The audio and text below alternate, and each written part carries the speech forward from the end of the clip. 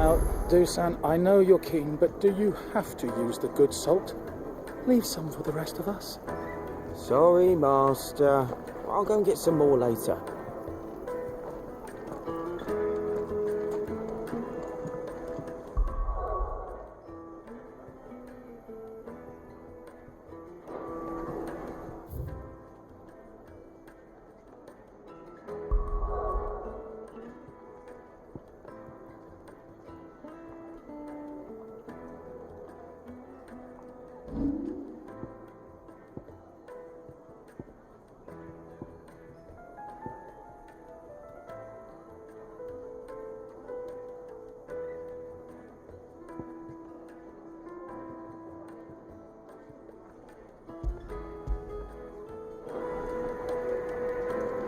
Oh, where did all the men of the rock go? Lights and pods!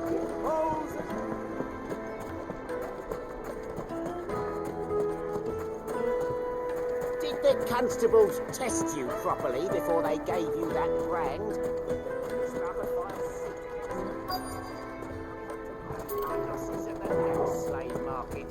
A 1,000 gil for a measly bunch of gazelle greens. Won't you come and play, handsome?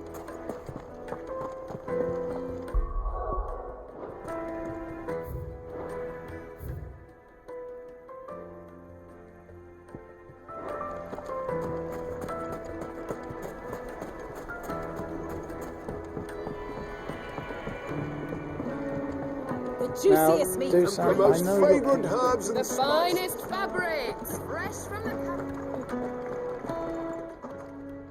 I hear you've been busy. You and I? What?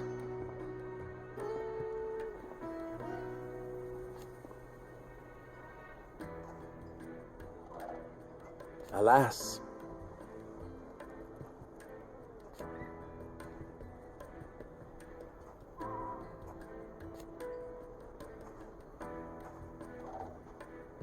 Still,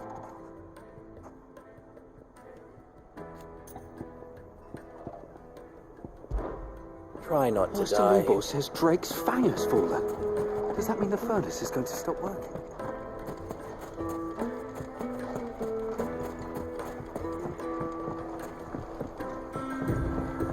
Looks like I found the river.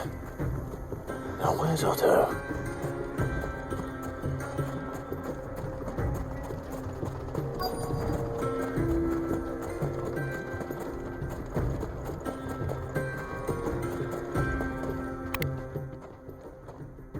Otto, sorry I'm late. Ah, Clive. I had a quick scout about, and I reckon this area's our best bet. Seems Blackthorn's the only one who thinks smithing with his stardust stuff's a good idea. It's just lying here, waiting for any old fool to fill his boots. But unlike any old fool, you thought to bring a wagon. Well spotted. Now get filling.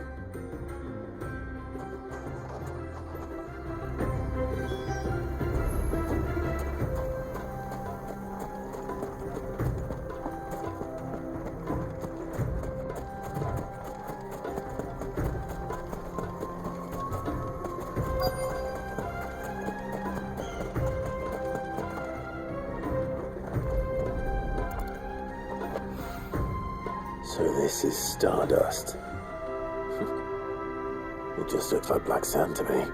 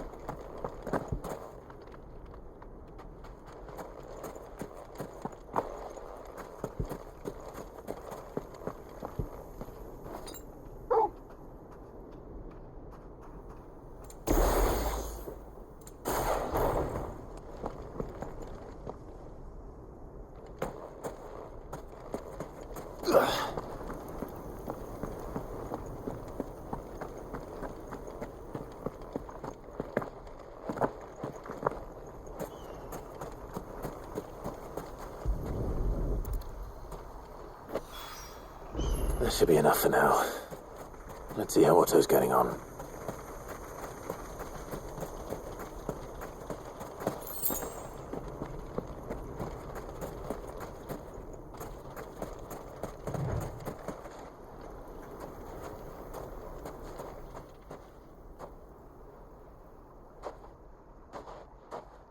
How much did you get?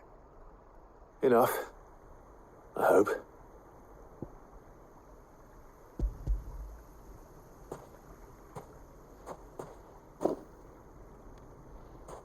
More than me. Put it all together and I can't see Blackthorn complaining. Much. Here, Clive. Do you fancy a walk?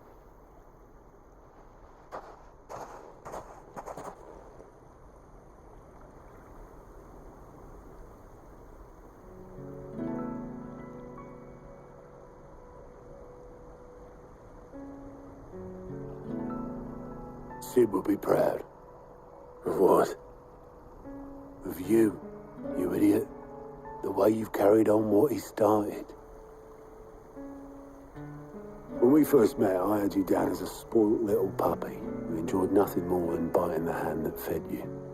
But 5 years on, you're the one doing the feeding. So thanks for proving me wrong. You weren't wrong. But I changed. Thanks to Sid. And thanks to you. When I suggested taking on his name, you were the first to back me. And if you hadn't, no one else would have. I couldn't have done any of this without you, Otto. Don't give over. You're making me blush. All I did was choose hope over despair. I gave you a chance, yes, but you're the one who took it. You took a rabble of homeless, hopeless outcasts and put them back on their feet. Gave them something worth fighting for, just like the old Sid did.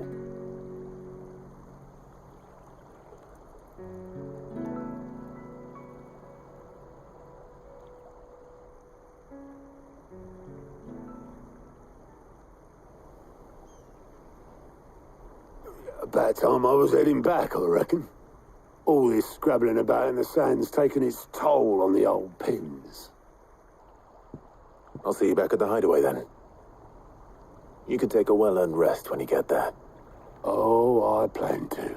Believe you me. But I'll make sure Blackthorn gets his precious black sand before I put my feet up. He'll only moan otherwise.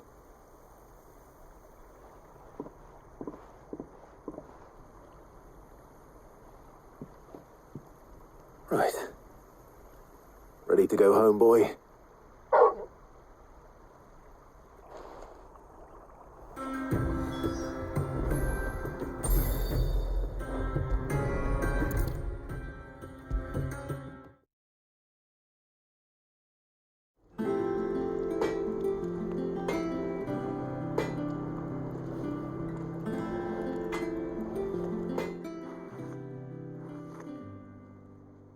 Blackthorn, got everything you need?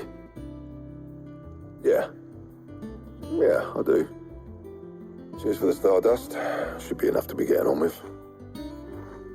Nice to get out and about for once. Let's do it again sometime, eh?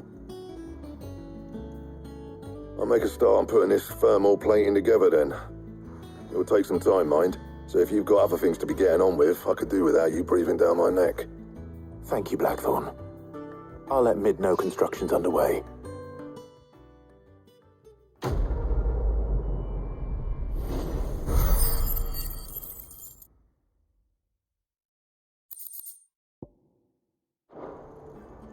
Suppose we'd better be getting back to work too. Give us a shout if you need anything.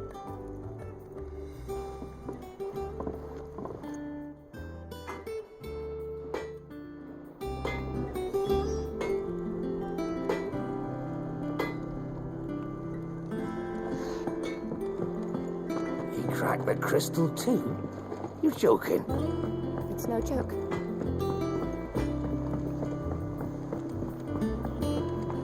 I went up to give some greens to the chocobo.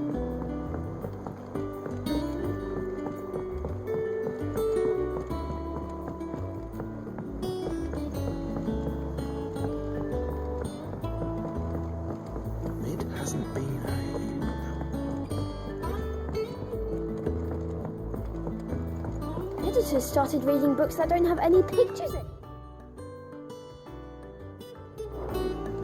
Why would anyone want to do that? I think Mid might need some help. If I don't come up with something soon. You'll be pleased to hear that Blackthorn's started work on the plating. Excellent.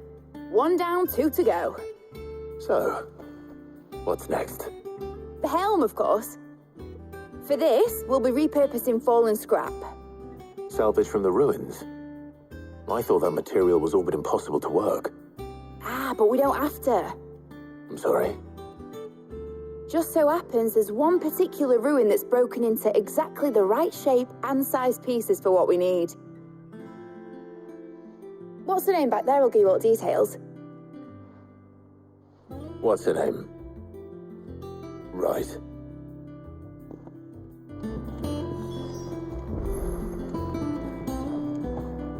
Oh, Sid, is this about the helm? Yes. Mid said I should speak with you. I'll show you the plans then. Here you see the mithril engine, in which mithril is burned to generate heat. That heat is then harnessed to produce motive force.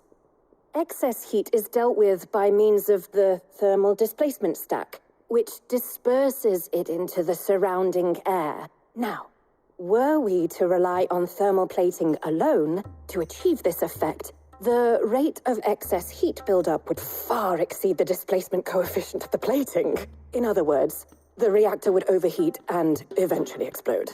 This is where the helm comes in. It connects to the plating, you see, and serves as a sort of thermal sink to absorb all that excess energy. Our experiments have shown that fallen ceramics are remarkably thermophilic. They can withstand and absorb levels of heat far above anything we are able to make today. And not only that, they're also waterproof and immune to rust, making them the perfect material for our protective hood. Why, if sea or rainwater were to enter the reactor proper, it would vaporize instantly. The forces produced would tear the ship from stern to... You can stop there. I understand.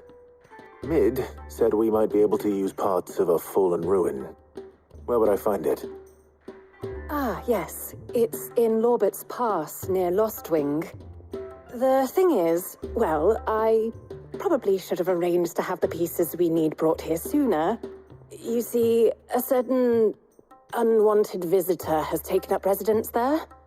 It's no longer a matter of just walking in and taking them. It's, going to be considerably more dangerous than that. I see. Then I suppose I'd better deal with this unwanted visitor for you. Would that help? Oh, very much. Thank you, Sid. I'll gather my team and head there right away. We'll meet you outside the ruins.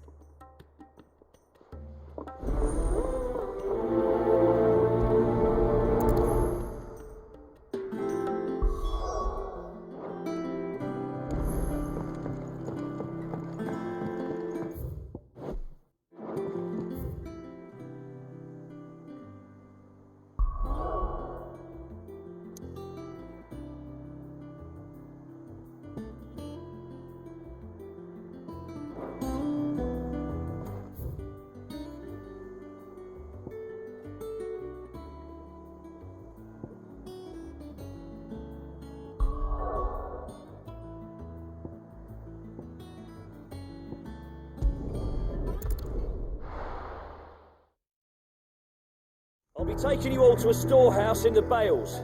Leave anything you don't need behind.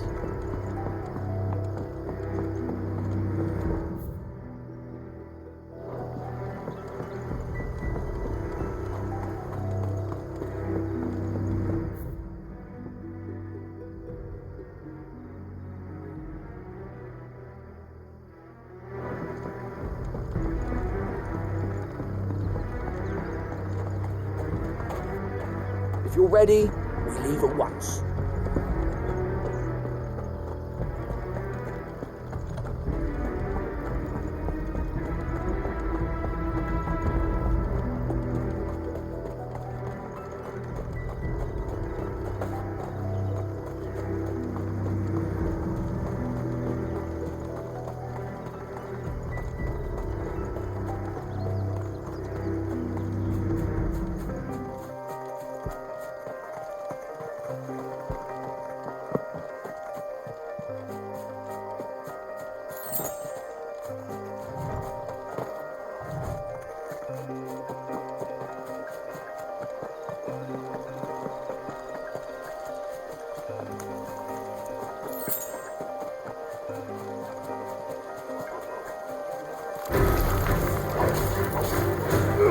This way.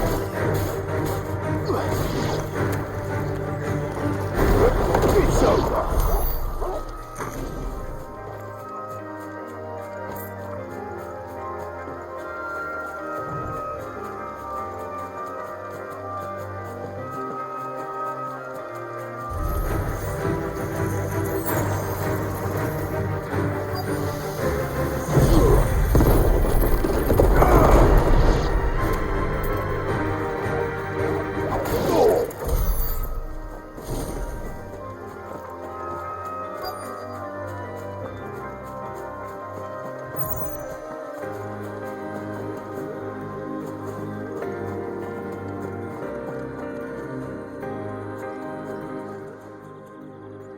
Oh, there you are, Sid. Thanks so much for coming. The, ruins are just over there, as is the creature I told you about, I'd imagine. Would you mind? Of course. I'll be right back.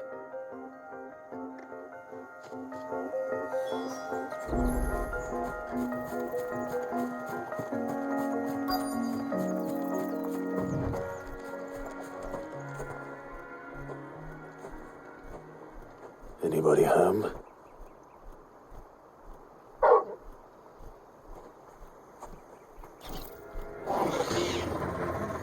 This must be our unwanted visitor.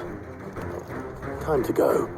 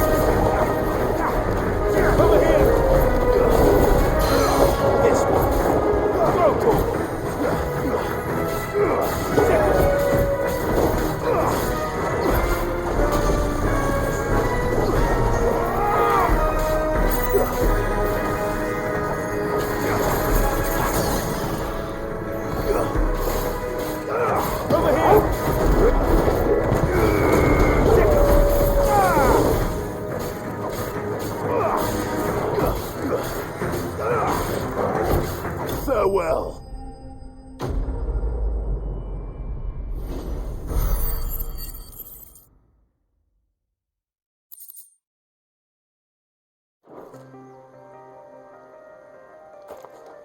The things I do for you, Mid. Sid! Oh, thank goodness you're safe. You shouldn't have any trouble now. Indeed. Well, don't let us keep you. We'll, see that everything is transported safely back to the hideaway. All right. I'll let Mid know you're on your way.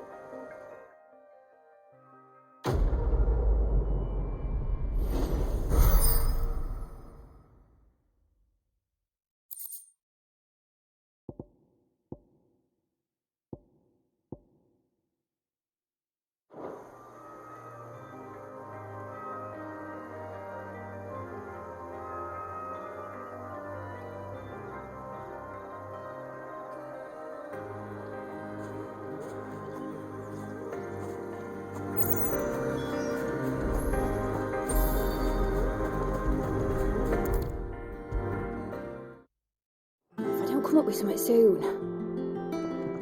Mid. Helena has recovered the material for the helm. She'll be along shortly. Excellent. Another job well done. And just one remaining. Right, the shielding. This one's a bit of a bugger. How so? The plating's enough to stop the engines going pop, but those things will still be spitting out enough fire to set the rest of the ship ablaze. Which is why you need proper shielding. A prison for the dragon's breath that's blazing away inside. I thought a triple thick layer of tempered steel might do it. Or more of the stuff that the Fallen use, but they'd both be too heavy. The helm and the plating are bulky enough as it is. Add any more weight and the whole ship would be at the bottom of the briny before we'd even started. I need something light. But I've racked my brains and I just can't think what to do it. Well, if I were in need of obscure knowledge, I know whose counsel I would seek. Harpocrates. Tomes? Yeah, well, I'd thought of that, obviously. I've got all the details written down here. Can you take this to him, see what he makes of it? Right away.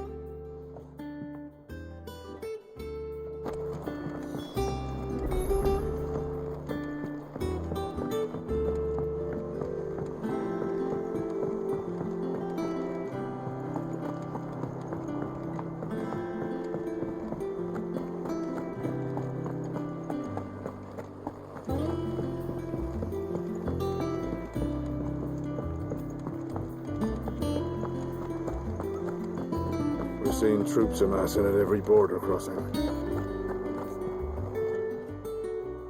Oh, I wasn't expecting you back so soon. Here's everything we've received and everything promised.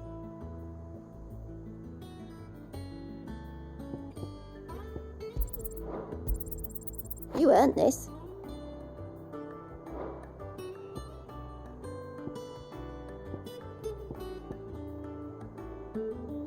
Best of luck out there, Sid.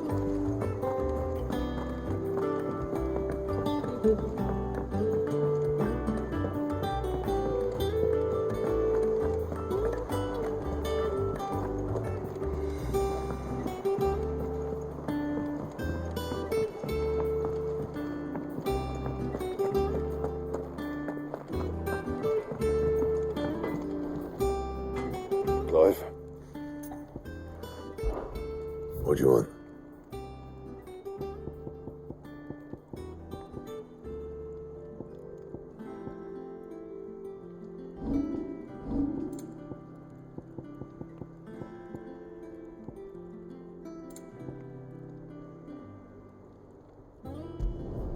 It'd last you a good while.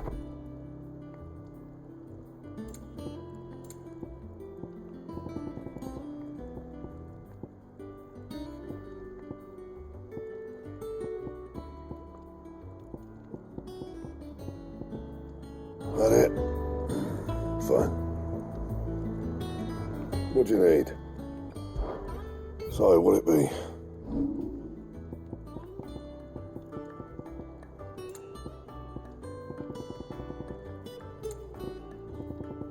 And?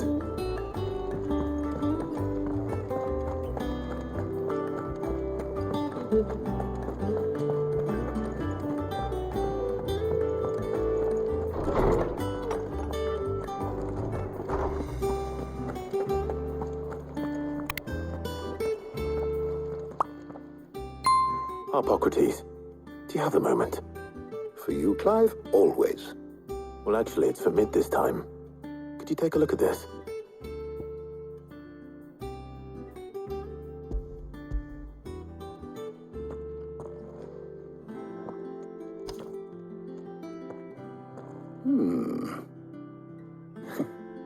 Shielding for a mithril engine. Whatever will that girl think of next? And what are these notes around the edges? She has some specific requirements for the materials. The shielding needs to be able to resist extreme heat on the inside, and yet remain cool enough on the outside not to set the ship alight, while also being light enough not to sink it. As you can imagine, she's struggling to find anything that meets her needs. I see. I wondered if you might know of a solution, or if you might be able to search the records for one. Perhaps it is not a different material she requires, but a different approach. What do you mean? Consider the lake we have made our home. Its blighted waters eat away far more quickly than fresh water or even brine, at timber and steel alike. And yet, we have made a home here from those very materials nonetheless. We have. But Bardolph must varnish every board twice over to keep it from rotting. And Obelus complains that without a constant supply of pitch. I see. Early Gregorian histories speak of a preparation known as moon dew. It is said to be able to resist even the most ferocious flames. Before the dragoons tamed the worms and wyverns of the realm, nobles would daub their castle walls with it in order to guard against dragon fire. So if we could recreate it... It might be applied to some material or other in order to provide the protection it requires. As to how best to apply it and to what material, perhaps Bardolph and Obelus might be of assistance. I shall speak to them and see what wisdom they might have to offer. If you would be so kind as to procure the necessary ingredients, I shall discuss the specifics of how it might be most effectively put to use with our two friends. The knowledge of the past may yet prove useful to we of the modern era. Thank you, Harpocrates. And since you're asking others to help you, perhaps I should too.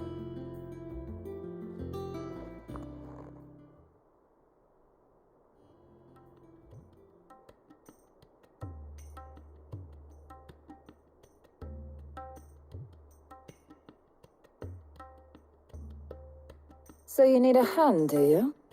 We do. I'll be heading to market for the ingredients we need. I could do with some help. And some company, too.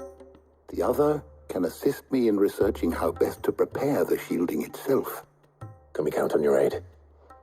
Always. Well, if Jill's game. Thank you. I am sure either of these fine young minds would prove indispensable in my research.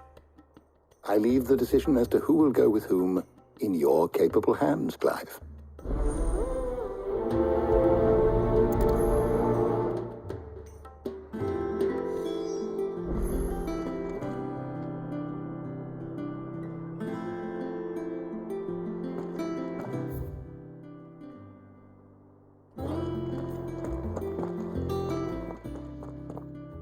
So, Clive, have you made your decision?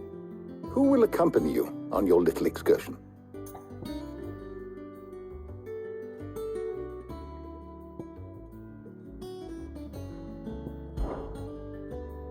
Very well. So then, what do we need to find? I have taken the liberty of preparing a list. Here. White chocobo eggs. Pepio nuts. Are you sure this list is right? Everything on here seems very edible. I would have thought the ingredients would be a little more exotic. Though these items may seem mundane, they have potent effects that are rarely exploited, effects for which they were once highly prized. So much so, in fact, that they were harvested almost to extinction, hence moon dews having fallen from favor. Now, of course, they can be obtained with ease. You should be able to find everything you need at the market in Northreach. Is that so? I've been meaning to visit Northreach anyway. I'll set out now. Join me there when you're ready. I will. Until then. You two enjoy yourselves. You too, Talia.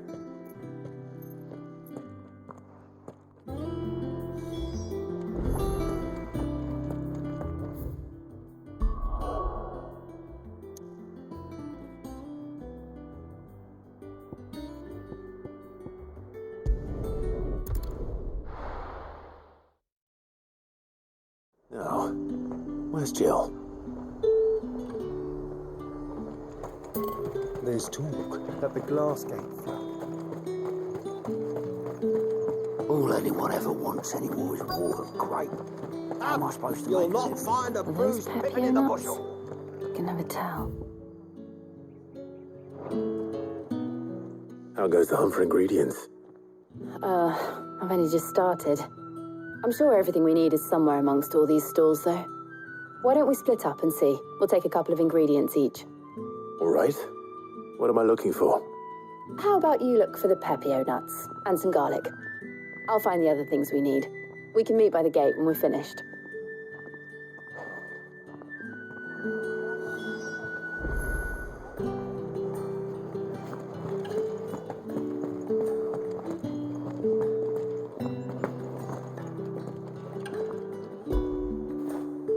Fetch!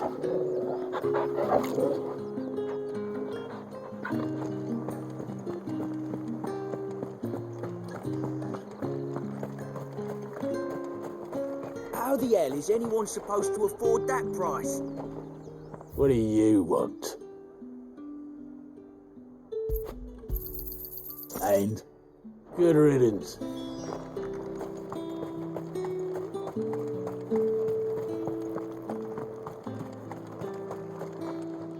Any friend of the innkeeper is a friend of mine. Keep fighting the good That's fight. everything. Let's see how Jill's getting on. Come and get them before the... No, you'll not find a bruised pippin in the wood. Did you find everything? I did. Here.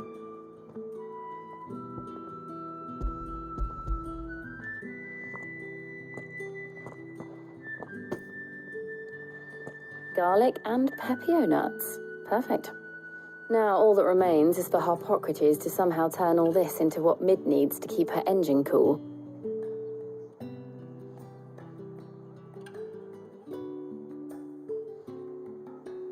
But before we head back, would you walk with me a while?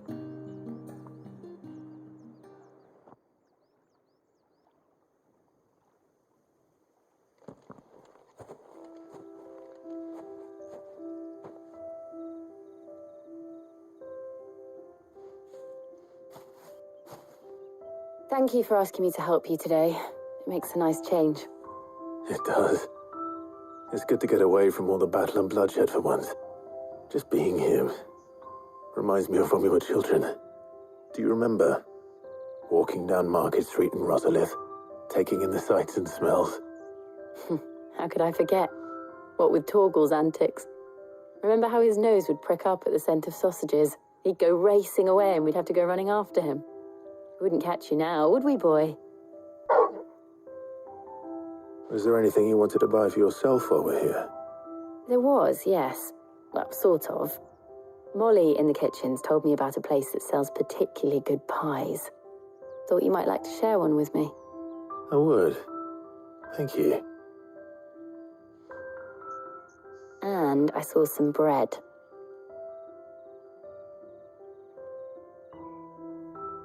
Big white cobs like the baker back in Rosalith used to make. What do you think? I thought we might get some soup to dip it in, but then I tried a slice of the butcher's dry-cured ham and it was just, oh. You all right? Sorry. It's just, you're right. I really do feel like a child again being here with you.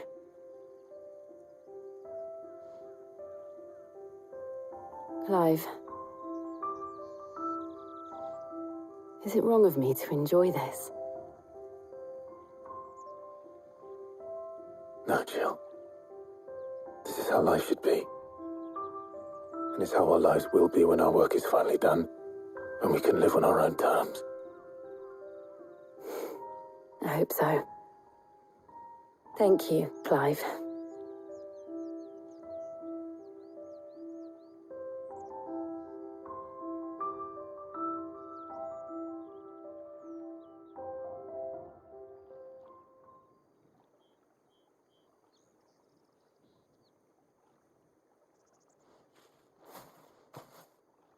Well, I suppose we better be getting back. I need to give these ingredients to Harpocrates and Talia. I'll see you at the hideaway. Take care. I will. You too.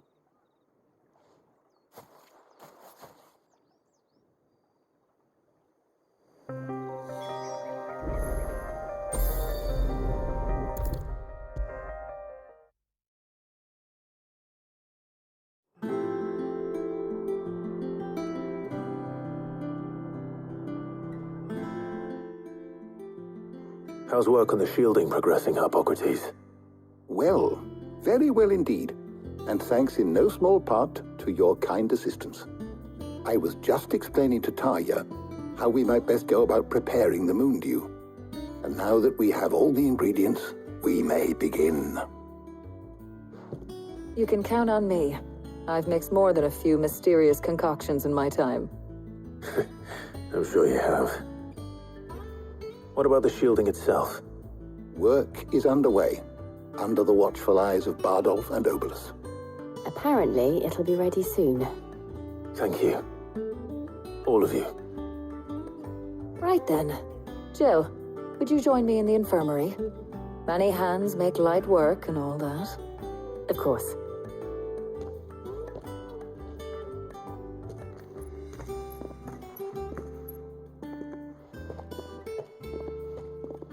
Oh, and Clive, thank you. It was nice just being with you.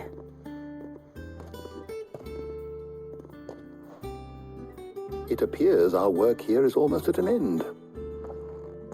A shame. I was enjoying playing the man of action for once. When both the shielding and the moon dew are ready, it will merely be a matter of applying the one to the other. Followed by a rigorous process of testing and retesting, of course.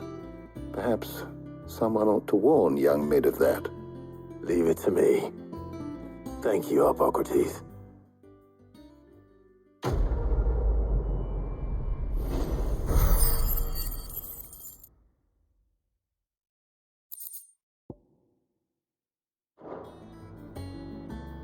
Well, I'd better go and give Mid the good news then.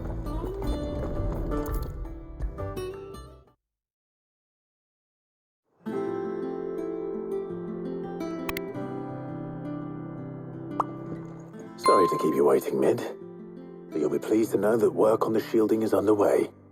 You found something for it? In a manner of speaking, Harpocrates knew of a substance that's highly resistant to heat. A coating that should provide the protection you need. He's supervising the construction and testing of the shielding as we speak. Brilliant! I knew you wouldn't let me down. Don't thank me. I'm just the errand boy. Right then, better start working out how to bolt all these bits together. To the Black Hammer!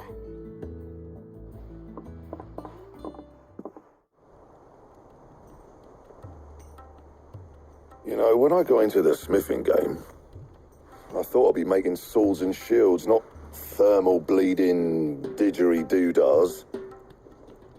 Displacement stacks. Same difference. Whatever you call it, I ain't putting it together in here. It's cramped enough as it is.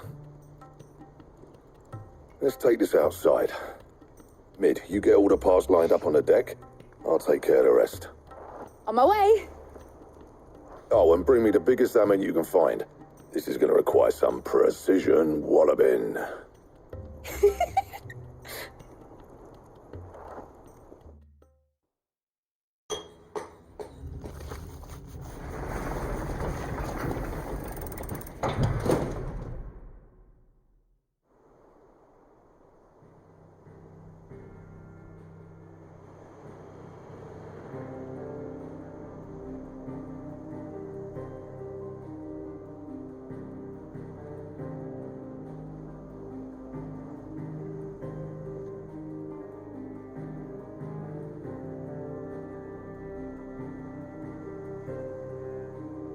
It's finished! It's finally finished! Thank fuck for that. I'll be feeling my hammer arm for weeks. Thank you, Clive, Blackthorn, everyone. That's one down and just 3 more to go. I'm sorry. Oh, didn't I tell you? The Enterprise has 4 mithril engines and we'll be needing a displacement stack for each. You don't mean... Don't worry.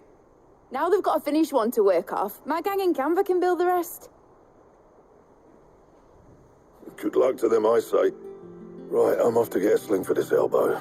Any other work comes in, keep it to yourselves, eh?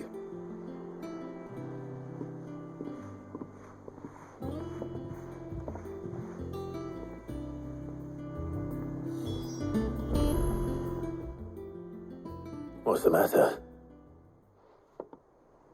Nothing. Just daydreaming. Thinking about the Enterprise sailing off over the horizon to shores unknown, searching for a land untouched by the Blight, just like me and my dad planned.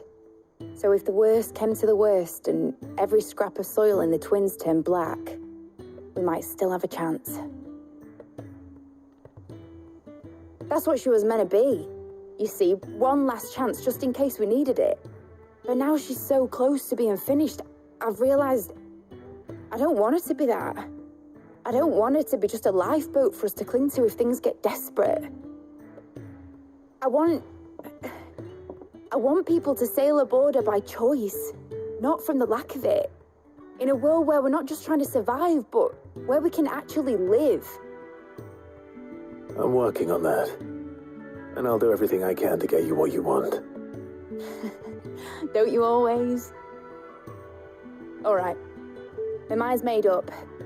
As soon as the Enterprise is fit to sail, I'm putting her under your command.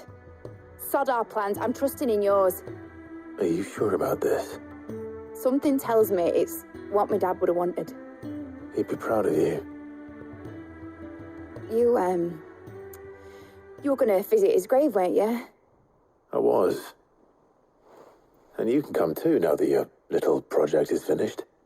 Right. There's just one thing I need to finish up first. Won't be a mo. All right.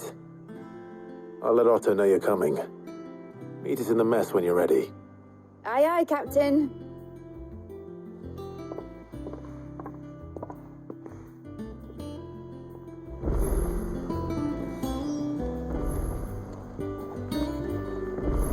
Meg told me she was building a ship. Really?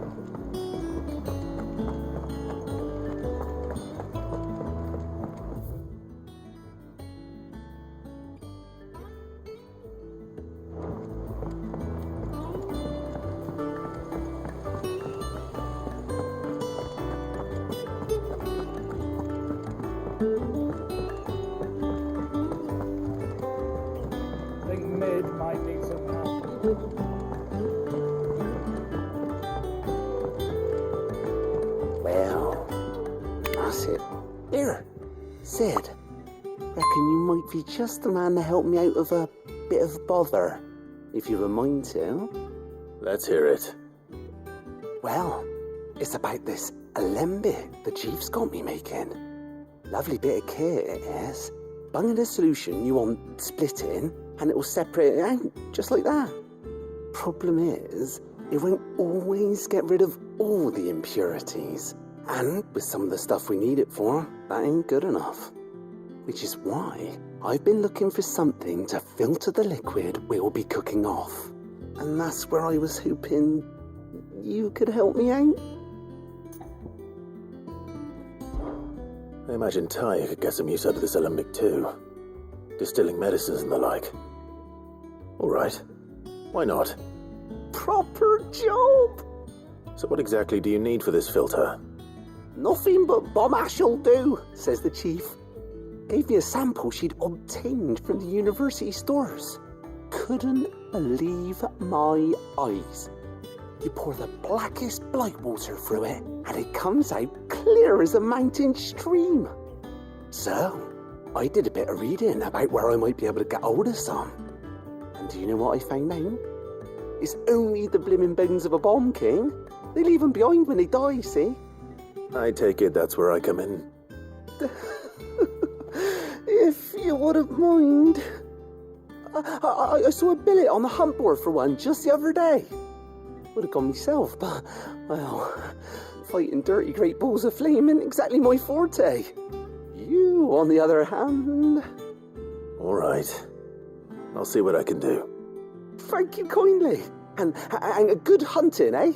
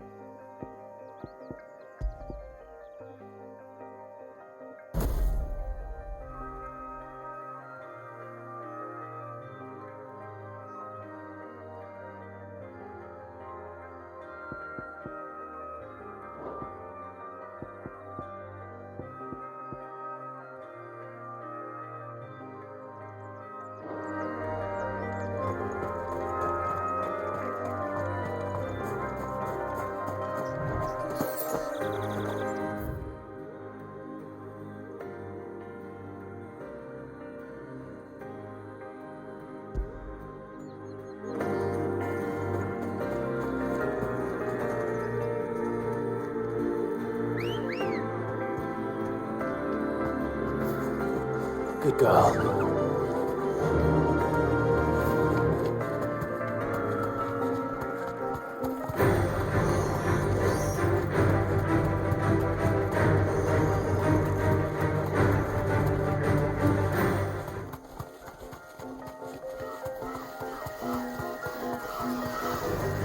All right.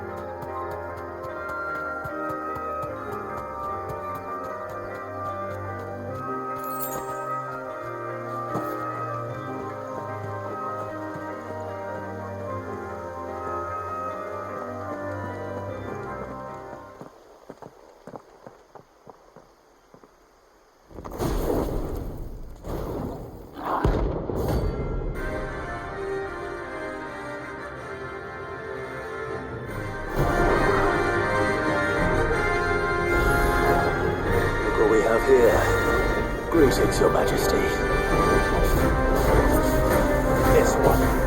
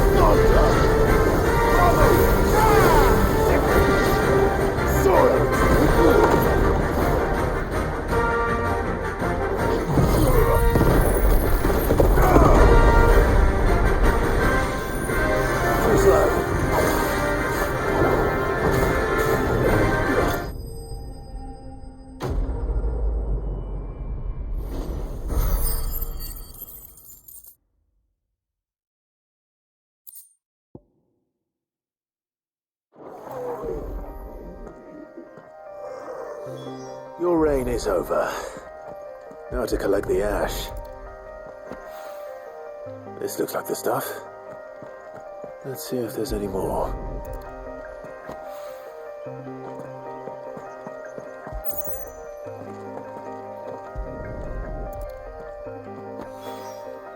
That should do it. If the wine needs more than this,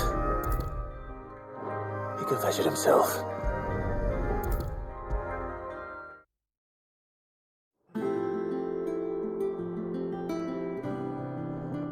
All right there, Sid? How's that hunt for the bomb ash going? I have it here.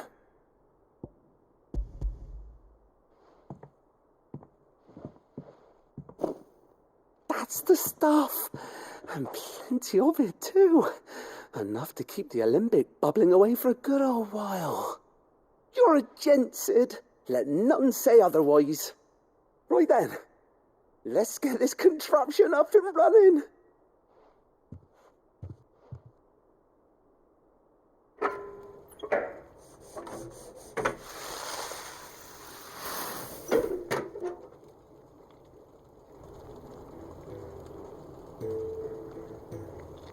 There we have it. The Telemon Alembic. And it works just like the chief said it would. Very impressive. Says the man who cut down a burning boulder.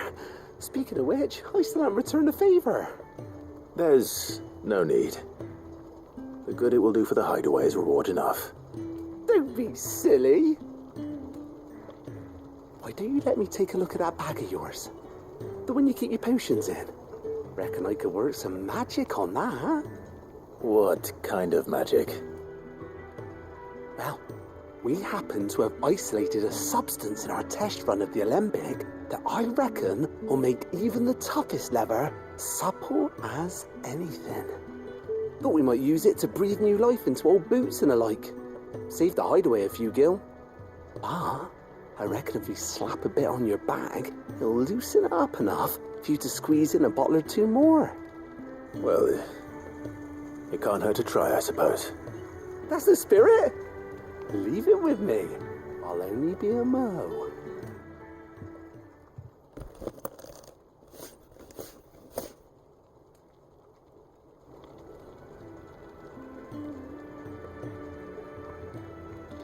Well, what do you reckon? It certainly feels more flexible. Right? Told you. Thank you. I think. No. Thank you for supporting Mid and the rest of us in our endeavours. Without you, we'd never have been able to discover wonders like that stuff I rubbed on your bag.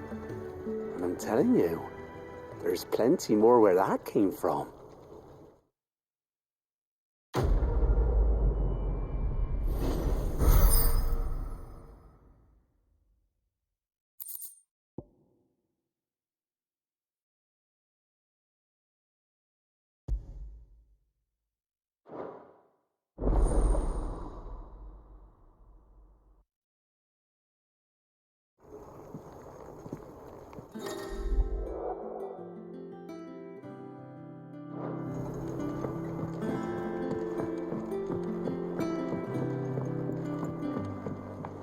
I think Mid might need some help.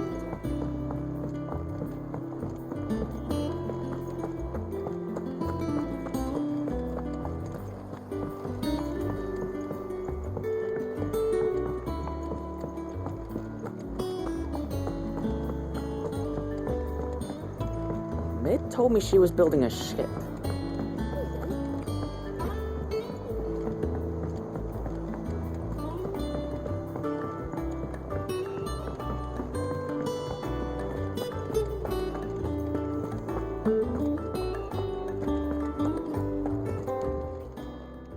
Well, don't just stand there gawping.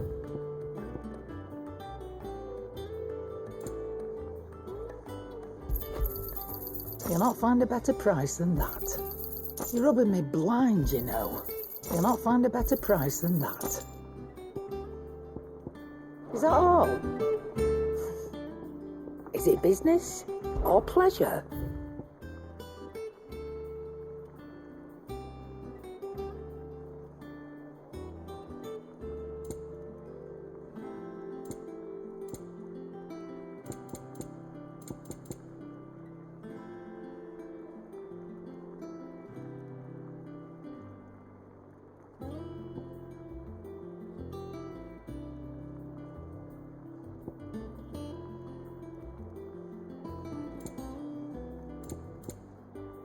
Is that all?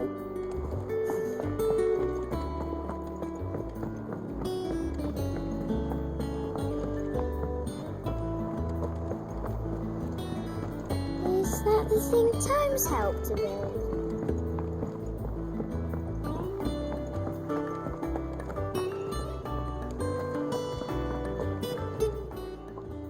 Welcome to the Patron's Whisper. Here's everything we've received and everything promised. You earned this. Come again. I may have more for you. All right, Clive. Asterix. Mid finished sending half the hideaway traipsing across the twins, has she? I swear, that girl'd do anything to put off visiting her old dad's grave. No excuses now, though, eh? Not quite. She said there was one final thing she had to take care of. I'm sure she'll be finished soon enough. She said that? In those words? She did, yes. Clive? Were you born yesterday or something? There is no thing. She'll probably be halfway to Canva by now. Mid. I might still be able to catch her.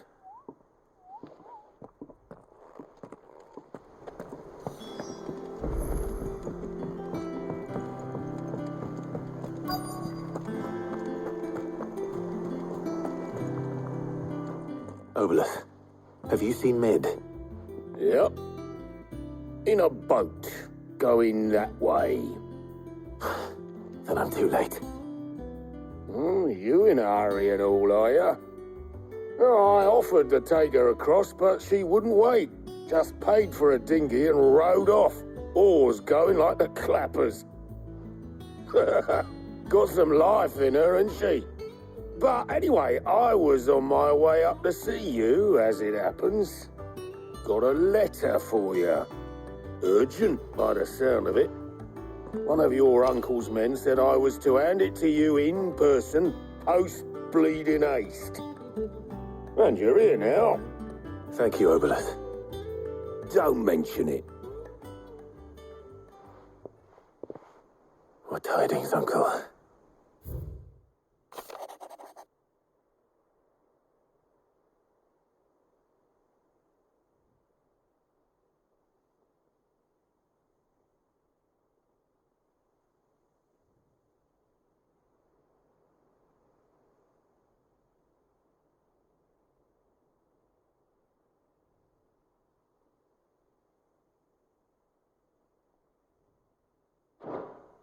Trouble in Canva. Well, I'll need someone to keep an eye on Mid.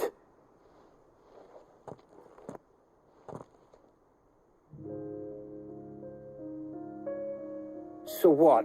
Mid got us to do all the dirty work and then just sailed off into the sunset? It, seems that way. Well, nothing we can do about it now. But next time you plan on visiting Sid, you might want to tie her to something before you suggest it. Ah, don't be so hard on her. Gotta admit, the dirty work was kind of fun. Everyone pitching in, all that bollocks. Just like when we built this place. You're right. Anyway, we all set to head to the old hideaway. I could do with getting to Canva pretty sharpish. Wouldn't do to keep Lord Rosfield of the Seven High Houses waiting now, would it? Not after he asked for me personally. Gav will be leaving with me. Will you mind the place while we're gone? You can count on me. Just be sure to give Sid and the others my regards. All right. Oh, by the way, Jill will be joining us too. She's got some things to take care of, but she'll meet us there. I hope she's telling the truth at least.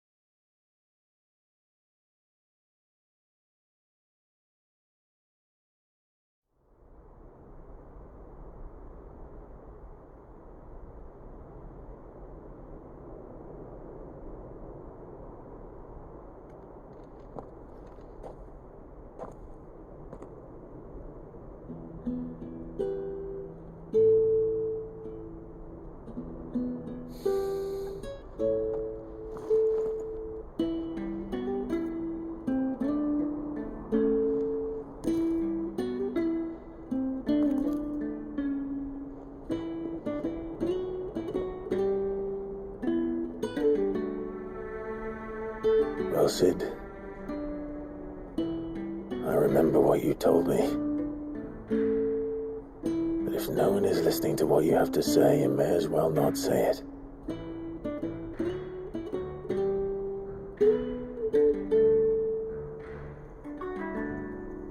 But I will say this, old friend. Hugo Kuka is gone. His shadow looms over us no longer. It's a pity the Phoenix can't be in two places at once. If he'd have been with us, maybe he could have done something for the lost. Not even the Phoenix can bring people back from the dead. Life has a beginning and an end. So we must live while we have the chance. And not as slaves to the crystals, but as free men. May we join you?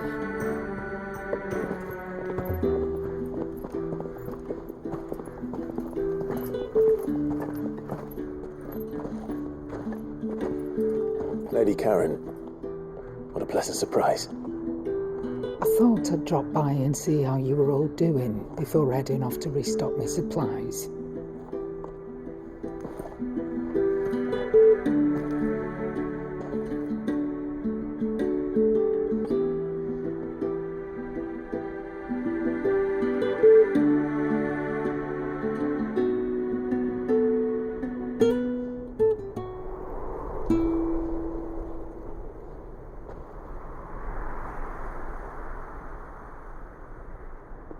It wasn't the most scenic view back then, but it were never as bad as this.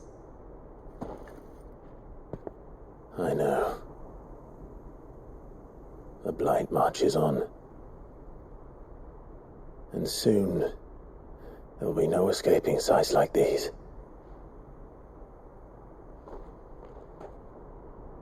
So our mission remains unchanged.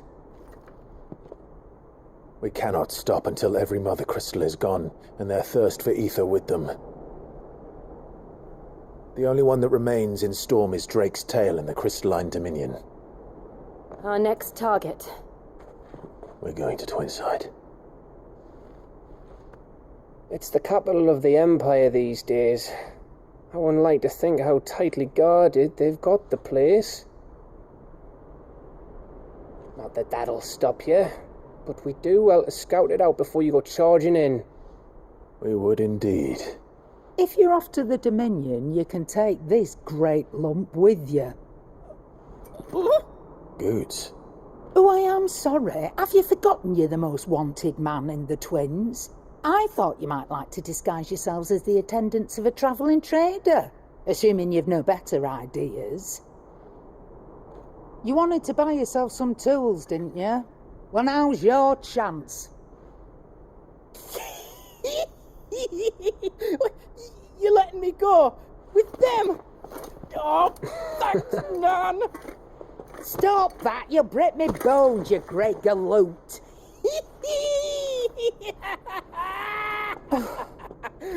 There's a caravan that runs back and forth between the Dominion and the Bocklad markets. It's managed by the Merchants Guild. Just show them Goots' traders pass and you'll be on your way. It'll be a damn sight less risky than footing it the length of the Crystal Road. That's for sure. Thank you, Karen. And glad to have you with us, Goots. Okay then. I'll get me things and I'll meet yous there. See yous down in Bocklad. Get off! Me poor fingers! Jill, you're with me. Understood. And Gav? Already on my way, Captain. Be careful. Aren't I always?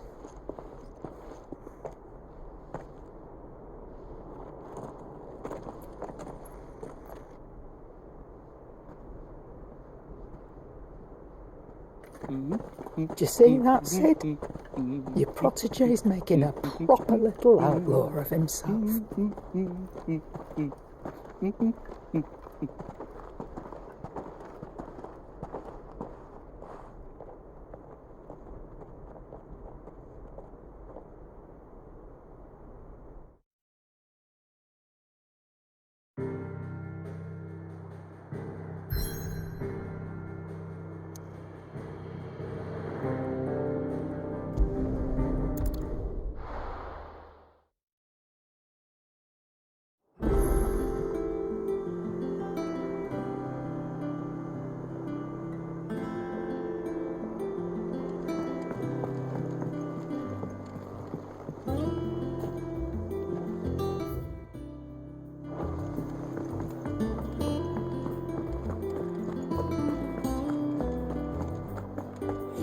a crystal too? You're joking.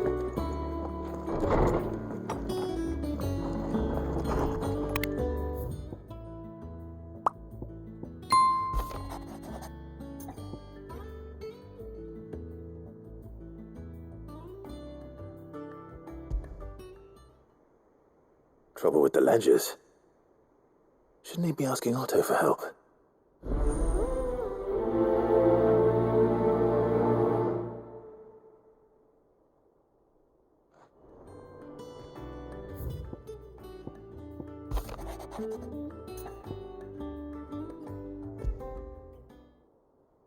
What could be wrong with Torgor? He seemed well enough when I last saw him.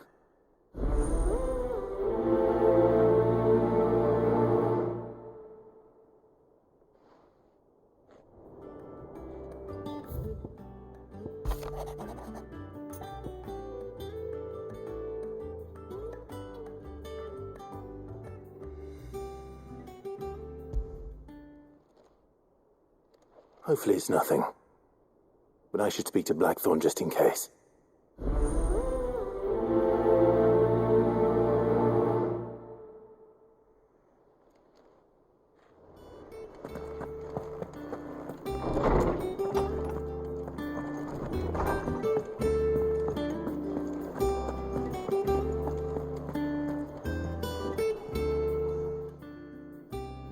I got your note.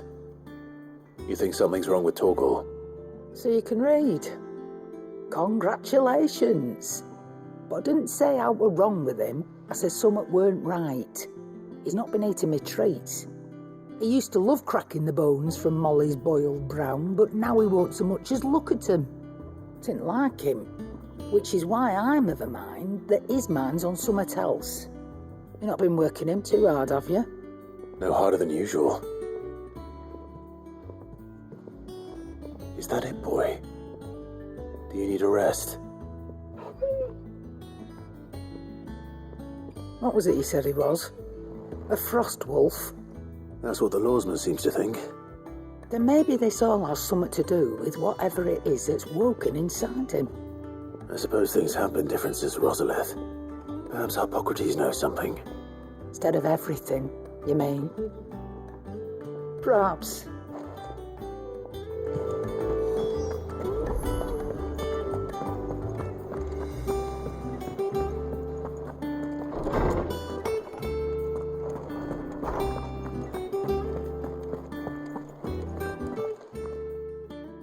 Lawsman, I need to ask you about Torgor. Something's not right with him. He isn't ill, is he? I don't think so. But according to Lady Karen, he seems to have lost his appetite, which is certainly a new development. She says he's hardly been touching his bones of late, and she believes it may have something to do with what happened at Rosalith Castle. I rather think she might be right, though not about his appetite. All canids are instinctively inclined to crack open bones for the rich marrow that resides within, and I see no reason why a frost wolf should be any different. Accordingly, I suspect it is not a lack of appetite that afflicts Torgor, but a surfeit of it. If we assume that his newfound magics require additional nourishment to sustain, it may well be that the bones Lady Karen is accustomed to providing are no longer sufficient. Frost wolves, after all, habitually prey upon far larger animals, whose bones may yield altogether different nutrients. As to where one might find a suitable substitute, some antelopes that graze the meadows of eastern Rosaria have been known to grow to a size more than double that of their lesser cousins. I don't recall ever seeing any that large. And little wonder. The oldest and largest such creatures rarely leave the safety of the highlands for fear of predators. The last elder antelope sighting I recall hearing about took place near Cressida, and that was long before the village was abandoned. Even so, it seems like a good place to start. Good hunting, Clive.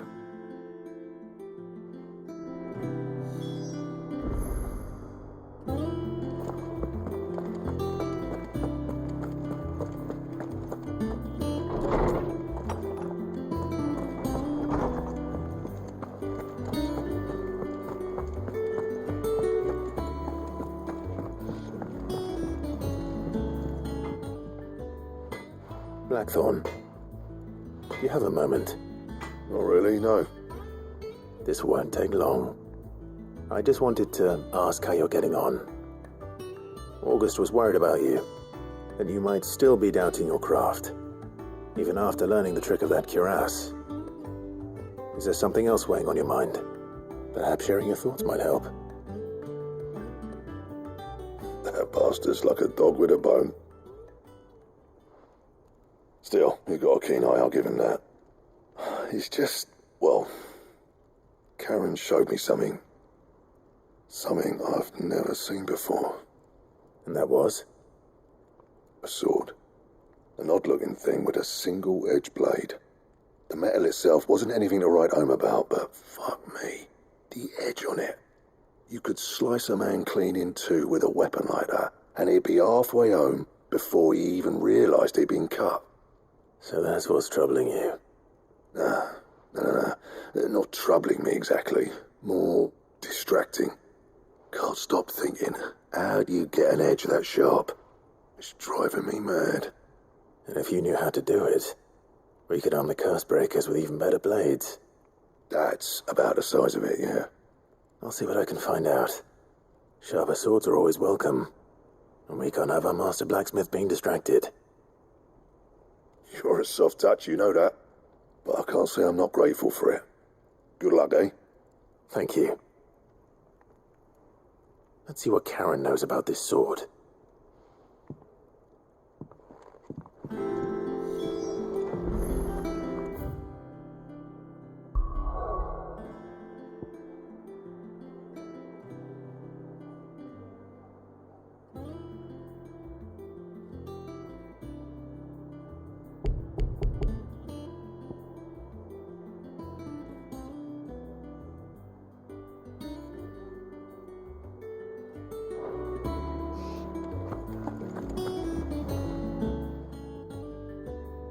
You're looking well, Karen. What do you want? Out with it. I want to know about the sword you showed Blackthorn. Single-edged and extremely sharp. Running around after him again, are you? I suppose I am, yes. But I need to help him find out how to work an edge like that. It's driving him to distraction. Little wonder, I suppose. There's not many like that make it as far as the twins, and those that do go straight into private collections. Which made it nice and easy finding a buyer. Can you tell me who bought it? Where is it now? You think I tell people who my clients are? Suppose you're not likely to go nicking him off me, are you now? Fine. If you stop mooning at me like that. Lord Ignac's the man you want. Dalmekian bloke. Collects weapons and the like. And he's got more money than sense, which is why he's one of my favourite clients. Reckon he'll still be at the inn in Dalamil, where I left him. Thank you, Karen. Oh, and he's a touch eccentric, if you take my meaning. I appreciate the warning.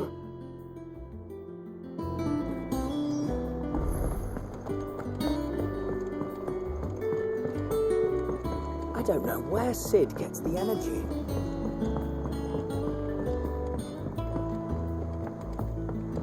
Mid told me she was building a ship.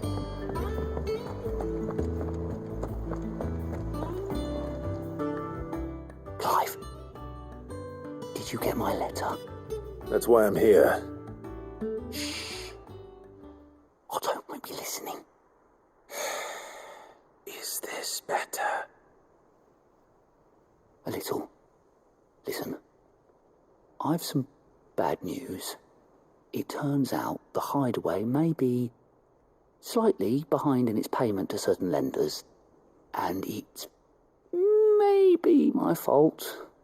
But I swear to the goddess, I thought I had the numbers square. Sadly, that square turned out to be more of a circle. Zero, you might say. I can straighten it out, I swear, but it's going to take some time. And I'm going to need help keeping it from Otto. Bit late for that, I'd say. There you are! What a surprise! So let me get this straight. You forget to pay our lenders what they're due, and instead of coming straight to me, You get Clive to come to you. And I will dig you out of the hole you've dug for yourself. Clive, the man in charge of the place you've been cheerfully trying to bankrupt. And you thought this was a cunning plan. Why? Well, who needs paying? Oh, just Martha. And the dame. And, well, Lady Karen. But only 500 talents. We owe 3 of our most trusted friends 5 million gil. Each. 5 million each. They lent us the bulk of the money we used to rebuild the hideaway, you see, and, well, I must have made some sort of oversight. Those ledgers were my responsibility, and it was my decision to entrust them to you. This is my fault. Do we have that much to hand? I can always ask my uncle. No, we don't. And no, you won't. We've lightened Lord Rosfield's purse enough. After the king's ransom we had off him, he deserves better than to see our begging bowl. Besides, we'll need to learn to stand on our own if we're going to make this work. All right. But that doesn't mean you have to shoulder the burden yourself. Is there anything I can do to help? There might be. How do you fancy taking these to Martha and the dame? Rocks. Rocks, he says. Worth 1,000 talents apiece, these are.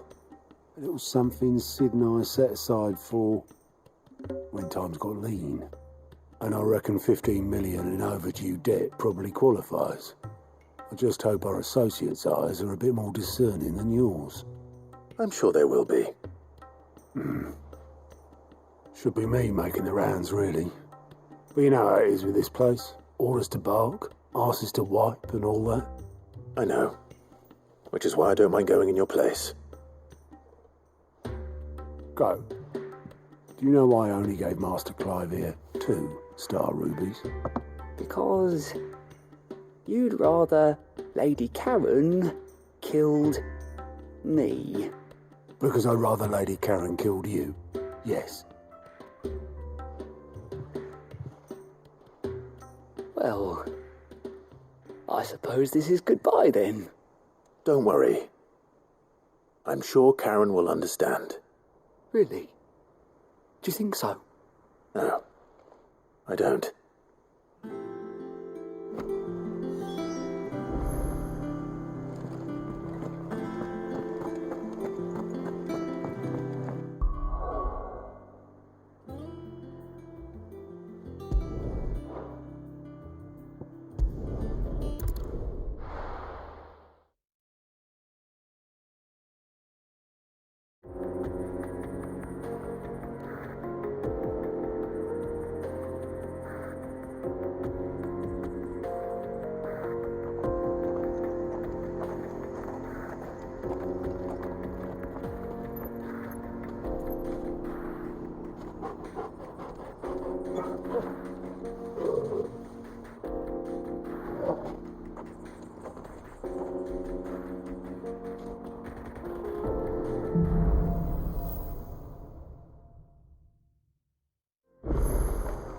How are you feeling?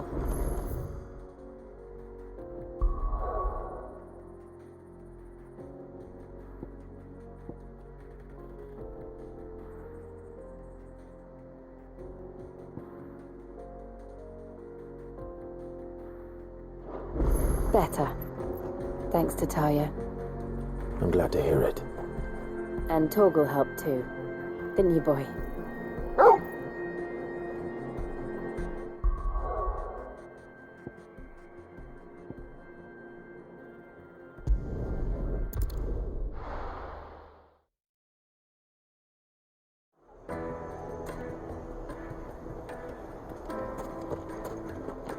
People take notice of wealthy men. Shouldn't be too hard to track down Karen's collector. The St. Drake's Fang is gone. The whole Mother Crystal gone. What are we going to do? Here. Listen. We don't know for sure. I've got... Back again, are you? Any more trouble and you'll be barred for life, however deep your friend's pockets might be.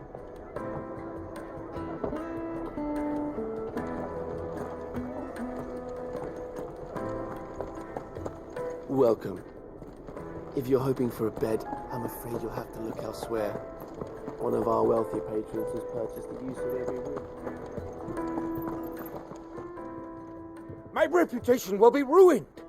Ruined!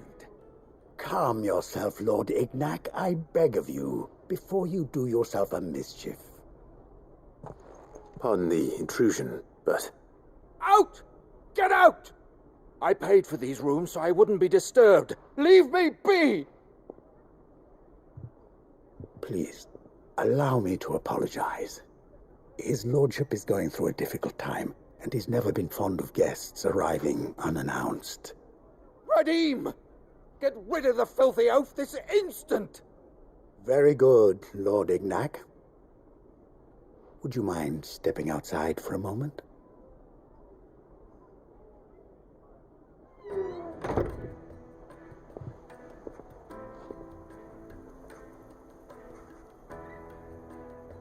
I'm sorry if I've caused you any trouble. That?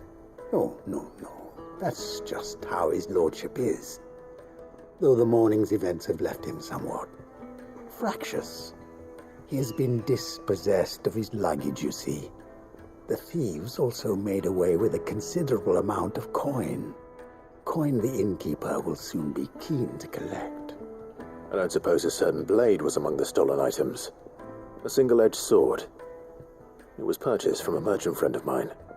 Ah, you know Lady Karen. Yes, I'm afraid it was. Then I'll retrieve Lord Ignac's luggage. But I have one condition. You have but to state it.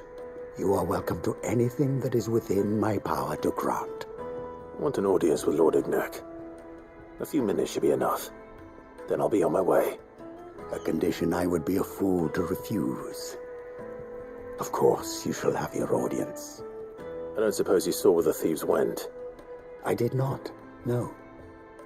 Though some discreet inquiries made on his lordship's behalf mean that I know where you might find them. The bandit's bed. Every ill-gotten coin in Dalamil is said to pass through that disreputable corner of the Valcroy. And that's where I'm heading. I shall speak to Lord Ignac in your absence, and arrange for an audience upon your triumphant return. That will be very kind of you. Farewell, and best of luck.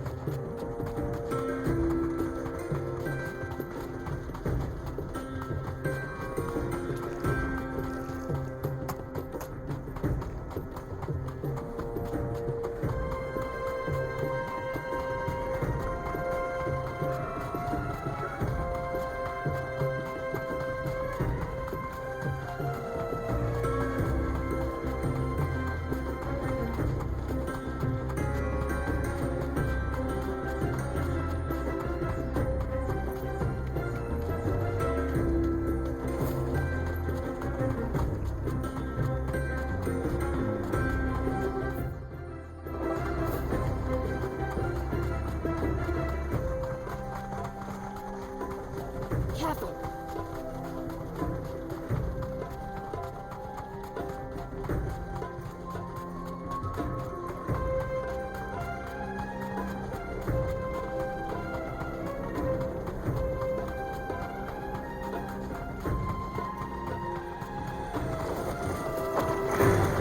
All right.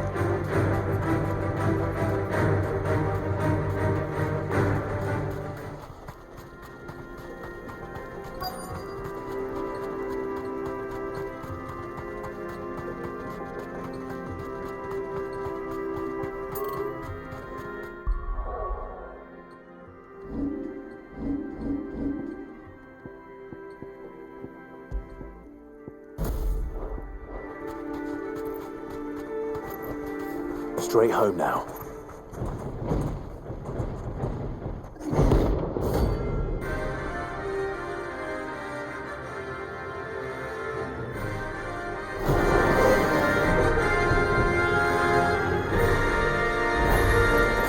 Well, Clive, it looks like we're gonna need an even bigger sword.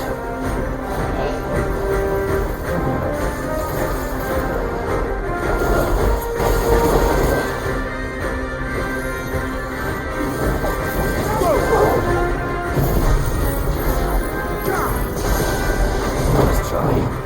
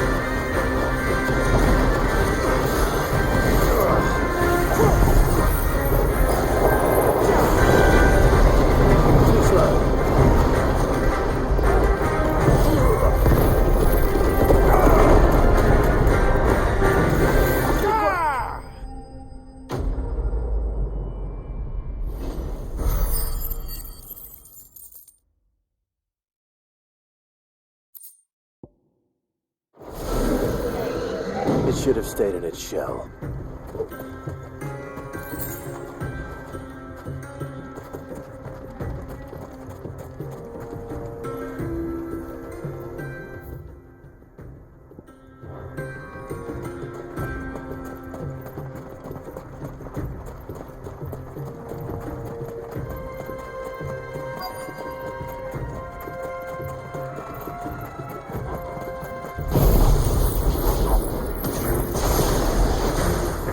Got company! Come on, lads, let's tear the bastard's head off! Go for it! Get him!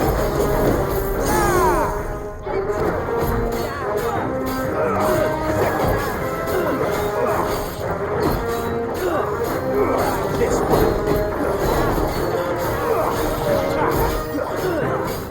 Go for it!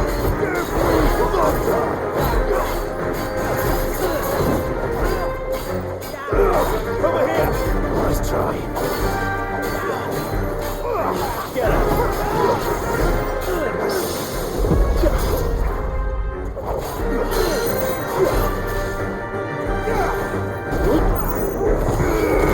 Go for it!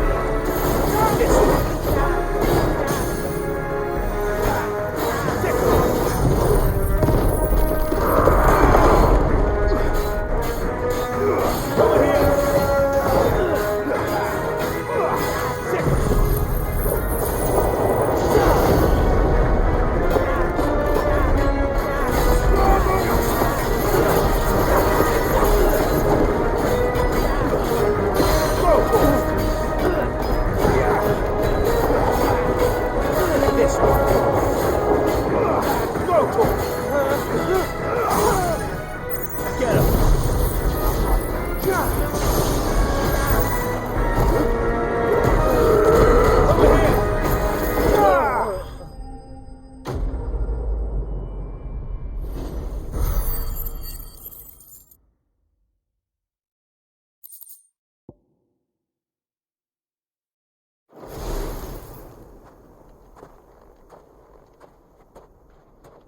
This must be Ignac's luggage. Nothing seems to be damaged. All right.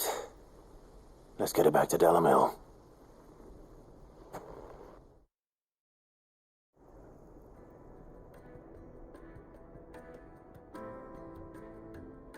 I hear I have you to thank for the return of my effects. What shall I call you, my good man? Wyvern. Glad to make your acquaintance. A formidable name indeed. Well, Wyvern, I appear to be in your debt. Redeem here tells me you wished for an audience. Is that all? A few moments of your time should suffice, yes. You're a peculiar fellow, Wyvern. All right, speak. Master Wyvern was wondering if you could tell him about a certain single-edged sword you recently acquired. Oh, a true work of art, that one. Karen drove me hard on the price, but I would have sold her Radim here to get my hands on that sword. It was made in the Outer Isles, far beyond the Twins, and is used exclusively by the practitioners of a unique school of swordsmanship. They believe no combat should ever exceed a single strike, and hone their blades to such perfection that none ever does. Each sword is made for that one perfect stroke, and for that stroke only. They crack upon a second blow.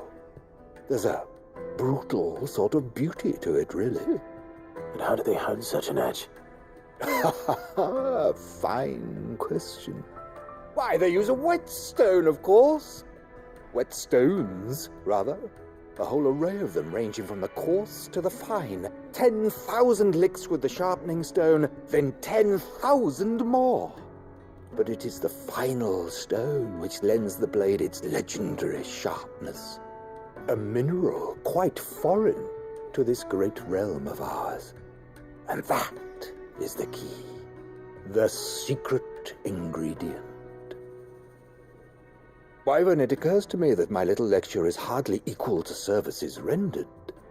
Take this, together with my regards.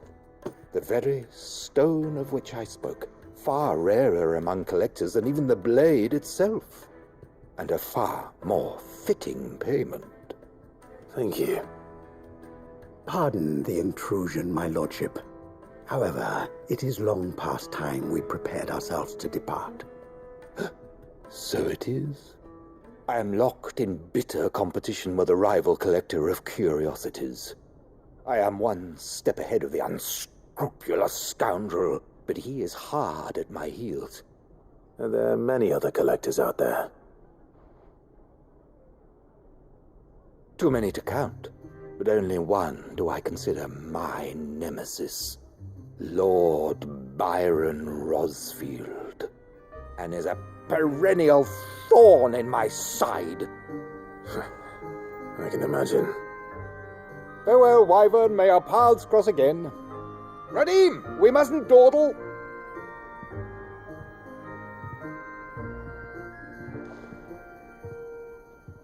I think his lordship is rather taken with you, Master Wyvern. Thank you again for your assistance. Coming, my lordship. I'll be right there.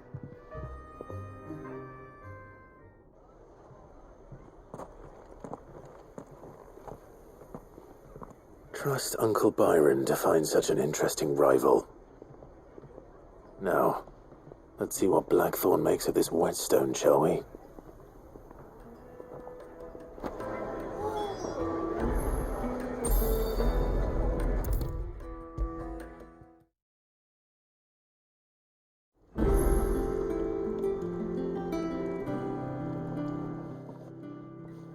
Sorry for the wait, but hopefully you'll agree it was worth it. You learned something about that sword, then? I did better than that.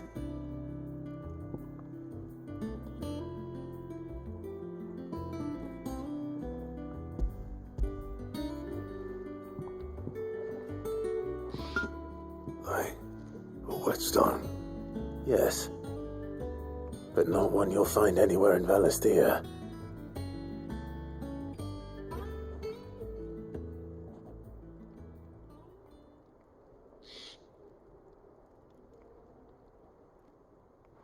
No wonder I couldn't get the same finish on the grinding wheel.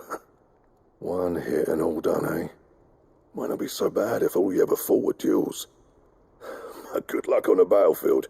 Your second opponent would be your last, no matter how good you were. Even so, is there some way it could be used to give the curse breakers an edge? I think so, yeah. With this whetstone and the right kind of steel, I could probably even make a twin of the blade that rattled me. But there'd be no replacing this little rock once I worn it down to a sliver. I reckon we get a dozen swords from it, if that. Swords that the curse breakers wouldn't know how to wield properly, and that would see them through a single fire piece. Nah, no point trying to copy that thing. Be about as much use as a wax anvil. But finishing our blades with a whetstone this fine, now that's something to consider.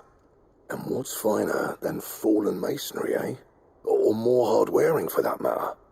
Just imagine it. Good Valisthean steel with an edge as sharp as any found in the Outer Isles. I won't make a copy, nah. I'll make something much better. I'm sure the curse breakers will be delighted. Just don't push yourself too hard. Don't you worry about me, sunshine. I've been working day and night since I was half your age, and I'll still be here when you're long gone. Hey, thanks, Clive. I mean it. I owe you one, August too. It's good to know someone's looking out for me. He'll be happy to hear you said that. And I'll see that my debt to you's paid. First new blade I make's got your name on it. You come and find me when you've got the materials. All right. I will.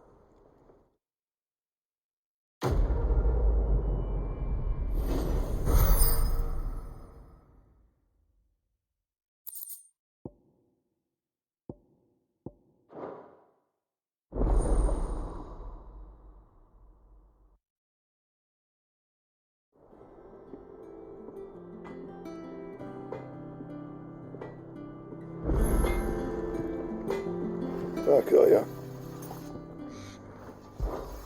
What's that for you, dear?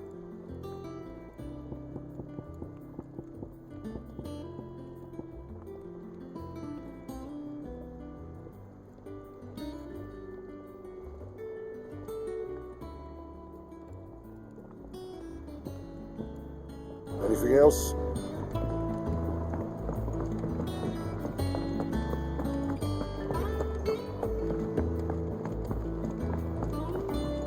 I don't know where Sid gets the energy.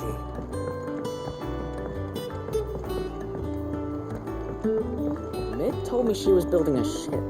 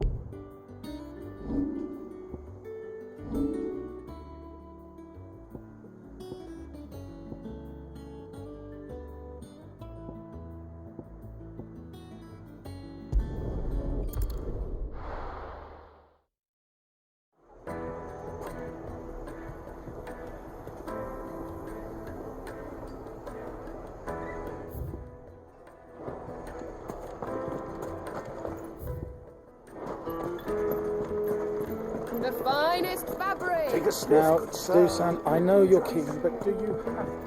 Oh, where did all the men of the rock go? Plates and pots!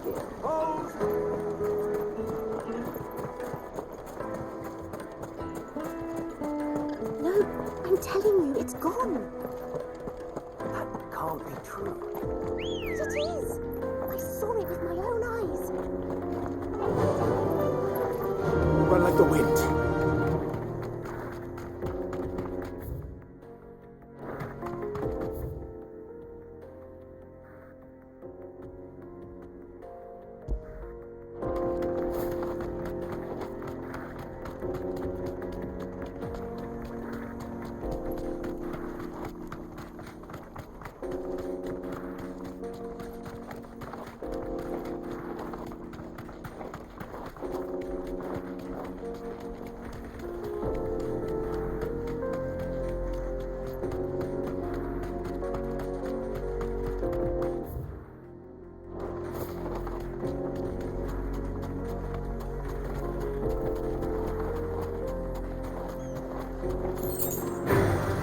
They'll get surrounded.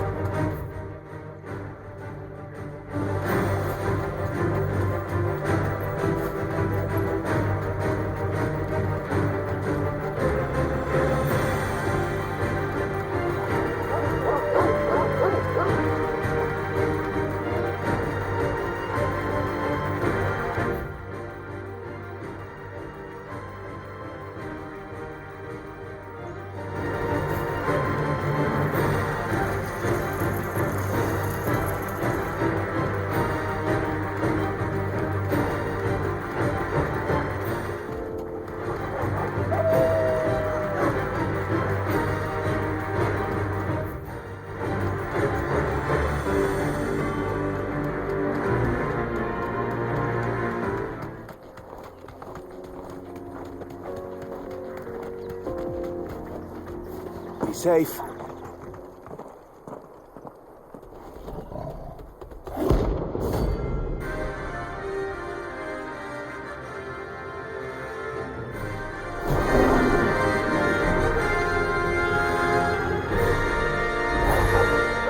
Playtime for the pack, is it? Let me introduce you to mine.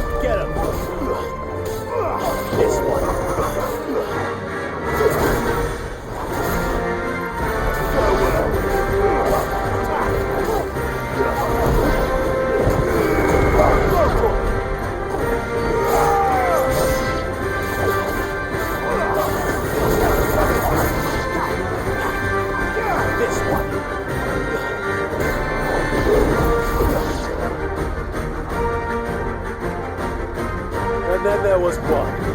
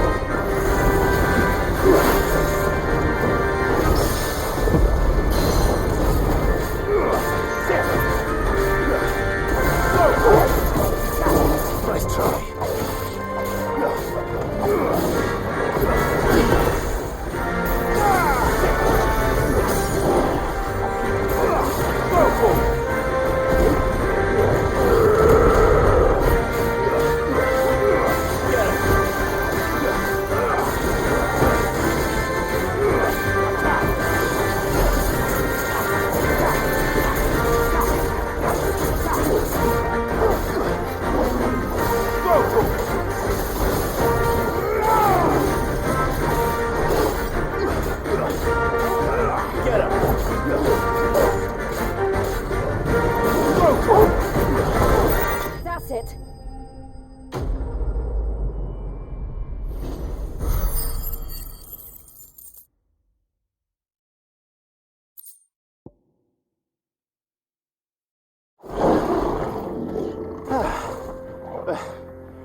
That wasn't too bad, was it, Torgal?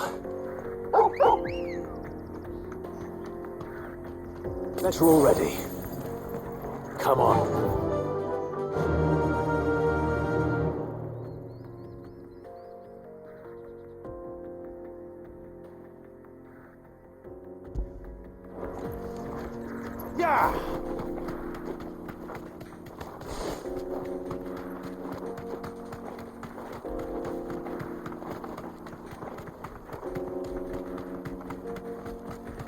careful.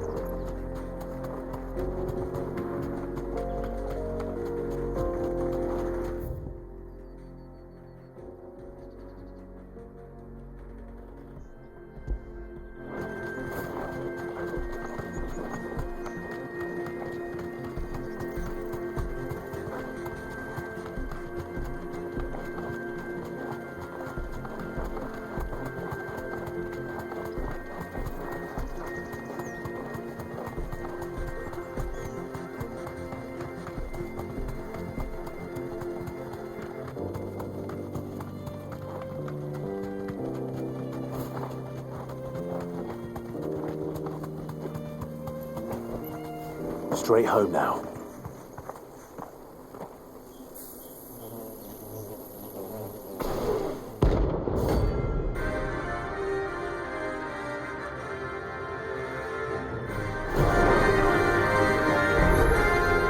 They look happy.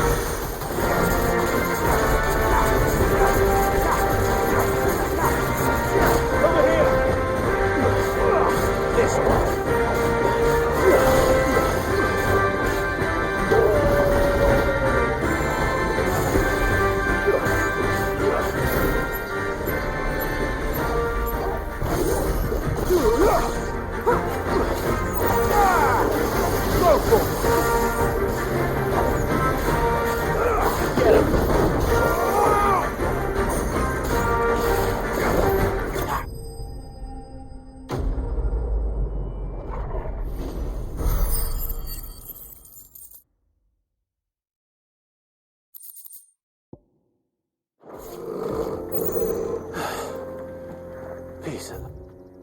Lost.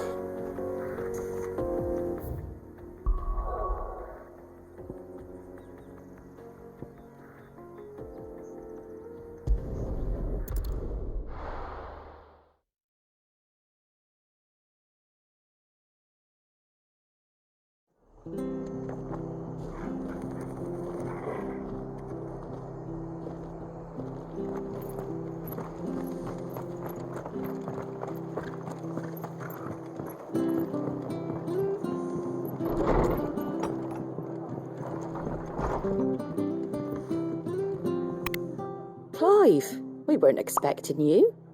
I wasn't expecting to be here, but it seems we still owe you a considerable amount of coin for your help with our rebuilding efforts. And though I doubt it's what you were expecting, we were hoping you'd take this as payment.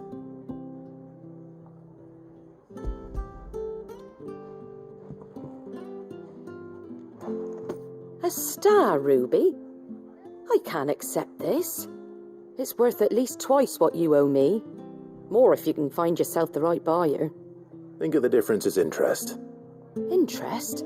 If word got out I charged that much, no one would ever borrow from me again. Anyway, why are you the one here asking me about this? I'd have expected Otto. Bit much sending the Lord Marquis out to settle your debts, isn't it? The old goat working himself to death again? Something like that. Most days I think he's the only reason the hideaway's still standing. Same as always, eh? Back when the place was nothing but a twinkle in the eye of a recently retired Lord Commander, word is he was the first one Sid reached out to. Probably knew that without his strong arm and level head, the idea would never get off the ground. Sid may have been the face of the hideaway, but Otto's always been the backbone. And when Sid passed away, we were all worried that would be the end of it. That Otto would just give up. His death was hard on everyone. But it must have hit Otto hardest of all. But he didn't give up, did he? Quite the opposite, in fact. If I recall, he was the one who nominated you as Sid's replacement, and rallied the rest around you. I reckon what he saw in Sid, he saw in you too. And don't we all? Doesn't hurt that you're half as stubborn and twice as handsome, neither. That, and you keep good company. I suppose I do.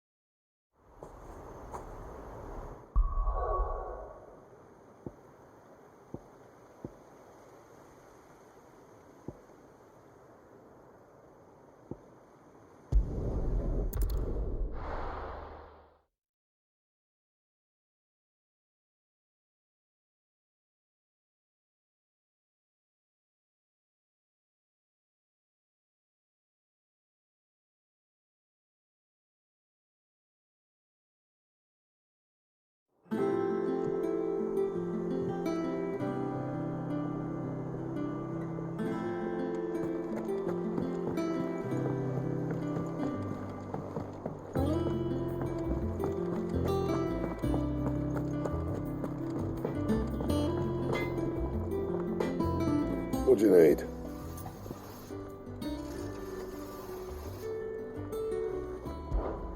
So, what'd it be? Not bad, if I do say so myself.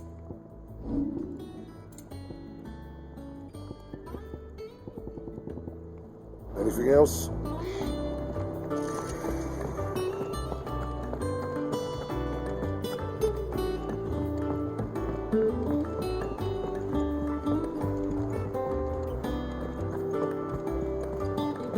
Is that the thing Tomes helped with? Mid told me she was building a ship.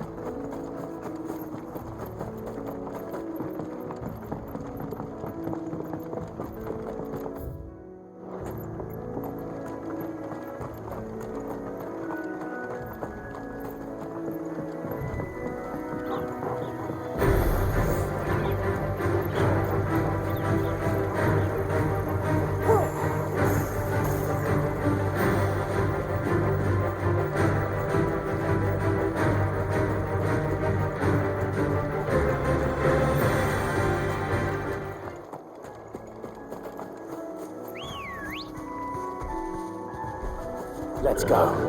Run like the wind. Well, it's certainly quiet. If I were a giant antelope, it would seem like just the place.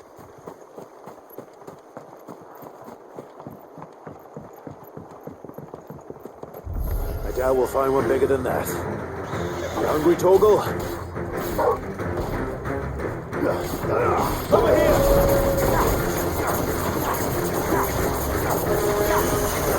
Go!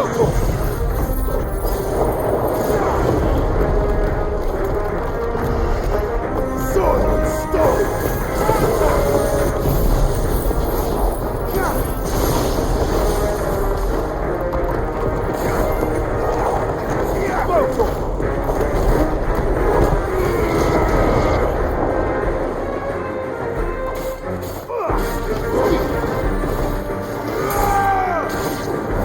Over here!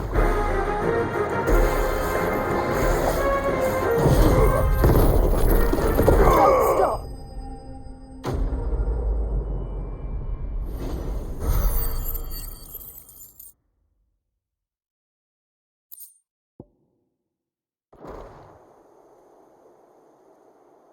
Now,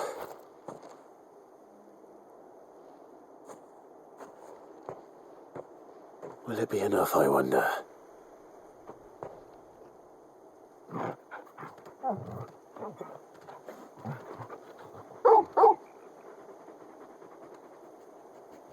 I say that answers my question, which means we owe the lawsman our thanks. You're just a big puppy, aren't you? A very big puppy.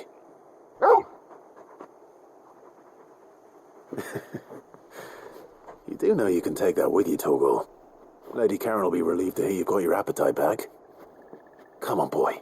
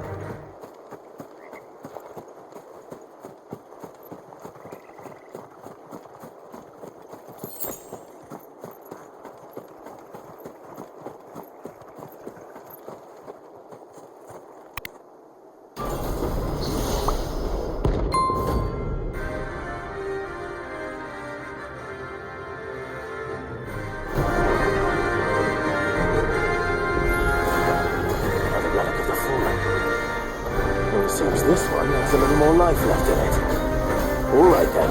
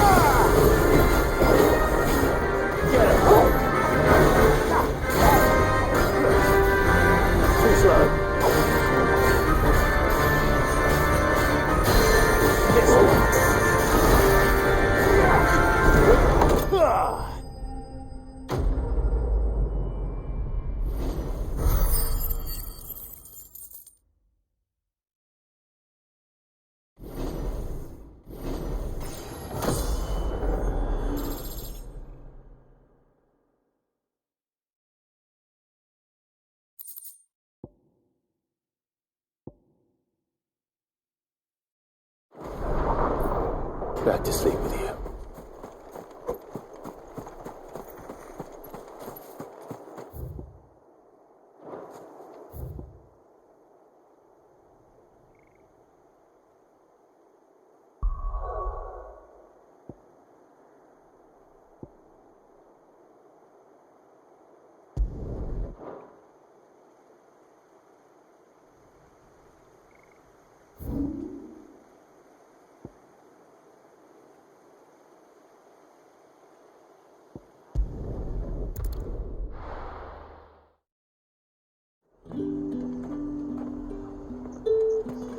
There's talk that the glass gate flood.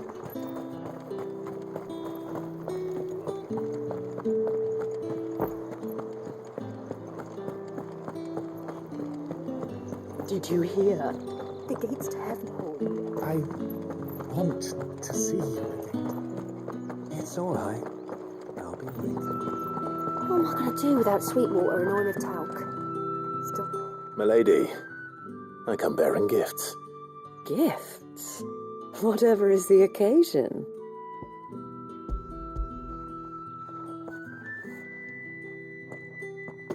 Oh my. Clive, you really have outdone yourself. Otto asked me to give it to you. To settle the Hideaway's debt with the Veil. And to compensate you for the time it took us to do so. Oh, you disappoint me, Clive. I thought you might finally be warming to me. Tell Otto he can keep his baubles. I tried to tell him as much the first time around. The man owes me nothing, nor does the Hideaway. My contribution to the restoration effort was made freely and willingly. It was the least I could do. You once told me Sid did you a kindness.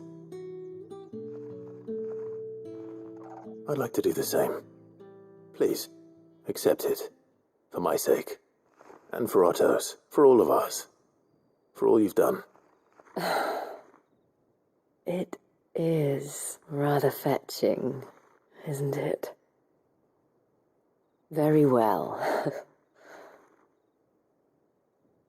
Otto is lucky to have you, Clive. I doubt anything could ever replace his son. But you and the others at the Hideaway are the closest thing he has to family. Otto had a son. Long ago, yes.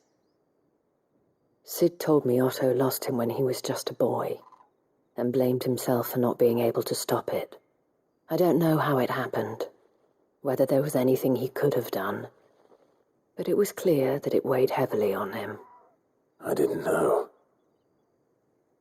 How could you have? I doubt anyone did. Besides Sid, I've never met a man more keen to bear his sorrows in stoic silence. An ill habit, given that both have always been surrounded by friends desperate to help them. I'm beginning to see that.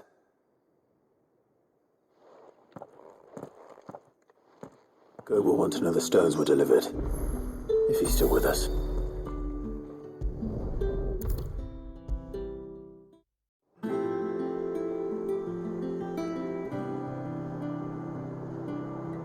Goat. Still alive, I see. So Lady Karen accepted the ruby. Ah, about that. I tried my best, but she was just too stubborn to take it. She threw it right back in my face, in fact, and told me I could stick my stupid stone where the sun don't shine. Karen refused payment. I hope it wasn't something I said. I'm sure you were as tactful as ever. Let me see what I can do. Oh, wonderful. I hope you have better luck than I did.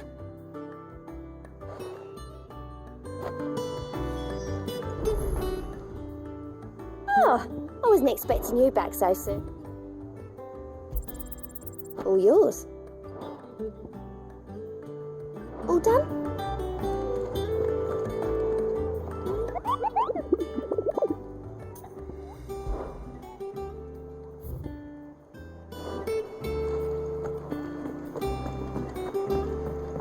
Mid told me she was building a ship.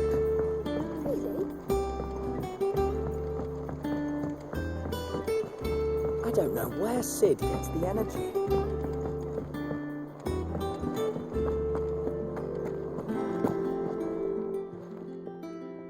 Lady Karen, Goat tells me you weren't happy with our offer. Would you prefer the debt was repaid in coin? What debt? I don't recall lending any of you lot me hard-earned gil. I may have tossed a talent or two in the Hideaway's coffers, but those were donations, and you can hardly call it charity if you go asking for it back. Of course not. But one good turn deserves another. And our circumstances have changed. Surely you wouldn't shun the gratitude of a pauper who happened to have become a prince. Oh, so you're a prince now, are you? Fine. But I'm selling it and taking what I'm owed, then you're getting the rest whether you like it or not.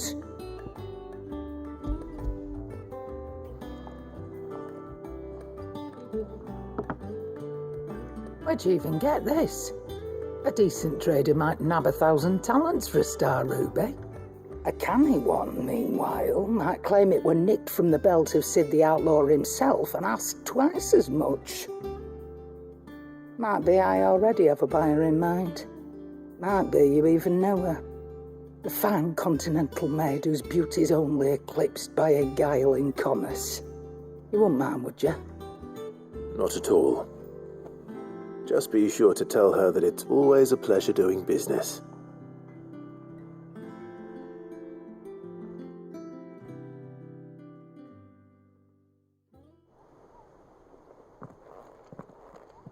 I hear you ended up delivering all 3 stones. Thanks to this lump. I sometimes wonder what I pay you for. Speaking of which, I still haven't been paid last month's wages. Oh, so you remember what's owed to you then? Get your ass behind that disc of yours and don't get up before those ledgers are square. Right away.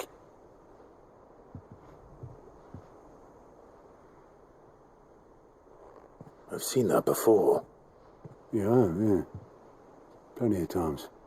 It was the only goblet Sid ever used, either out of habit, or because the filthy sod couldn't be bothered to find a clean one. I knew so little about him. Like most people. Martha and the Dame both seem to have fond memories of him. Huh. I bet they do. How long did you know Sid before he... Before he died. 20 summers, give or take.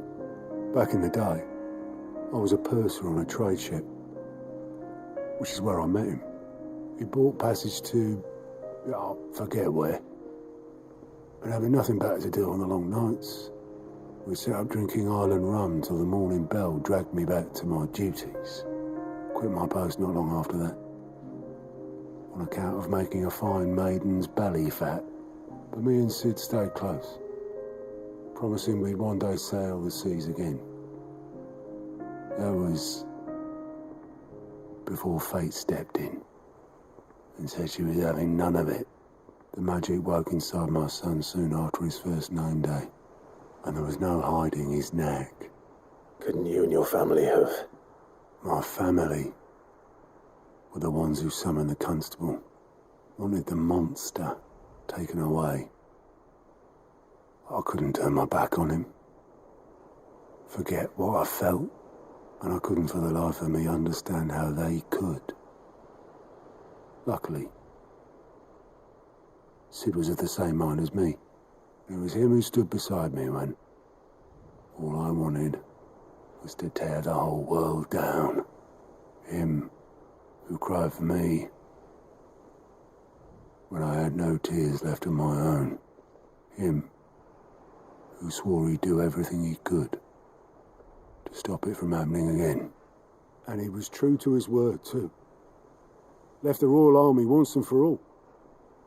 His ranks, his ribbons, gone. Just like that. Threw away everything he had. All to right a wrong that no one else had the courage to face. I knew then I'd follow that man to the ends of the earth.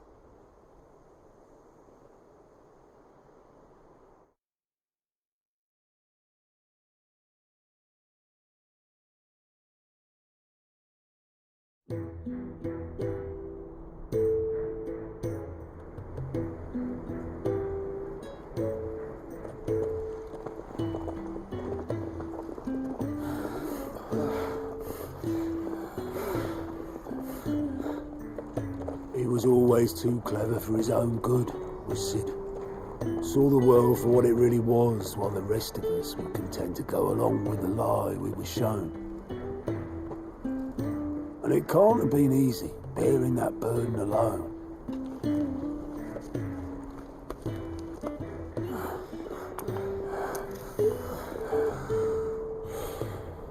But he didn't let it stop him. He never lost faith in what he believed was right. And that gave us faith in him. Faith he'd steer us true. So I swore to myself that I'd always be right behind him, ready to catch the stubborn sod if ever he should fall.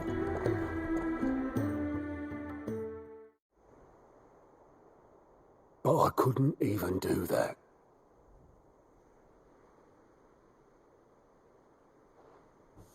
Ignore me, just the ramblings of a tired old man. Leave that lot. I'll tidy it up in a bit.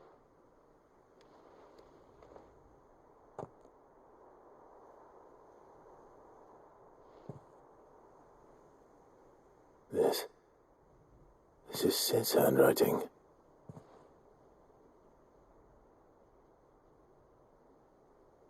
Dear Otto. I may be drunk, but I wanted you to know this place would be fucked without you. Love you, you grumpy old sod.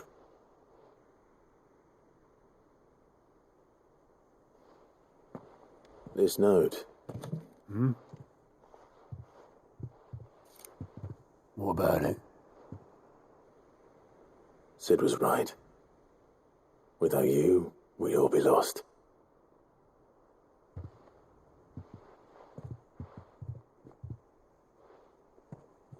He should have bloody well said so then. Just once. Before he went. But then, why would he? Him, or anyone? I'd only have told him to piss off.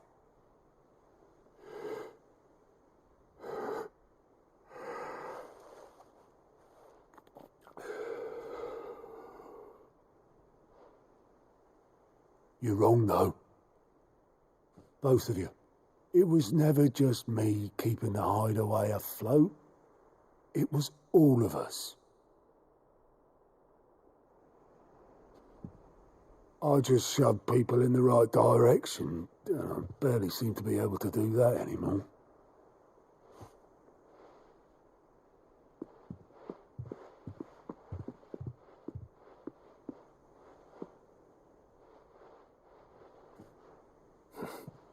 Would you rather go at the helm? Well, maybe I've got a few more years left in me. I'm going to hold you to that, Otto. Before you go, Sid would have wanted you to have this. But that's... This'll do me just fine.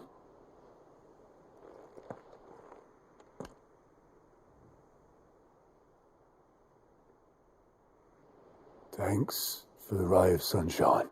I'll see if I can't pay you back. Already have.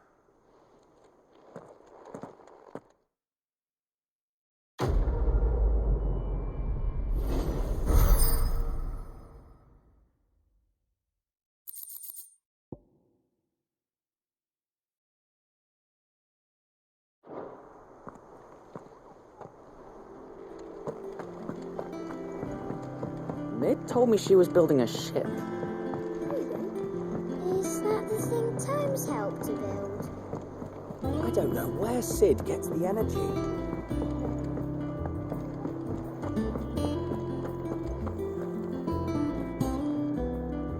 I noticed you and Torgal had gone off somewhere. Take him for a walk, did you? You could say that.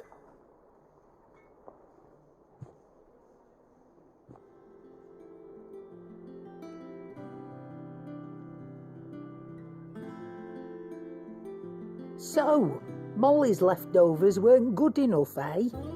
That'll teach me for treating you like you're still a pup. All right, no need to shout. Now we know what you're after, I can see about getting some in. Speaking of which, I brought one for later. Can I leave it with you?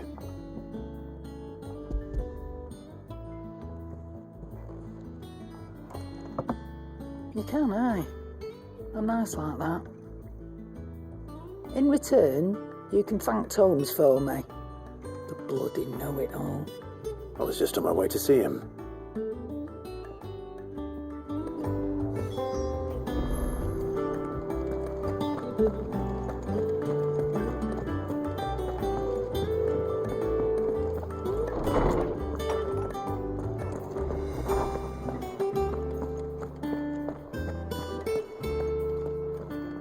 Ah, Clive. Were you able to locate your quarry? We were indeed, Lawsman. You pointed us in exactly the right direction. And Torgal's been a very happy hound ever since. Very good, very good. Lady Karen sends her thanks, by the way, for your part in solving the mystery. Ah. But that reminds me. After your last visit, I found myself pondering Torgal's talents. Do you recall our conversation concerning Lady Jill's role in Torgal's transformation? About how she somehow woke the power within him. Precisely that. A reasonable conclusion, I thought, but one which raised certain questions in my mind.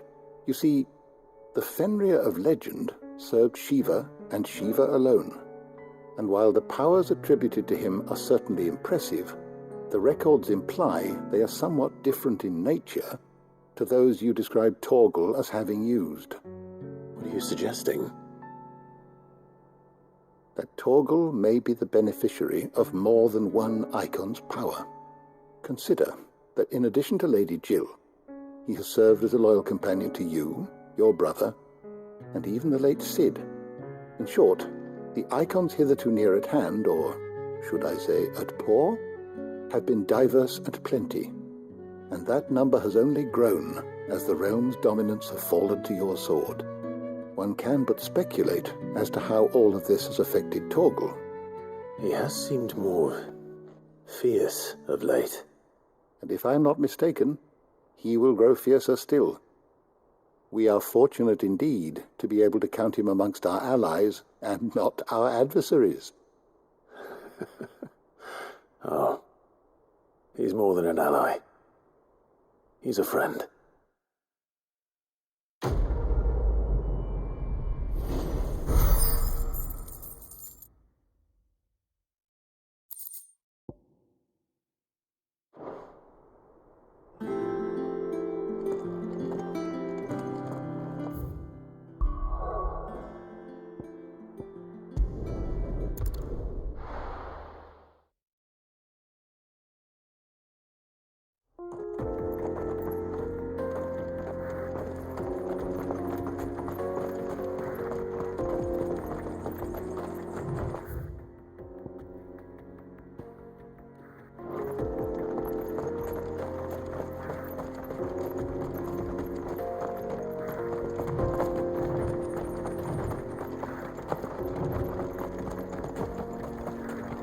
This used to be a trade route for merchants crossing the Scars, till the Republic laid a new road wide enough to let wagons pass, and all official traffic moved there.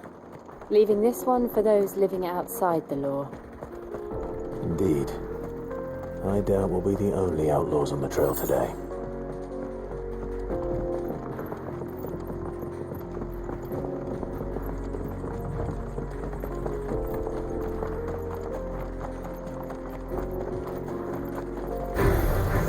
Out of our way.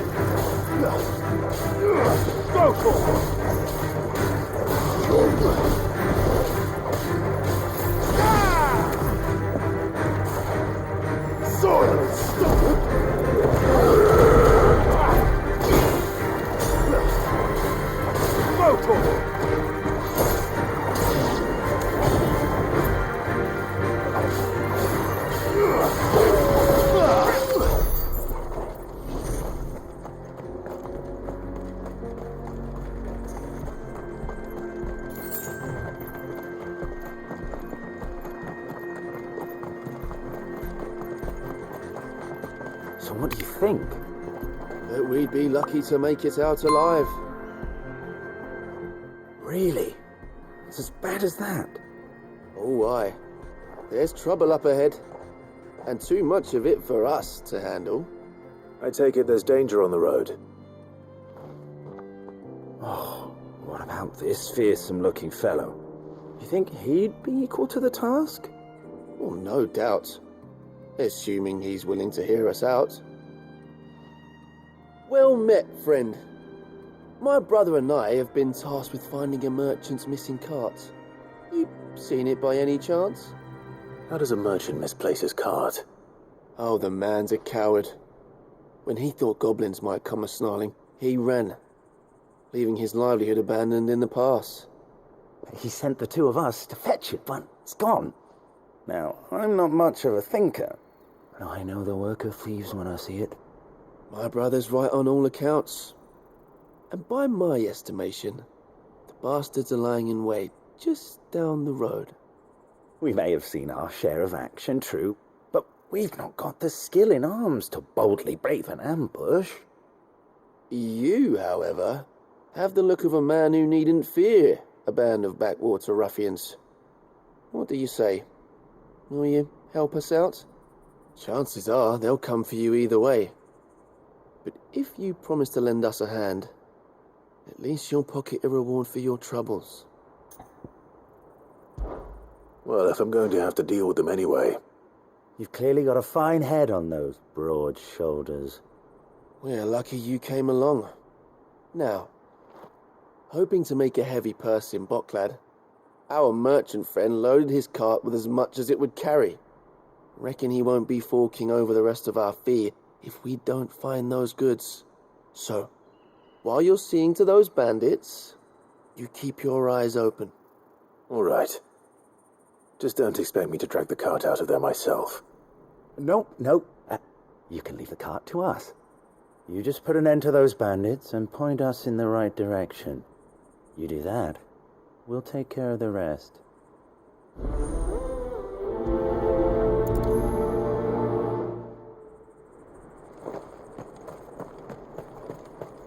I'm not sure I trust those two. But if there are bandits lying in wait, I should probably take it. Look lively, you lot. We've got guests. These must be our bandits. Go!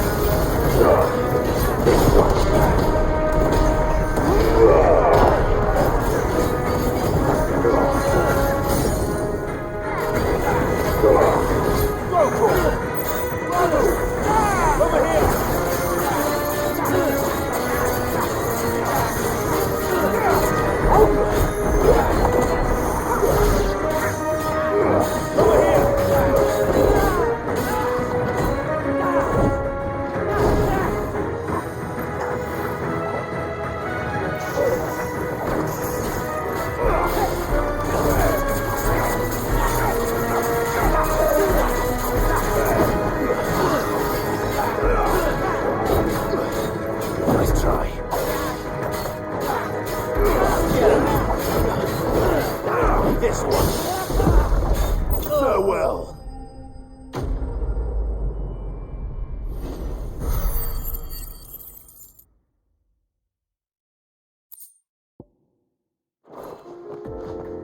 That's them dealt with. Now, where's that cart?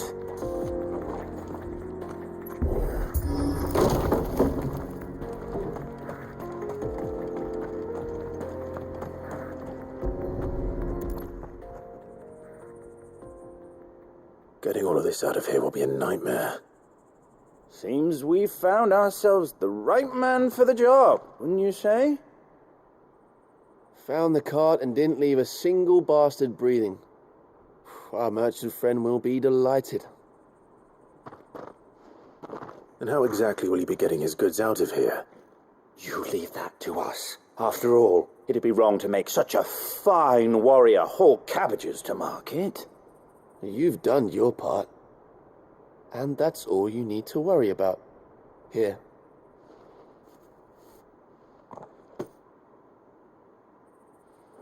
It's been a pleasure. Now piss off. There's no need to be so rude, brother. What if we want his help again next time?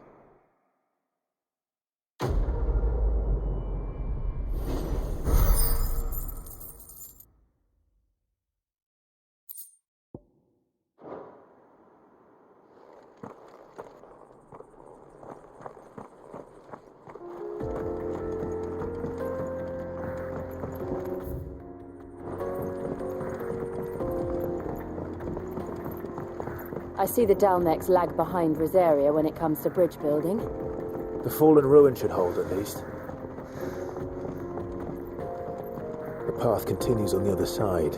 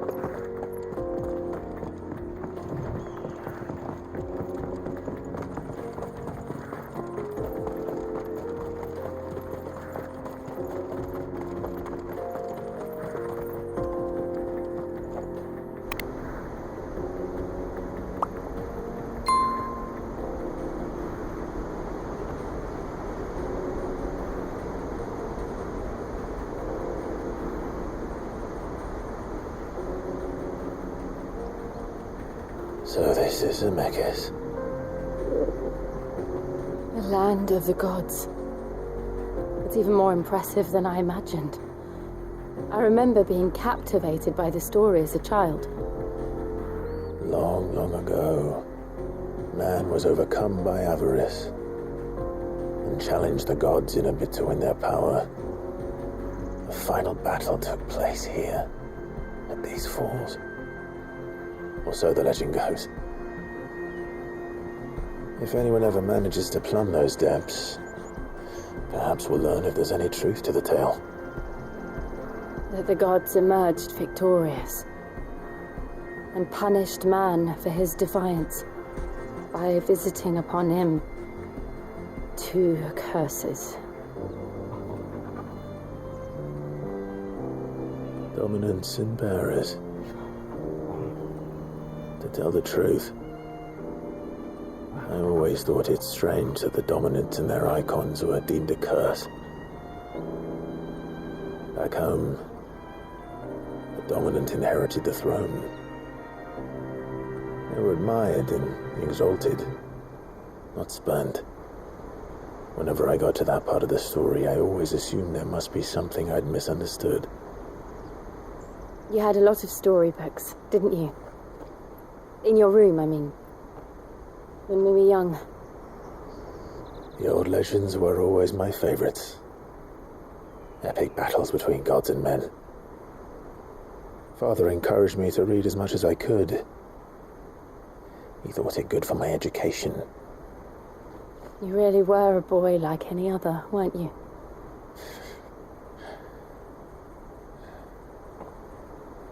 Just look at this place.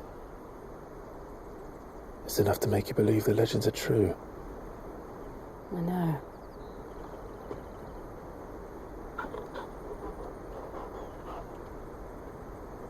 We're not far from Boklad. The road will be busier up ahead. And we'll have to keep our wits about us.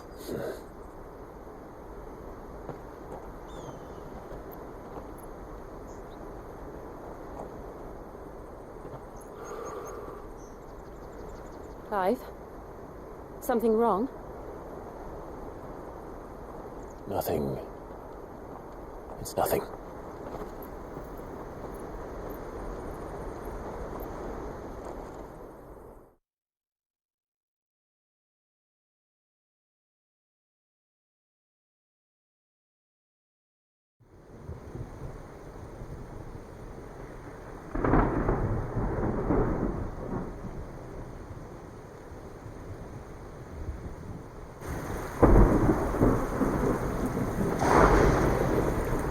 I see the reports are true, Father.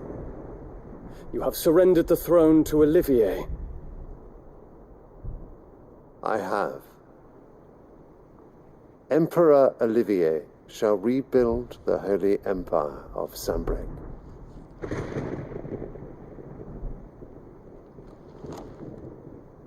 How is he to rule an empire?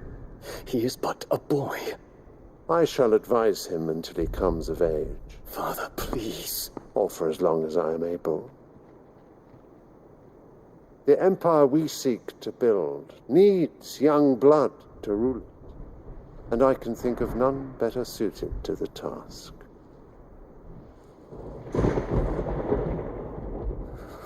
There is other news, Dion. Hugo Kupka is dead, and Drake's Fang destroyed. The pillars of the Republic have fallen. Ere long, the Imperial banner shall fly over every city in Storm. And then, Valisthea. All shall bow before their Emperor. Father, these are the words of a tyrant. They are the words of a god. The Emperor whom I gladly serve. Great Grieger, made flesh.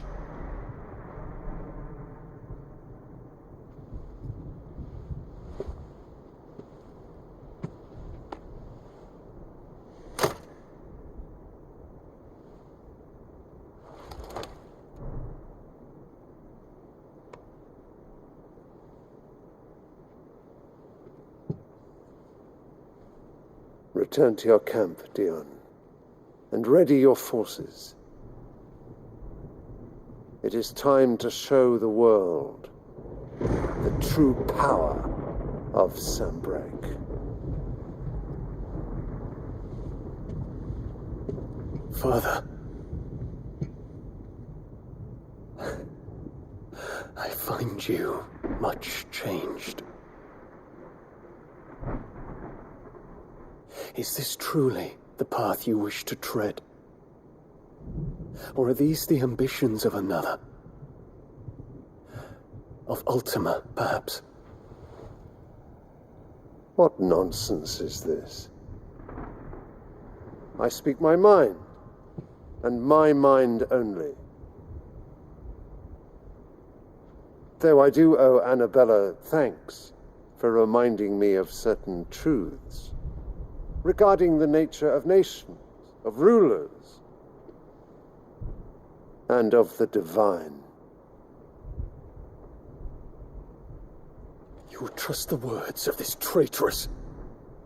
She betrayed her country. She slew her husband.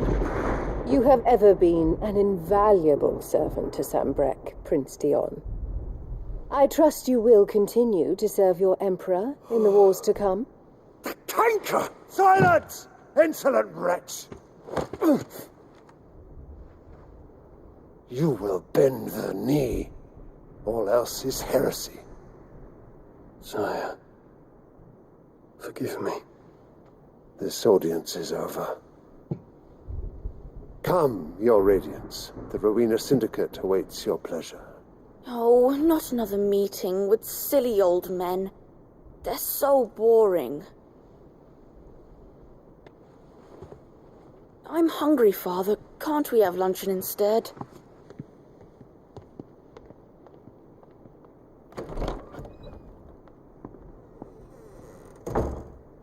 Does it pain you that you will not inherit your father's throne?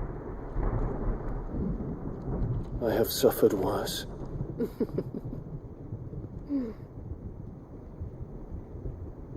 Count your blessings, Dion.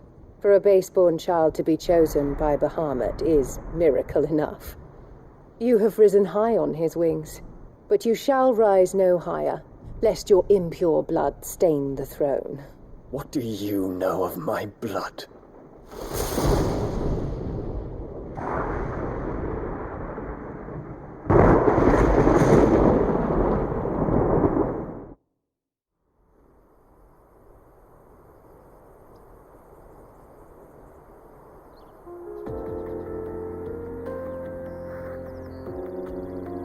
The Boklab markets are to the north.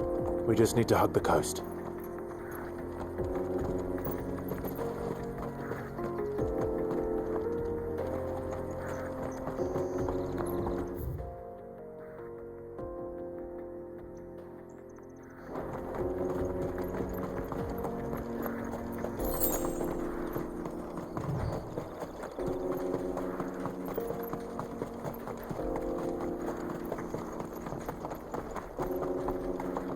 Infiltrating the Dominion won't be easy with the Imperials on high alert. No. His Radiance has lost one capital already. We can be sure Sylvester will do everything in his power to hold on to Twinside. His troops are well-trained and increasingly battle-hardened. But it's not as if we can wait for the siege to end.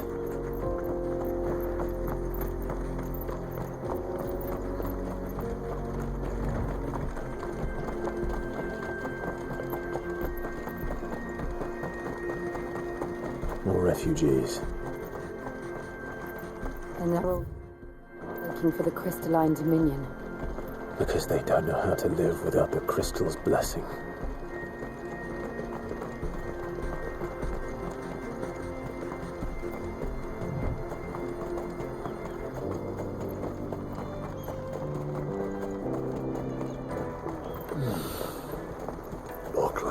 There are no crystals here. We have to... This is where we're supposed to meet Goots, isn't it? That's right. He said he'd wait for us here after replenishing his supplies. I dare say he'll have finished by now.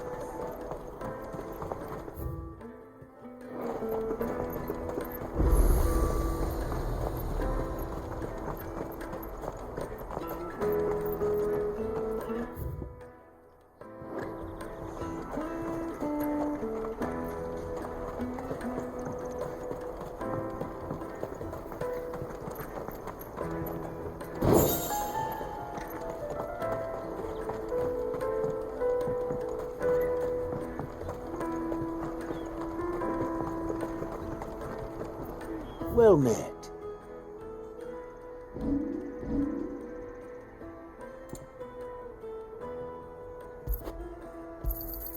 A fine choice. You've a discerning Out of eye. my sight, wretch. I've no use for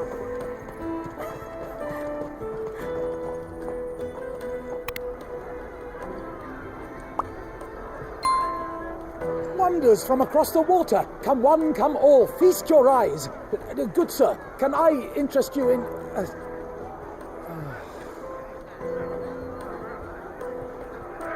How much? For a measly crust of bread? You won't find any cheaper. Not nowadays. You're more than welcome to look.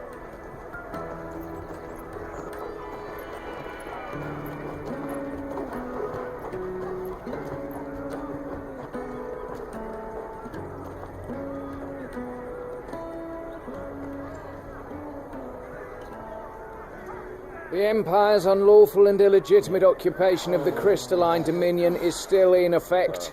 Only those whose business in Twinside has been officially approved by the Republican Army will be permitted to cross the border. All who seek entry are to form a line and ready their documents for inspection. Looks like we aren't the only ones who are eager to leave. And they're checking everyone. Can't you make an Not for the likes of you. We won't get through without that pass. Let's go and find Good, shall we?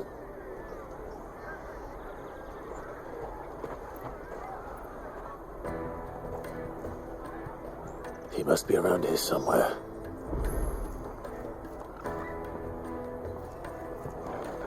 Tight-fisted swines.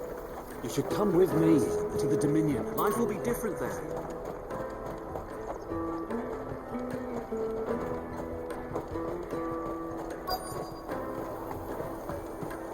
You won't find anything of this quality in Twinside.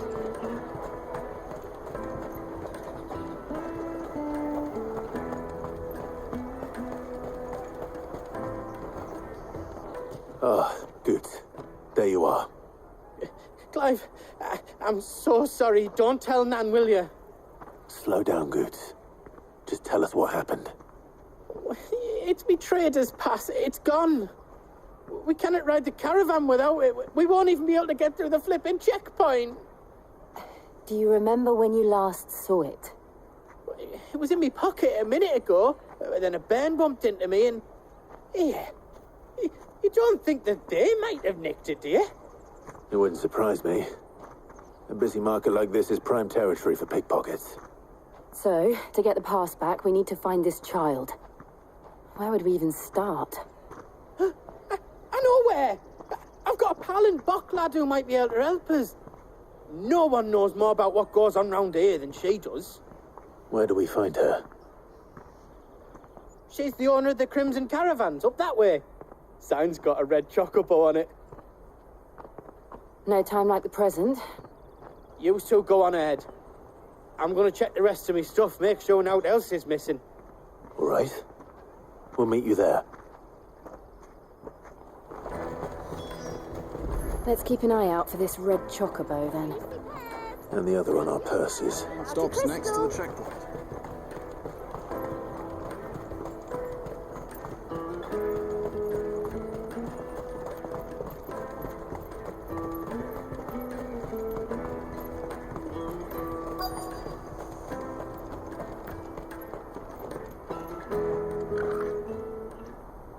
Looking to hire a coach?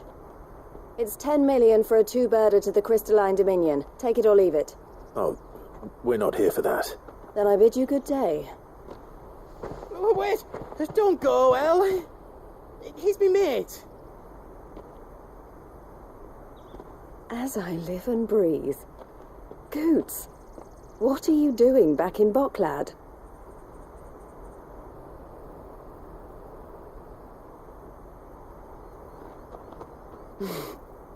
I gather Lady Karen didn't send you.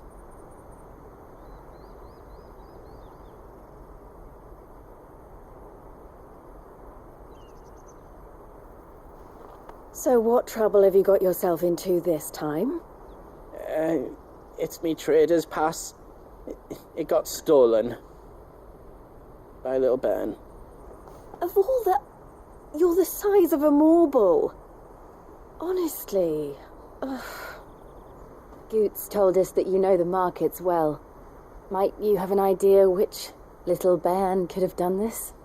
We don't intend to punish them. We just need our pass back. Then, we can be on our way. I see. So neither of you has a trader's pass either. Not that anyone would take you for traders, but I suppose that's why you came to me, correct? Now, I can't say for sure who took your pass, but I suspect I know why they did it. Let me explain.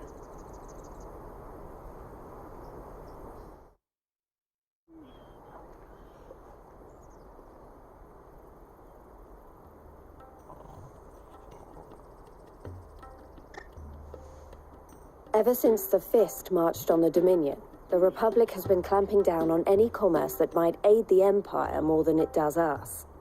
Which means traders' passes have gone from being merely a way of easing one's progress to being essential if one wishes to cross the border at all. And with demand outstripping supply, they've become a precious commodity, leading some to seek to acquire them by less than legitimate means. So the children are stealing passes to sell on the black market? Yes, and no. Passes are inscribed with the names of their owners, and yet none of the victims' names have appeared on the register of those passing through the checkpoint. Which means? That someone is doctoring the stolen passes. The same someone who is encouraging the children to steal them. And the same someone who has Goots' pass, no doubt. Whoever they are, they're ruining the livelihoods of honest merchants, which is why we've decided to take a stand. Will you stand with us?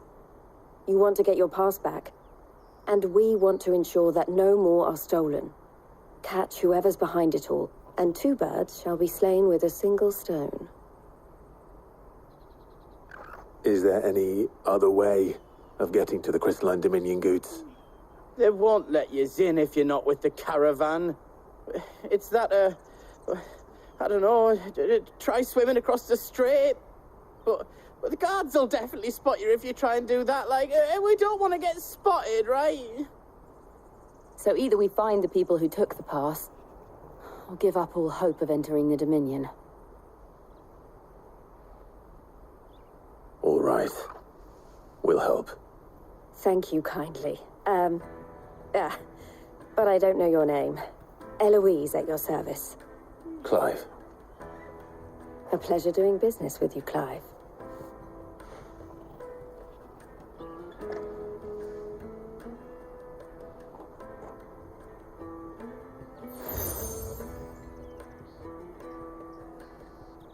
The proprietor of the furniture makers by the coach stop is spearheading the search. Wear that, and he will know you for a friend. I suggest that you speak with him first. The furniture makers. Understood.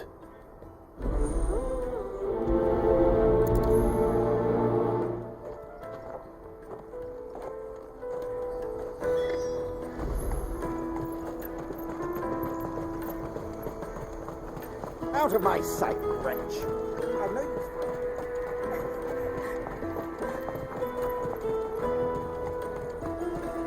Come on! Jug of snake spit for the road? Juicy pears! Slake your thirst without... Are you the furniture maker? Looking for something in particular? Ah, Eloise collared you too, eh? Then I expect you want to know more. She told me you were leading the hunt for the pickpockets. What have you learned? For one, that they're targeting the traders carrying the biggest packs. Harder to watch your back, see? And less chance of the mark giving chase if they're spotted. Not that they'd be likely to catch them.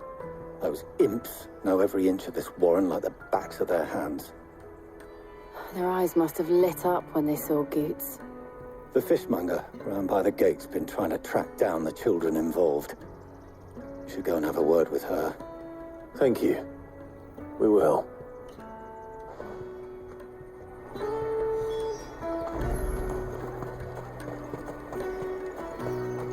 You won't find anything of this quality in Twinside. You should come with me to the Dominion. Fish for sale! Fresh sorted and smoked! Can I interest you in... Ah, sorry. Message from Eloise, is it? She's asked me to help her. To help you find the pickpockets. Is that so? Suppose I better tell you what I know, then. For one, this isn't a family operation. All the traders say the children who stole their passes were dirty, dressed in rags. Street urchins, by the sound of it. We get a lot around here. Orphans from the wars. A few, perhaps. You saw the refugees gathered by the entranceway? They're all looking for a new start in the Dominion and beyond. Some of them take it as an opportunity to rid themselves of unwanted baggage. The shame of it. Whoever's behind this would have to have made themselves known to the children at some point. And so should we. You should start with the children around here, then. I doubt they're the ones involved, but they might have heard something. It's worth a try. All right, then. Questioning children. How hard can that be? Come, taste my peaches! They're sweet as nectar! Excuse me, do you mind if I ask you something? Can't stop you. I was just wondering if anyone has asked you to do anything out of the ordinary recently. Anything you grown-ups ever ask us to do is shut up and go away. So guess what I'm about to tell you to do? Sorry. I'll leave you alone.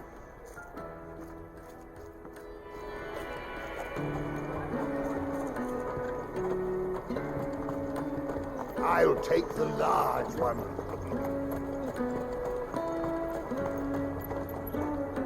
Do you have a moment? What do you want? What I want is to know who's asking children like you to pick pockets. I don't know. Nobody's asked me. What's picking pockets? Do you get paid for it? No, you get in trouble for it. So if they come calling, you know what to tell them.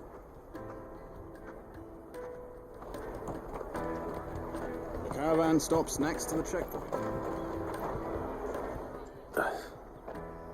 Excuse me? What do you want? I don't have any money. It's all right. We're not going to hurt you. We just want to talk. What about? We've heard that some very bad people are making children like you steal from travelers. We need to know who's behind it so we can stop them. I don't know much about it, really. But my friend, Honza, he said he got a job doing something dangerous. Sounds promising. We need to find him and ask. Do you know where your friend might be? He's usually by the tents outside town. Thank you. You've been very helpful.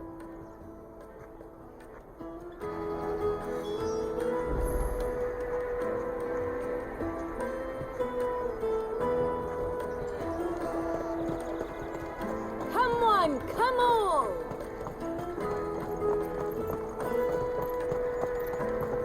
Peaches and pears, meats and beans. Let me carry your goods. I'm cheap.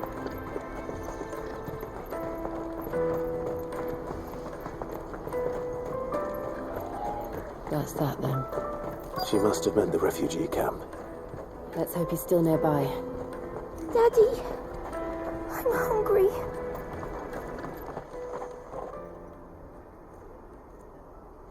That big fat donkey was easy pickings. He wouldn't have noticed if we robbed his boots off him. Yeah. Wish we hadn't handed over the pass, though. Could use one of those things to get out of this dump. Chance would be a fine thing. The moment they found out, they'd string us up by our guts. Would they now? Perhaps you'd like to introduce us to these charming characters. Shit, we're in trouble now. What do we do? You two get caught if you want. I'm off. Hunter, where are you going?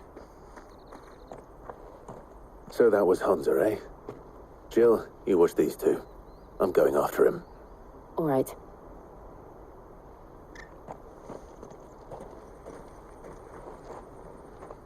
He can't have gone far. I need to find him before his employers do. Sorry. We won't do it again. Daddy, I'm hungry.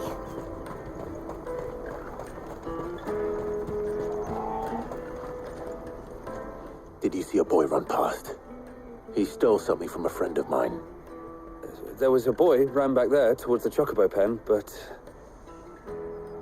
Thank you.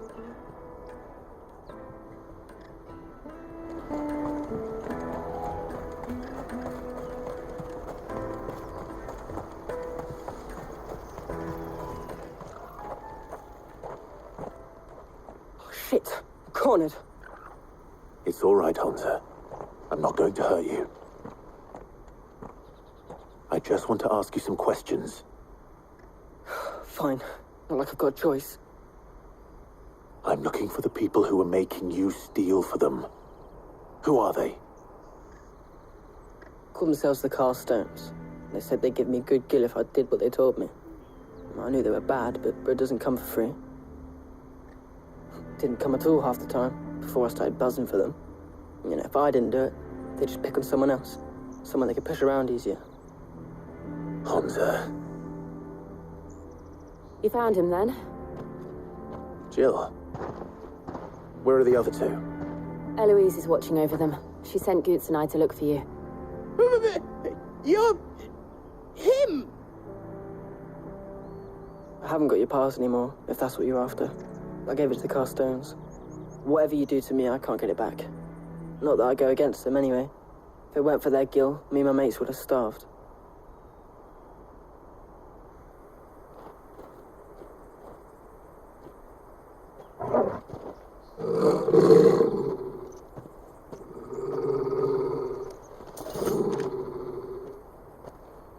Cowards. You will not force another child to do your bidding. Wait, we're not... Don't hurt him!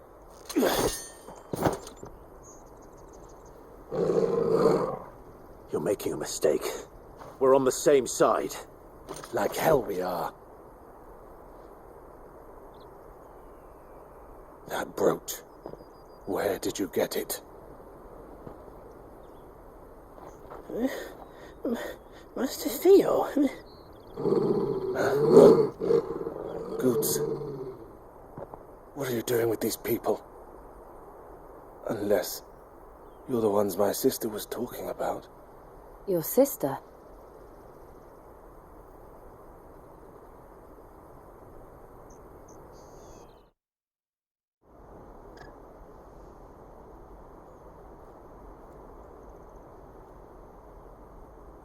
Eloise didn't tell us she had a brother.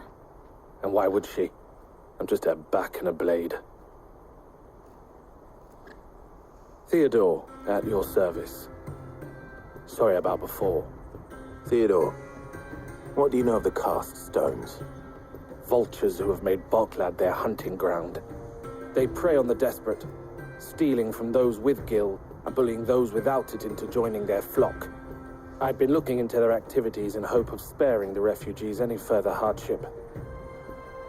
But it seems they've already stooped even lower than I'd feared. Hansa's a good lad. Don't blame him for what they've made him do. If he and his friends hadn't agreed to work for the stones, some other poor souls would have. On pain of death, most likely. Clive, was it? And my sisters asked you to help put an end to the pickpocketing. Then we all want the same thing.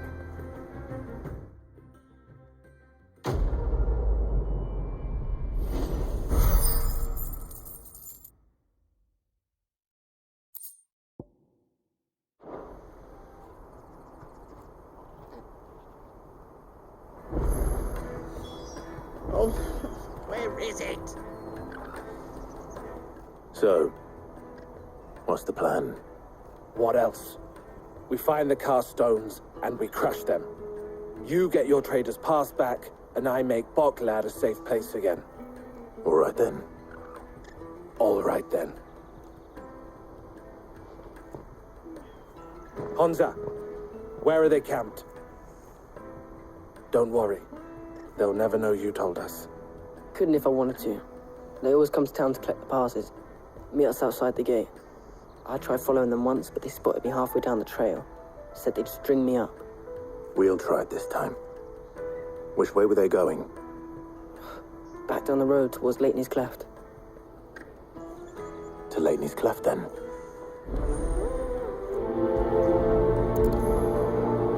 Leighton's Cleft is to the south, past the camp. No, you better not have scared any of my birds.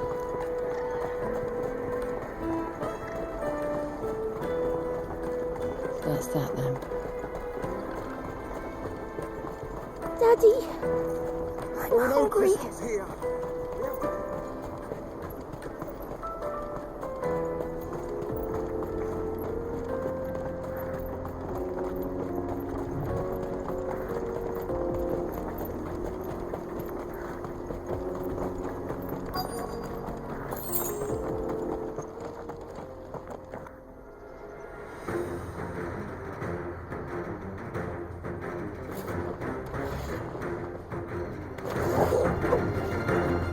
the one who's been sticking his nose in our business.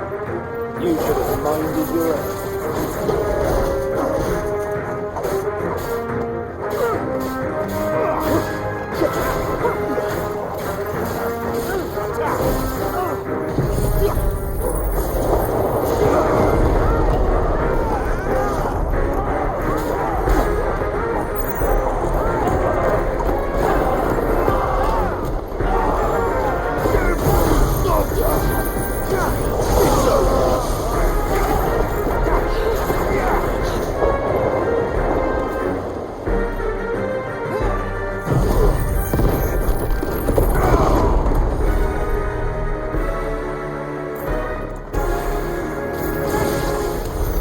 I doubt these were the ringleaders, but at least we know we're on the right track.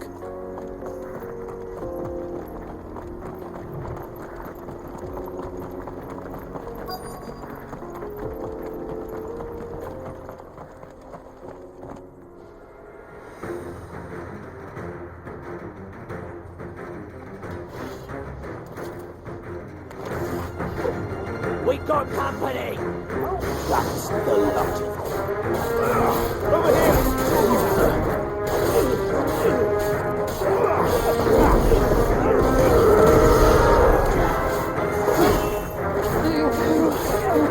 This one.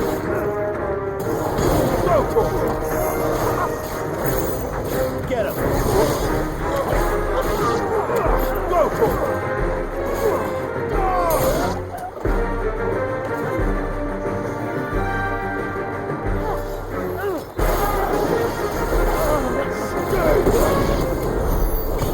Soldiers. Fewer now.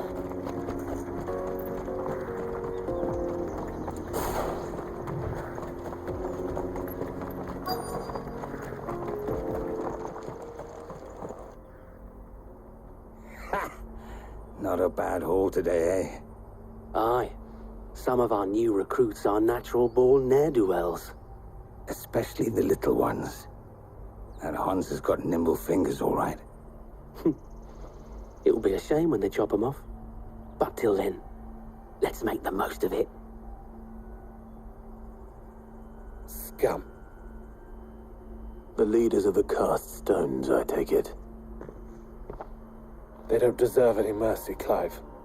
I wasn't planning on showing them any. We're ready when you are, Theodore. Oh, I'm ready.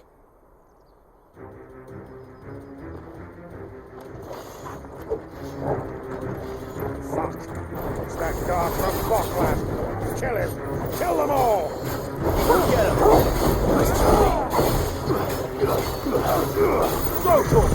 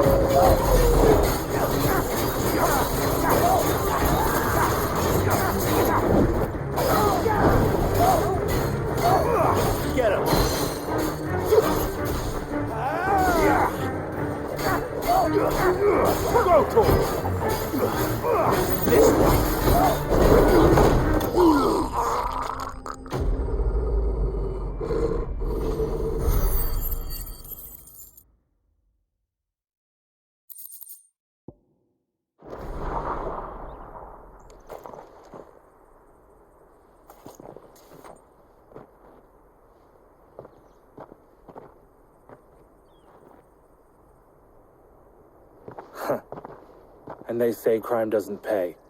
Gold chains, rings, purses. And traders' passes. Dozens of them. Have the names been changed? Not yet. I recognize some of them. No doubt Goots's is somewhere among them. Now I just need to sort through it all and return everything to the people it was taken from. We should go and give Eloise the good news. Can we leave things here in your hands, Theodore? Of course. Oh, and, be sure to tell her of the part I played, won't you? We'll be glad to.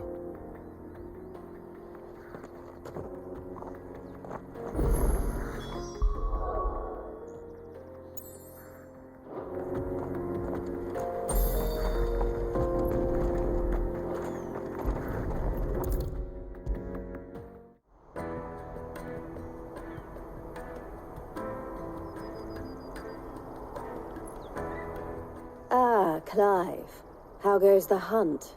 My brother isn't getting in your way, I trust? Quite the opposite.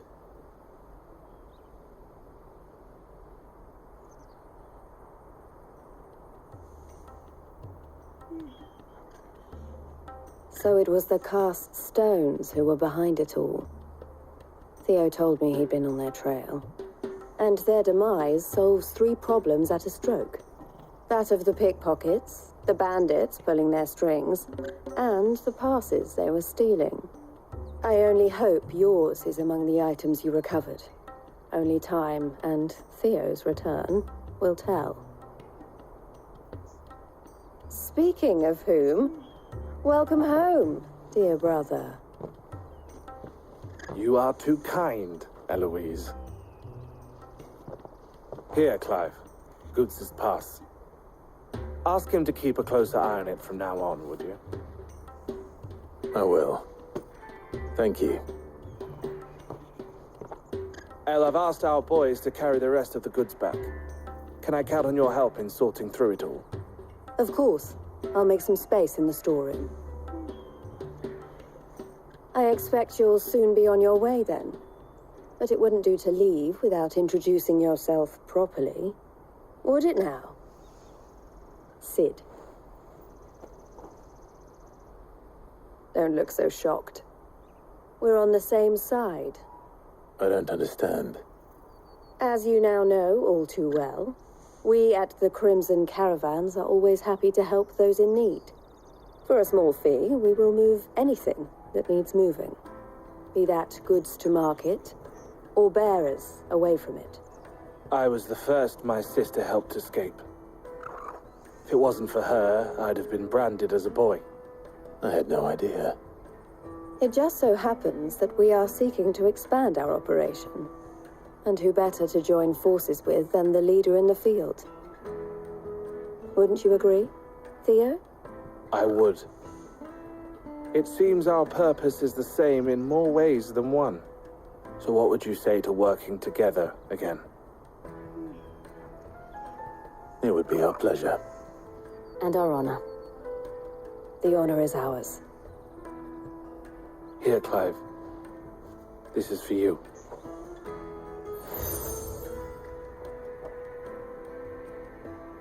What is it? El has friends in high places, while I have associates in, lower ones. That mark is proof that you're a friend to us both.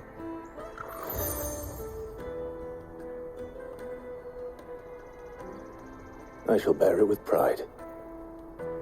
Well, all that remains is to wish you a safe onward journey. Goots's pass should secure you a place on the caravan, but if you encounter any difficulties, we would be delighted to provide you with a coach of our own. For a discounted price, of course. Say, 9 million? We'll try the caravan.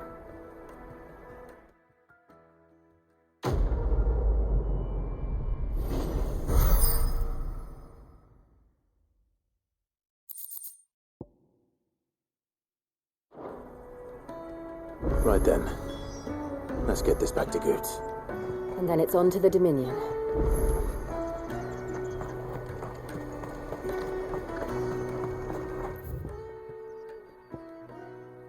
Let me carry your goods.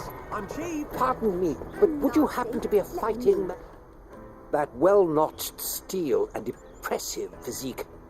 I have need of a sword for hire, and yours looks to be a weapon well worth the coin. Might you be convinced to offer me the use of those formidable arms? How exactly do you intend to use them?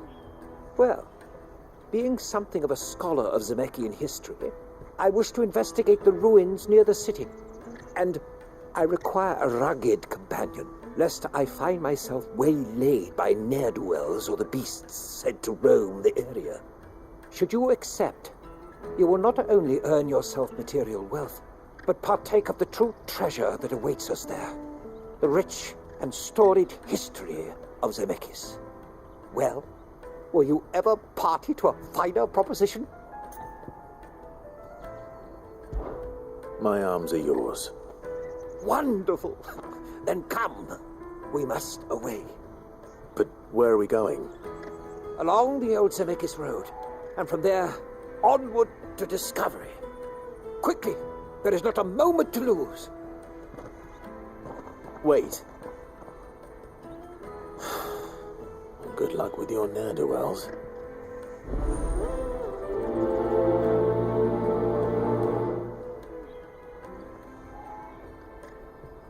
I'd better make sure he doesn't get himself killed. Porter for hire. Best service at the...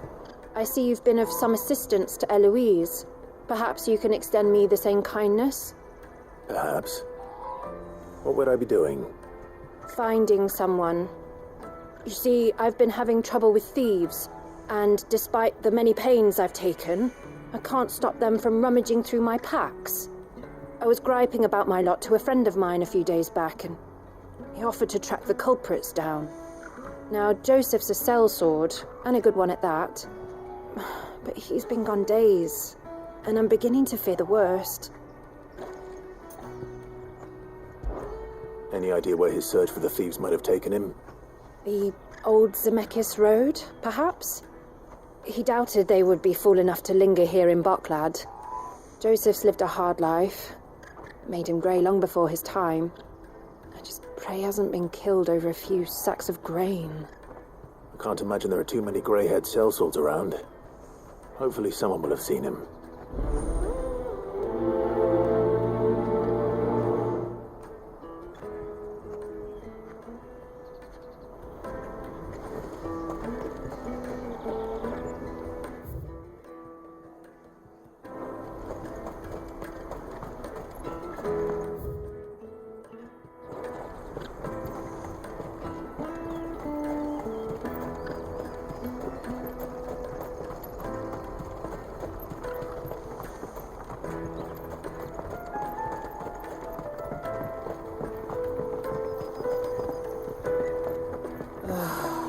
Now I just need to see about getting the word out to everyone.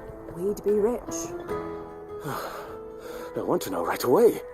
Bad news. Good, actually. Something worth celebrating for a change. Only trouble is, the serving girl's still new to the job, so I can't leave her while I go and invite those I'd like to celebrate with. What exactly are you celebrating, if you don't mind me asking? I've come by a particularly fine bottle of red. A Gotan 66, no less. Gotan Rouge is the only good thing to have ever come out of the Empire, and most wouldn't part with a 66 if you held a knife to their throats. So I've heard.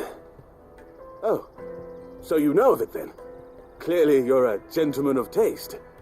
A gentleman who might sympathize with my predicament, perhaps? Would you pass the good news to a few friends of mine? I'll give you a little something for your time, of course. Sounds simple enough. So you'll do it? Marvelous. Thank you. You won't need to go far. All three of them should be right here in the market. There's Aldrich the porter, Milan the butcher, and Bolek, a guard over at the north gate. Three of the finest fellows in Boklad, if you ask me. Tell them to come to the tavern when they've finished for the day. Stop by again when you let them know, and I'll give you your little something. I'll be right back.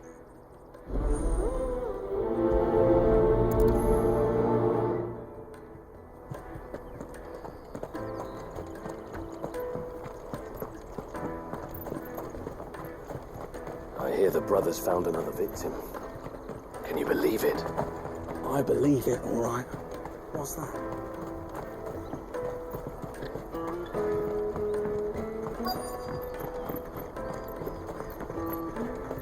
Hurry, man.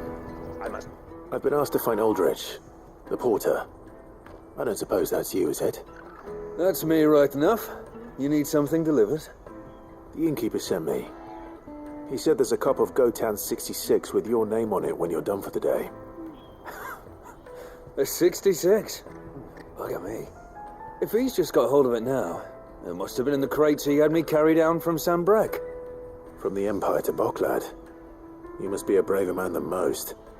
That's a treacherous route to the best of times. Such is the porter's lot. There's not a patch of storm these feet haven't traipsed across. It's Oriflamme one day, then off to Canva the next. The farther you're willing to go, the fatter the purse. Which is why there's no shortage of competition for some of the longer routes. I'd say I've done enough for today to earn myself a cup of something tasty. Thanks for letting me know.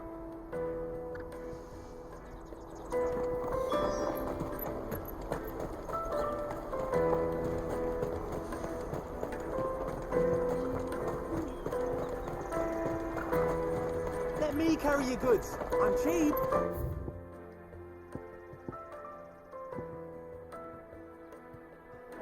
And nasty. Peaches and pears. Meats and meat.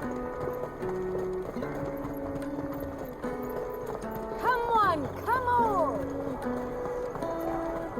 The caravan stops next to the checkpoint.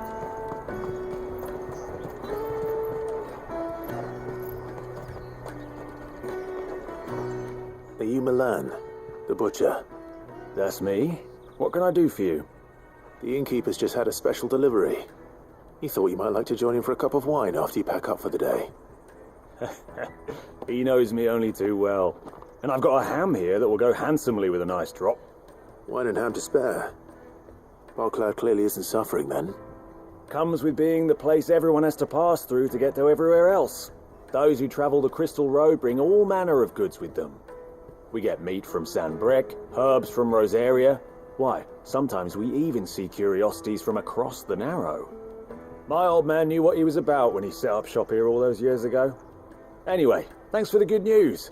Oh, you know what? Maybe I'll shut up shop early. Wouldn't want to keep our friend waiting.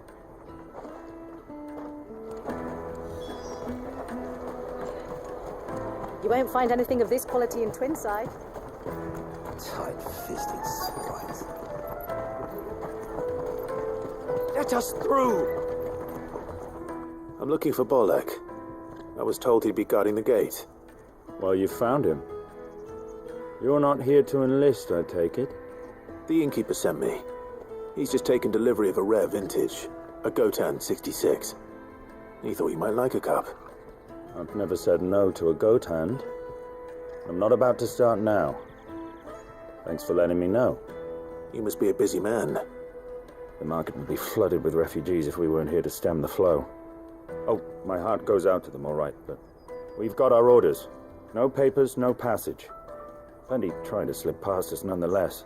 And every now and then, one of them's foolish enough to try and force their way through.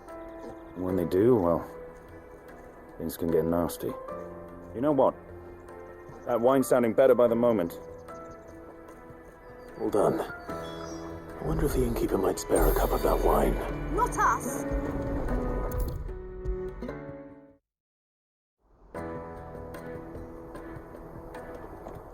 I spoke to your friends. They'll be along soon. That's fantastic news. Thank you kindly. It's been a while since we all sat down together. And the way I see it, that wine is as much theirs as it is my own. How so? Well, I wouldn't be serving anything but slops without Aldrich to go and fetch the good stuff for me. And then there's Milan, who always sends customers my way. And Bolek, an even-handed keeper of the peace, if ever there was one. Those three are the backbone of Boklad. Lose any one of them, and the market would soon fall apart. And without the market, I wouldn't have a single customer. I'd say that's worth a bottle of 66, wouldn't you? And more besides.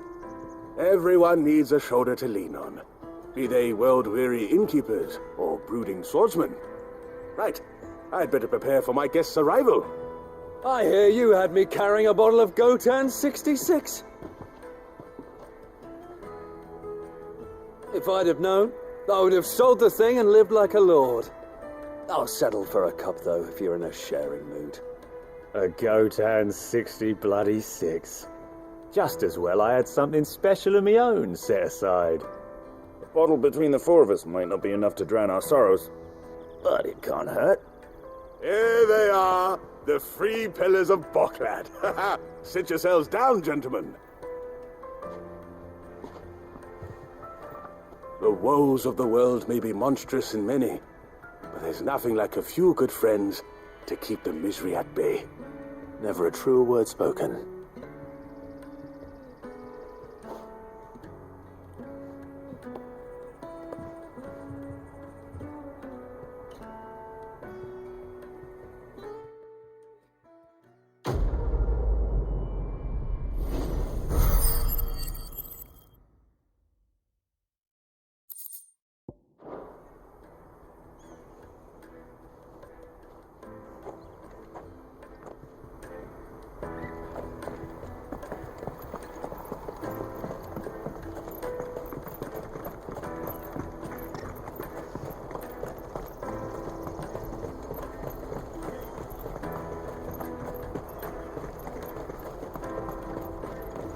Porter for hire. Best service. That's that then. There are no crystals here. We have to keep going. What do you want? I've no coin on me. Just information. Has a sellsword passed through here? Grey hair. Now you mention it, there was a young man with salt in his mane sneaking around out there a while back. Which way did he go? How am I supposed to know? Buggered off down the road, I expect. Now why don't you do the same and leave me be?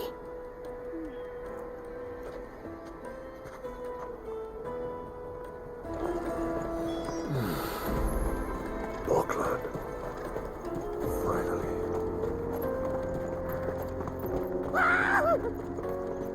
Why am I not surprised?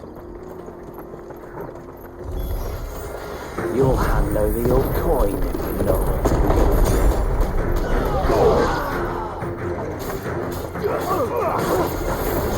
Over here!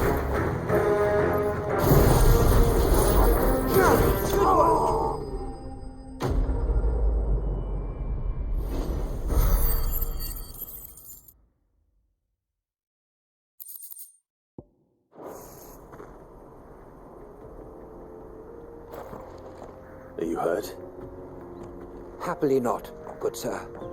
Thanks to your timely intervention. More importantly, we have arrived.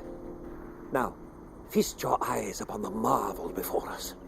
Ruins, a relic of the fallen civilization. A sight so common that man is oft blinded to its wonder. Colossal vessels, dashed from the very heavens. Airships, we call them, with very little thought to what wonders such a word might describe. Oblige me if you would.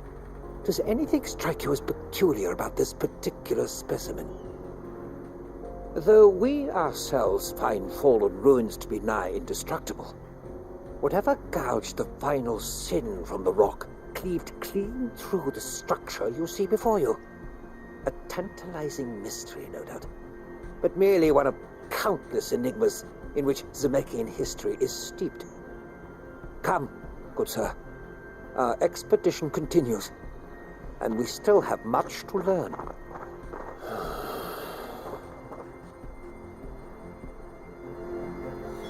He's passionate. I'll give him that.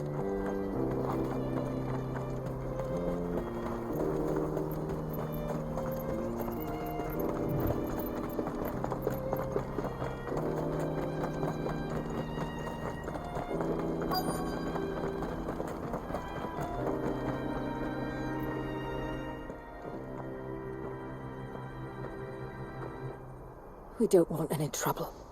Neither do I. I'm looking for someone. A grey-haired mercenary. Well, we haven't seen him. Yes, we have. We saw him climbing up the rocks. And those ones, over there. Maybe he found his thieves. Mum won't let me near them. She said there's goblins up there, and that they eat little boys for dinner. Shush now. You've said quite enough already. I only told him what you said. I'd listen to your mother if I were you.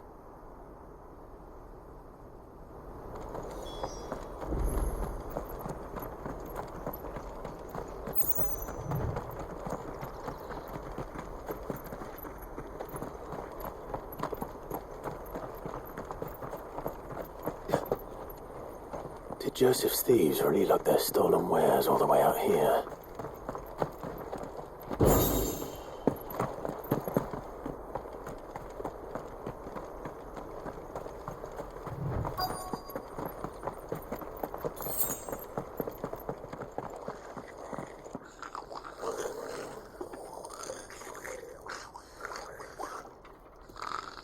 I think we found our thieves. They don't look happy to see me.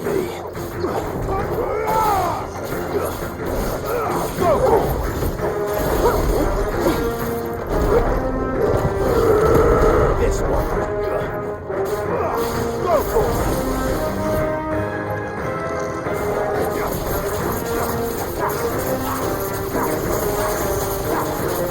Get him.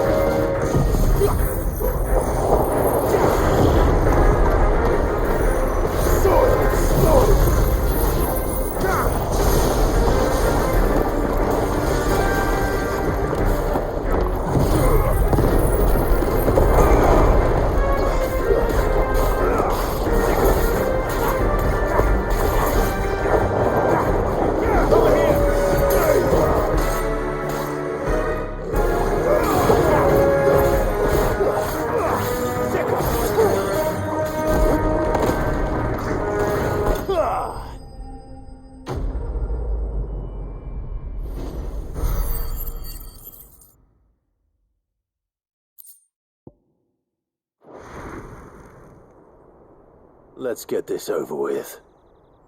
Stop! Don't kill him, he's just protecting his home. Joseph? So the boy was right. I don't know you. Your porter friend sent me to find you. She was worried you might have got yourself killed. Have I been gone that long? Wasn't hard finding the thieves. The problem was knowing what to do with them when I did. I take it things are more complicated than they appear.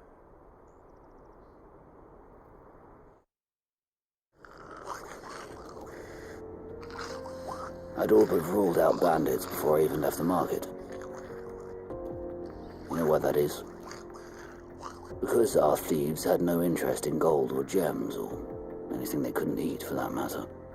Add to that the rumors of goblins in the area, and the mystery practically solved itself. I soon found their cozy little homestead and all the missing food. I launched myself at them, full of righteous fury, but their leader was the only one who moved to meet me. The others, they huddled around that food, ready to die protecting it. They stole because it was that or starvation. I've been there myself, back when times were hard.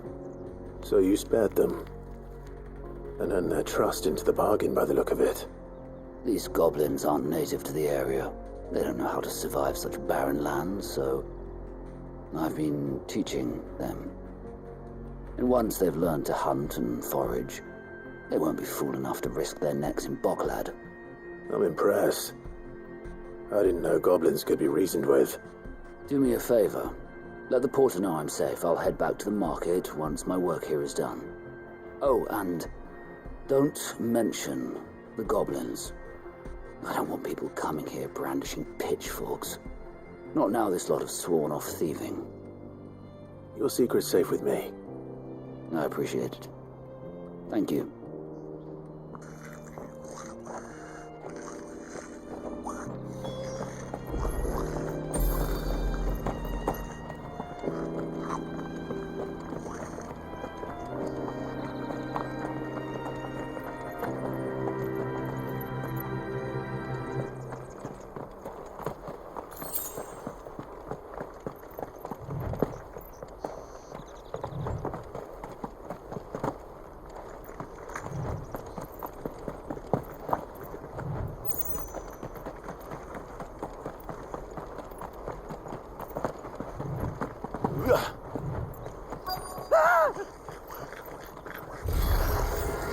All right then.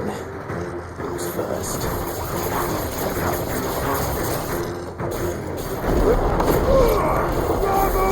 This one.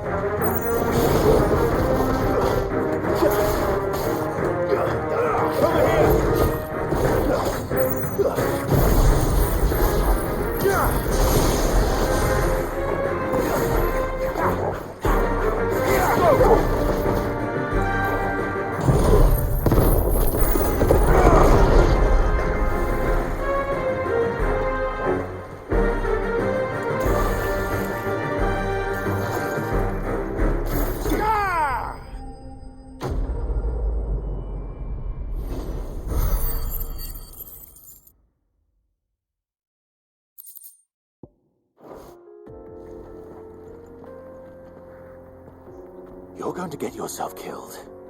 Oh, that would not do. That would not do at all. Not when such majesty stretches out before us. Behold, the final sin in all its glory. As Moss tells us, a battle was fought here in ancient times. A battle of such ferocity that it tore a great crater in the very land upon which it was waged. In reaching for their holy sanctum, did man enrage the gods, and great was the vengeance that was rained down upon him. Alas, the full truth of the matter is lost to time, though I live in hope that I might see it discovered. But we must not dwell upon such things. There is more yet to see. Onward, history awaits.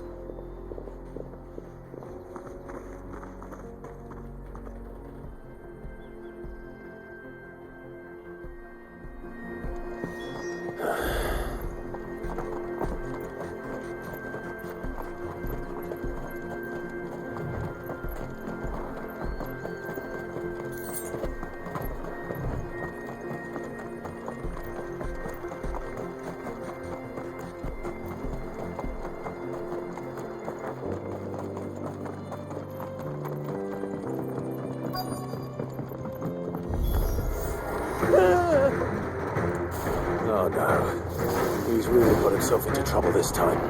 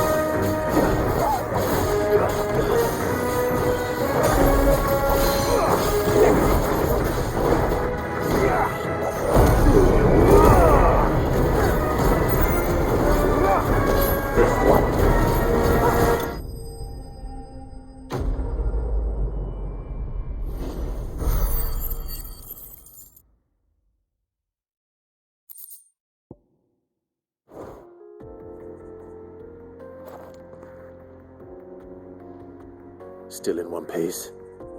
It would seem so. Once more I am in your debt, and once more you impress me with your prowess. These were no ordinary foes, but ones we in the field call echoes. Though Moss the Chronicler concurs with the legends in attributing the fall of Zemeckis to a wrath wrought upon mankind by the gods, he offers little in the way of explanation. Could the ruins we see before us here, in all their elaborate beauty, perhaps suggest an answer? Could the construction of such miraculous edifices have been considered an encroachment upon the province of the divine? Alas, all is mere speculation. But one day, perhaps, I will learn the truth. Not if you keep running headfirst into trouble. You are right, of course. And not only have you plucked me repeatedly from the jaws of death, you have proven yourself a willing audience to my ramblings. Glad to help, but didn't you say you came here to investigate something? I fear I may have rather overstated the case on that front. In truth, a captive ear was all I really desired. You see, even my fellow scholars have grown somewhat weary of my musings of late. And so I came upon the idea of purchasing a companion. A captive audience, if you will. That's what this was all about. I am afraid so. And now, my good man, it is high time we returned whence we came. Fine. Just don't go running off this time.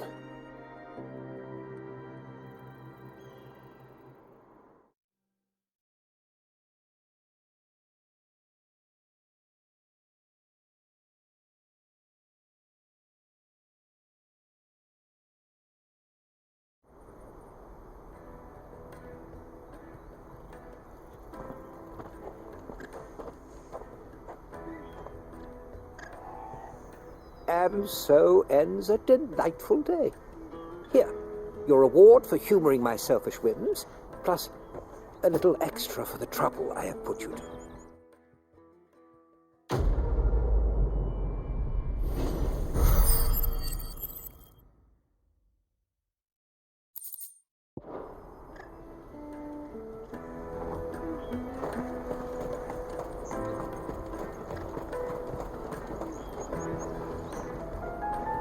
Joseph's fine.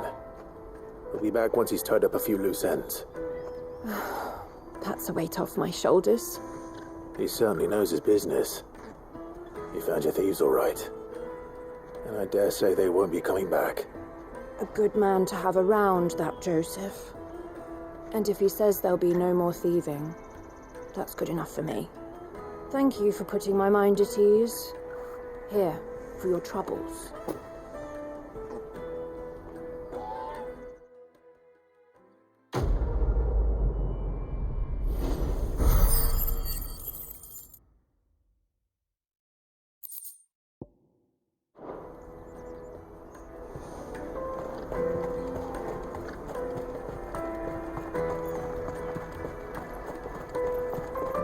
Carry your goods. I'm cheap. Peaches and pears, beets and peas. Come on, come on! The caravan stops Juicy next to the pears! Slake your thirst without a crystal. What I really want to be is a blacksmith. Here you are, Goods. Try not to lose it again. Me bass! You found it! Oh, thank you so much. Nan would have killed me if I'd come back without it. I'll have to say thanks to Elle and Theo, too. So should you, Hansa. You and your friends don't have to steal anymore. If anyone threatens you again, you know who to turn to. We do. And we already have. Miss Elle's given us a job shifting the chocobo shit out the stables. It's hard work, and the pay isn't half what we got from the stones. But if we stick at it, we'll keep ourselves fed. You stick at it, then. And Goots, I'm sorry for stealing your pass. That's all right. I've got it back now. And all's well that ends well, eh? You said you're trained to be a blacksmith, right? Well, I'm going to be your first customer. I'm going to save up all my gil and get you to make me a massive sword. I'll do me best. Till then, eh?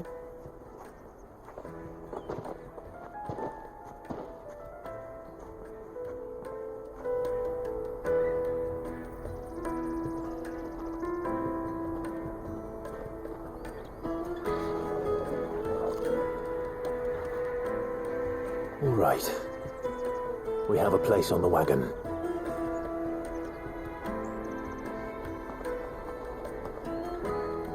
Remember, Goots, we're mercenaries. You hired us to protect you. But mercenaries... And you remember the plan? You're to ride all the way to Twinside. Jill and I will go with you as far as the outskirts, then find our own way in. I'll buy that stuff I need. Right. And we'll scout out the Imperial's defences. There's a square with a big bell tower right in the middle of town. If you get lost, or out goes wrong, we can meet up there. All right. Let's go.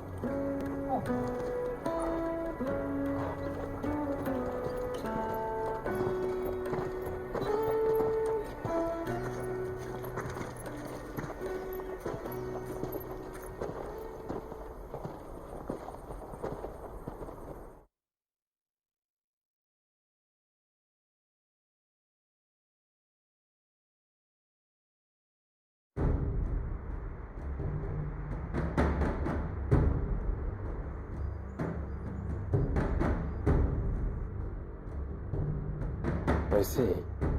And you're quite certain your father has no knowledge of Ultima? I am.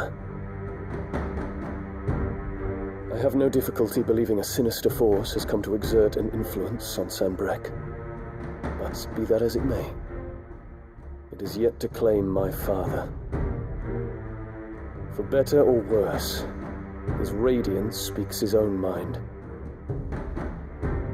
Then the fiend works from the shadows. I confess, when first you told me of this fiend, I had my doubts, and more than a few at that.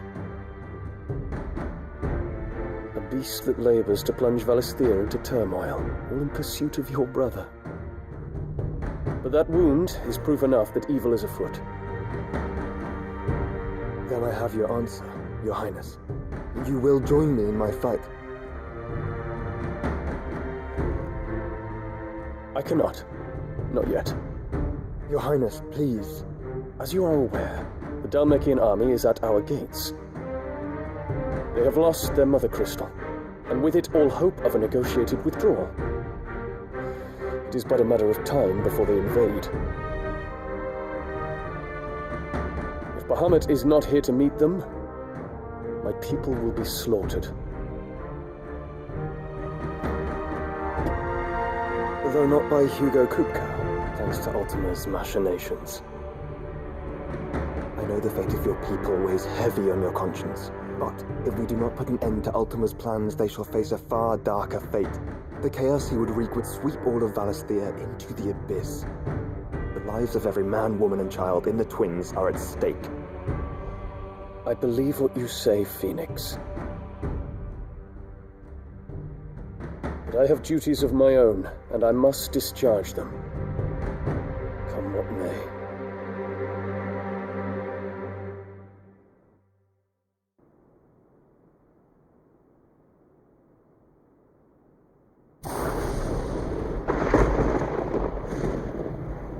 What do you know of my blood?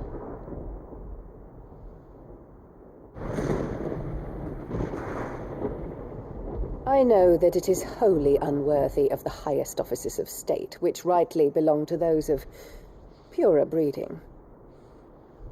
Alas.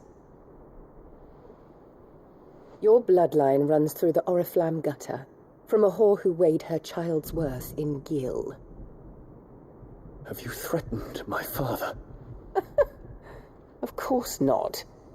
I merely whispered in his ear that his mongrel son is plotting a rebellion. What? Sylvester listens to the words of his astrologers. And they have ears too.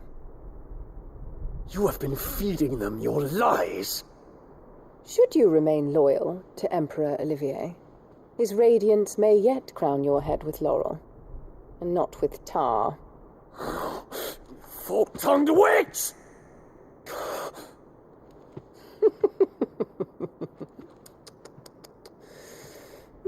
In consideration of your long years of service to the Empire, I shall forgive this uncharacteristic rudeness. Now hurry and make ready, Your Imperial Highness. Emperor Olivier expects much of you, Dion. Or should I say, of Bahamut. May your fire reduce his enemies to ash, till all of Valisthea bows to its rightful ruler.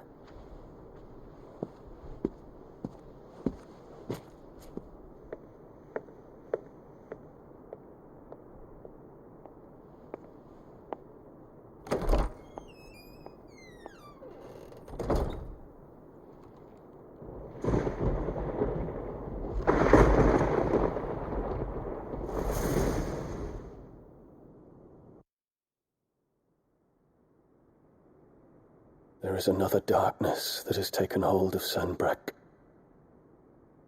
And until its grip is released, the flames of war shall spread ever wider, just as Ultima wishes. Forgive me. My family has caused you much grief. You are not her keeper, Phoenix. This is a matter for the Imperial household now, and as a member of that household, it falls to me to resolve it. At such time as that is done, what strength I have shall be yours.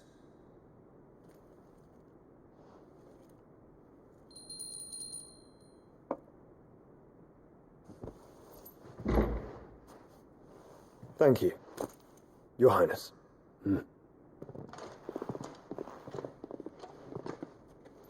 Let us take to the skies together, and bring a new dawn to Valisthea. I should like nothing more.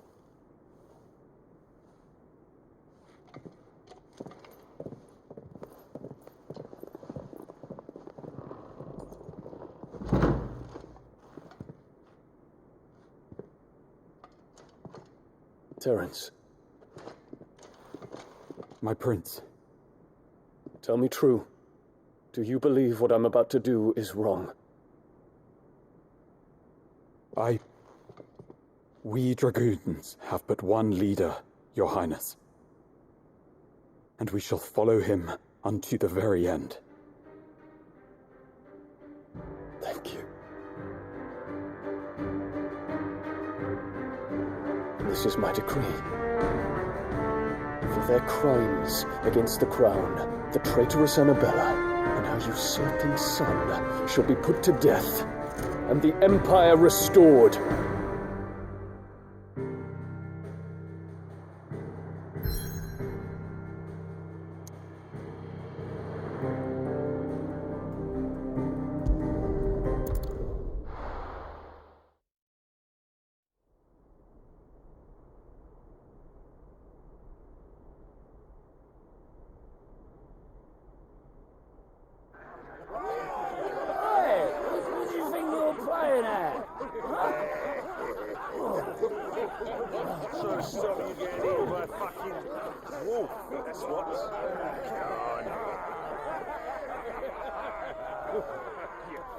One would never guess that these people stood on the brink of war.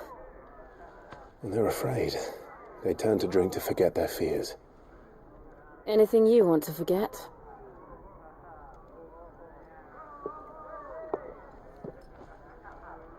The harbor is empty, and half the market stalls too. The city may seem peaceful on the surface, but it's balanced on a knife edge.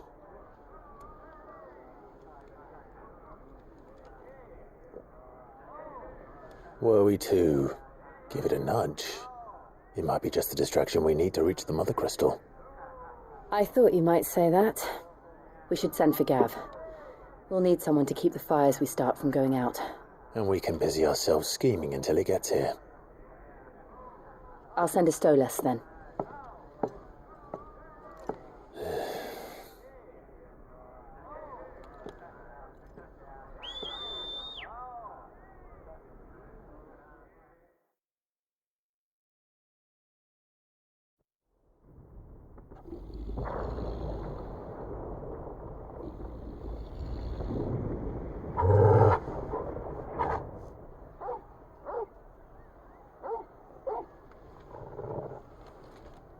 is it, boy?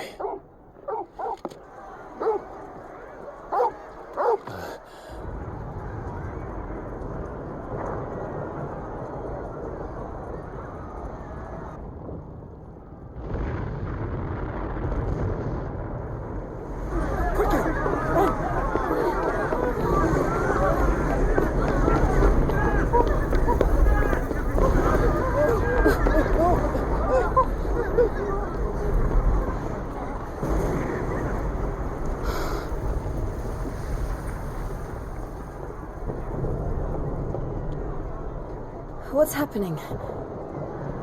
I don't know. Torgal!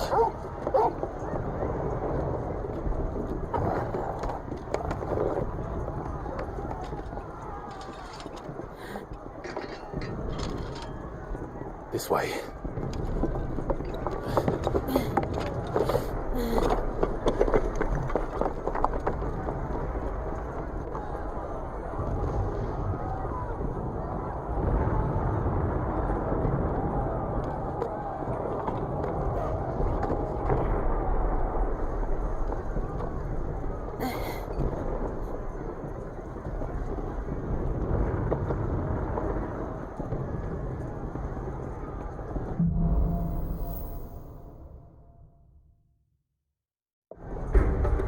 The city's on fire.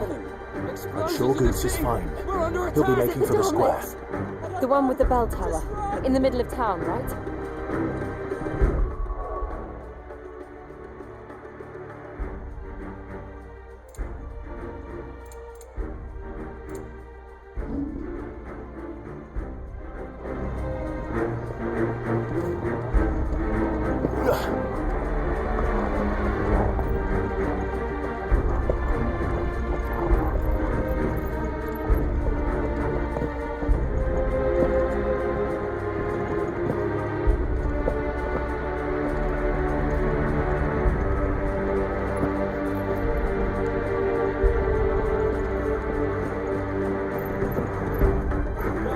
Watchman or sentry is to be slain on sight. Not spare the citizenry. His Highness's orders were clear.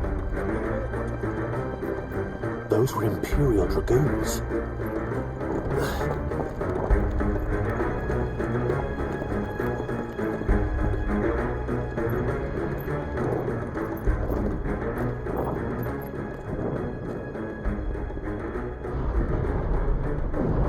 What in the hell is going on?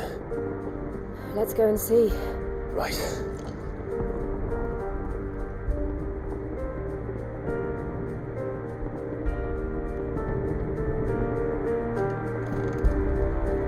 But first we find Goots.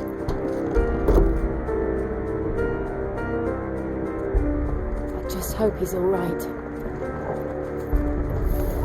You there! Identify yourself! Do we have to?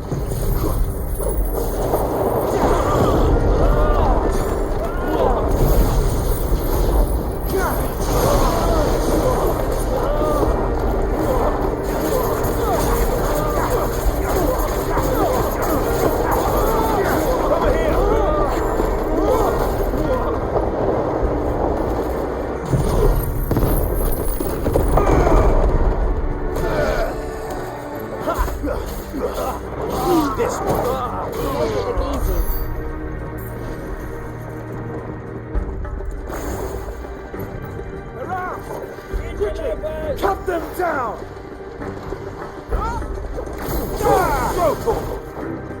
Waken wind!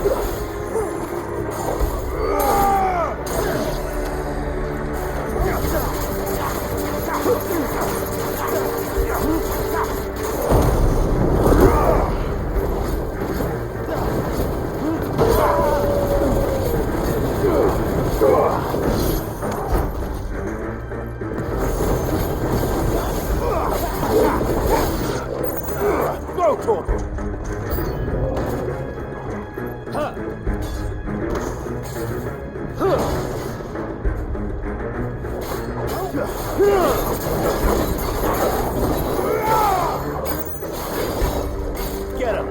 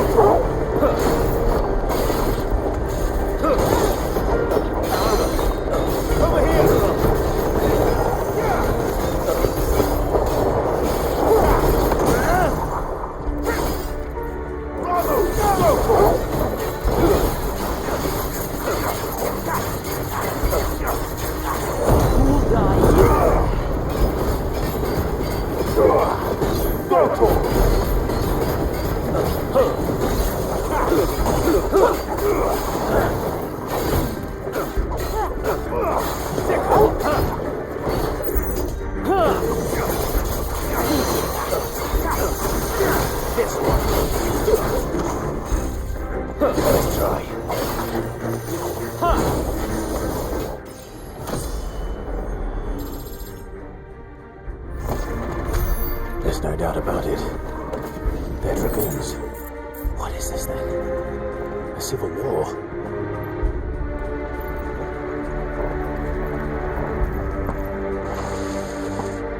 Huh. Never thought I'd be glad to fall into a sewer.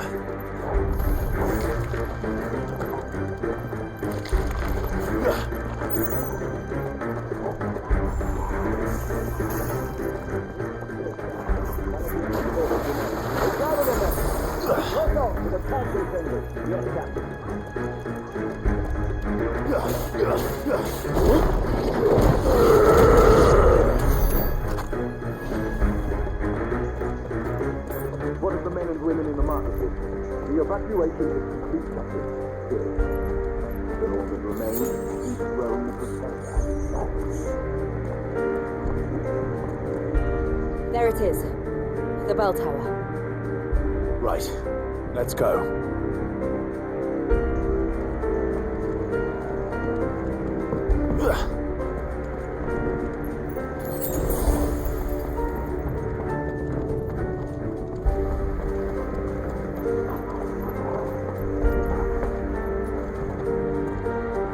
Ah, a goods lift.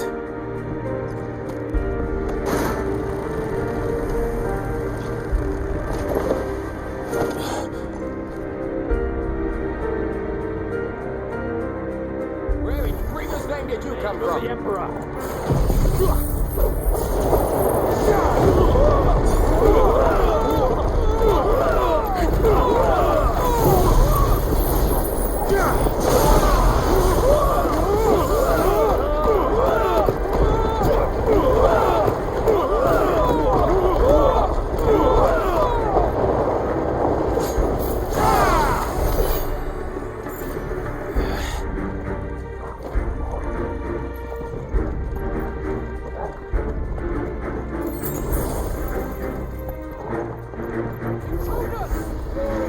Defend the gates!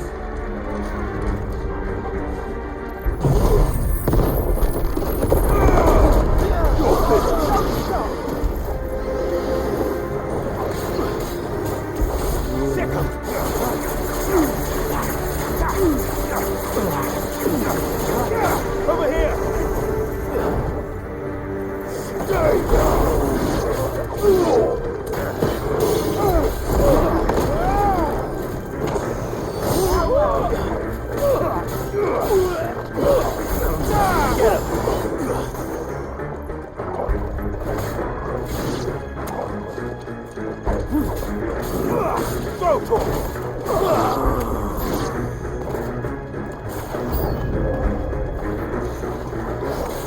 Too slow.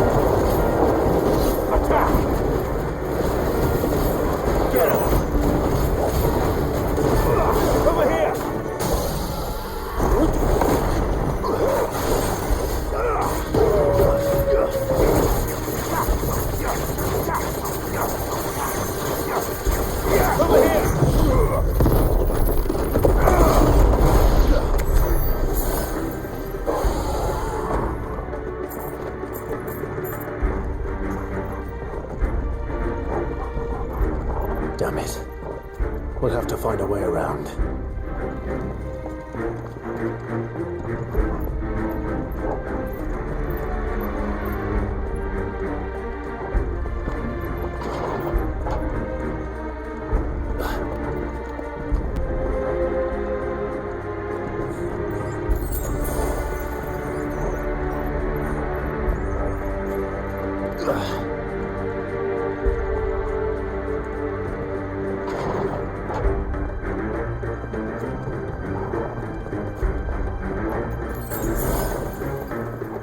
Stop! In the name of His Highness!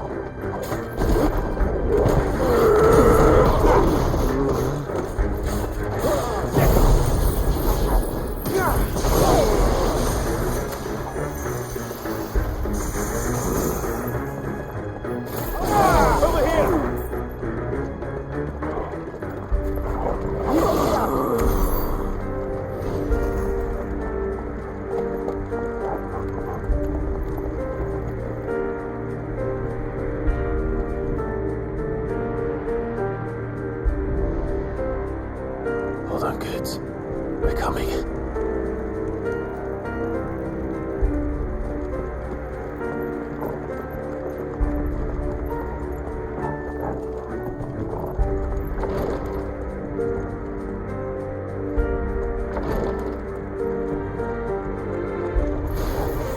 Very well. None shall pass.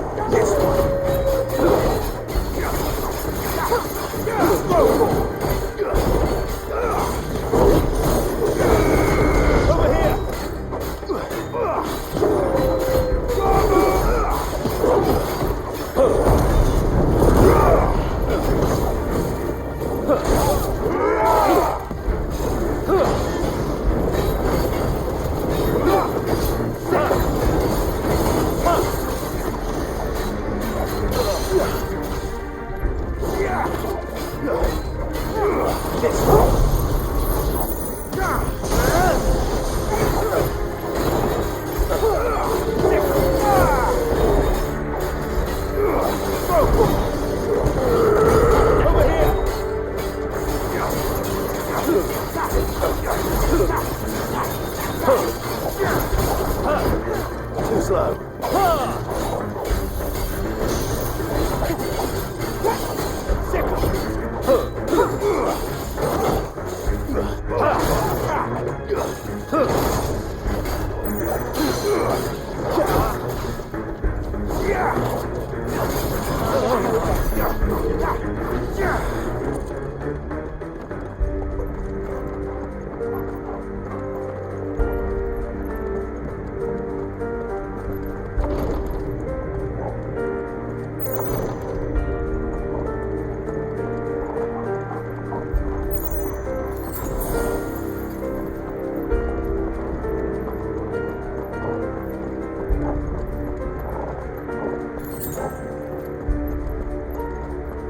Enemies on the ramparts! Kill them!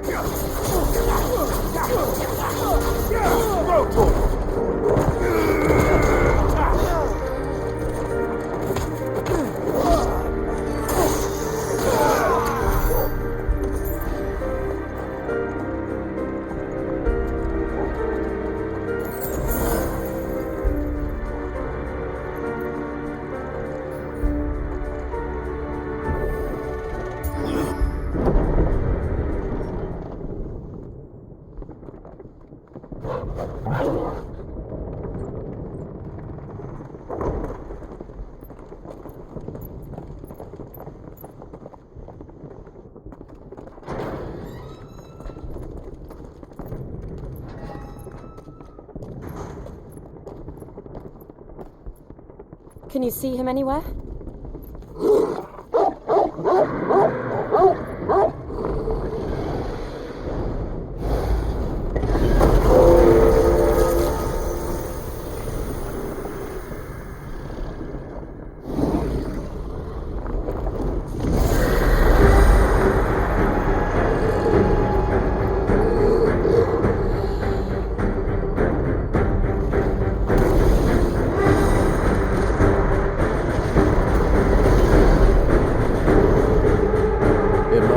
for dragoons' pets.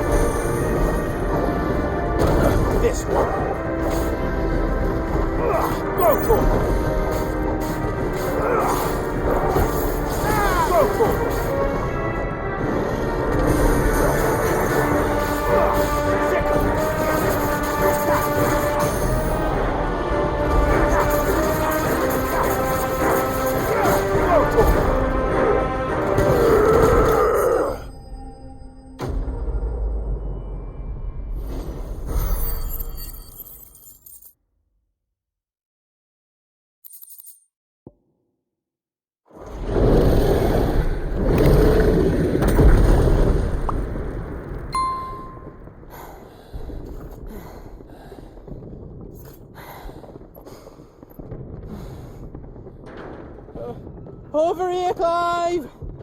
Are you alright? Goods, there you are. I didn't know there'd be a dragon. All right, let's get out of here. Oh! What now? Is that Mother Crystal's heart? What the hell is it doing up there?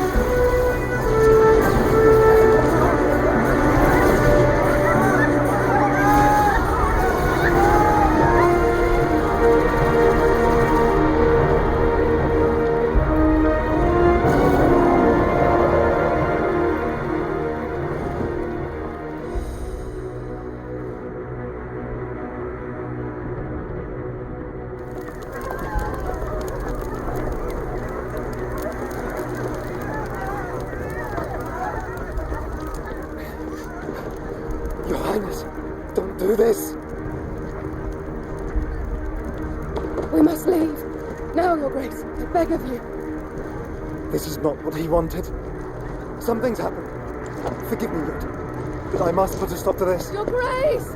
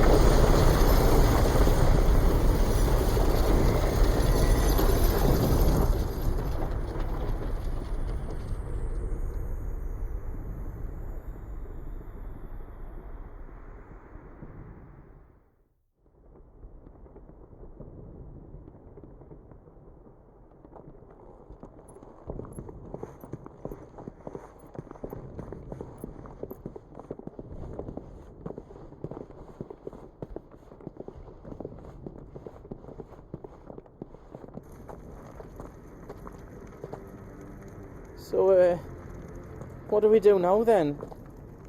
We destroy the heart. We might come back! As soon as the flames die down, the Imperials and the Dalmex will move in. This may be our only chance. And Bahamut has gone for now. You should get as far away as you can, Goots.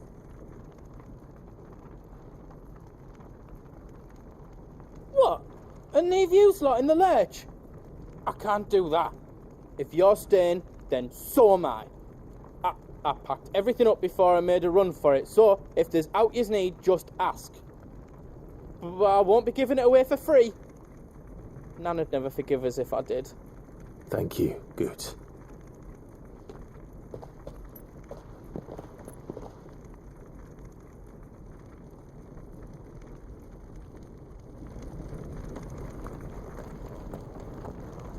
Just let me get me stuff out. Let me show you me wares. Right on, here you go.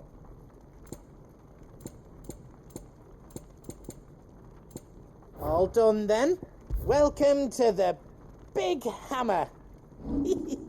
Anything else I can make for you? Drake's tail is right there, Clive. It's time to free Storm from the crystal's curse. Oh, it's past time.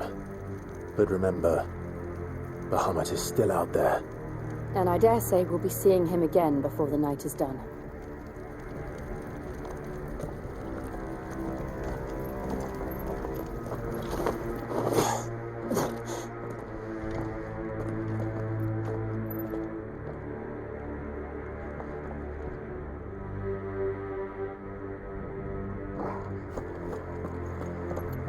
No more roads. We'll have to find our own path. Do you feel that, Clive? Ether. Just what we need. Another flood. It's already turned them. Then there's no reason to hold back.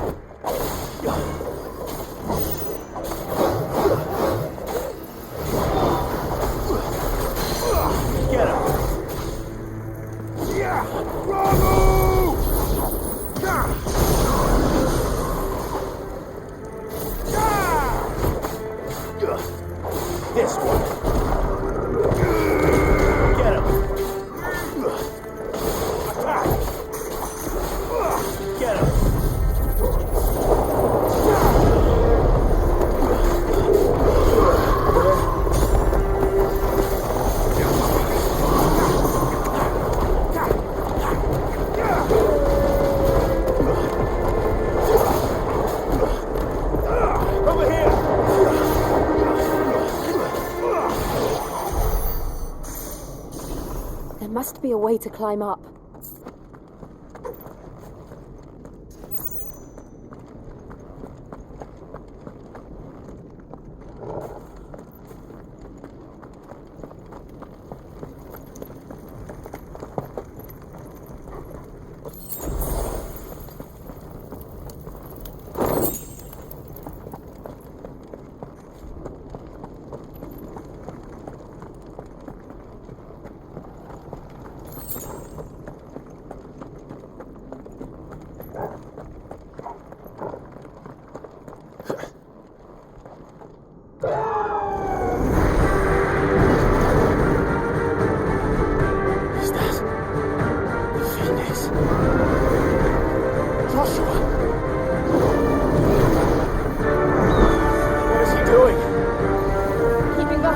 occupied.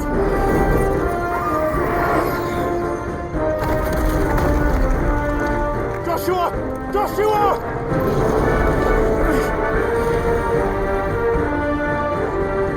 Don't, Clive. It's too dangerous. Hold on, Joshua! I'm coming!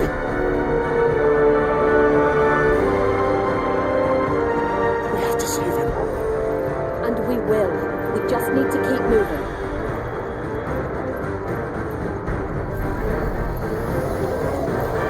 Them again! Not now!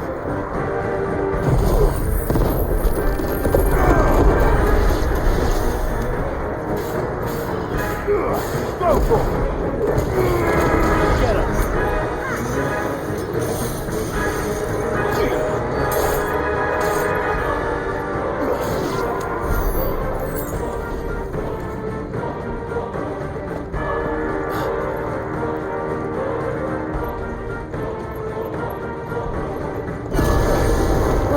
What was that? Bahamut. He'll kill us all.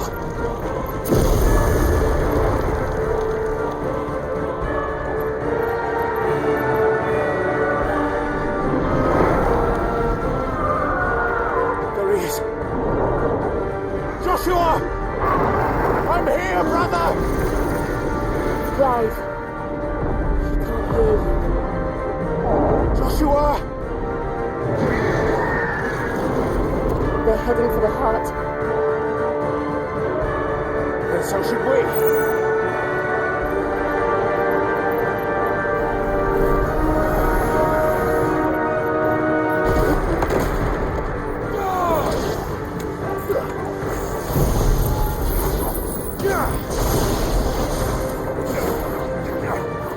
Go for it! Over here! This one.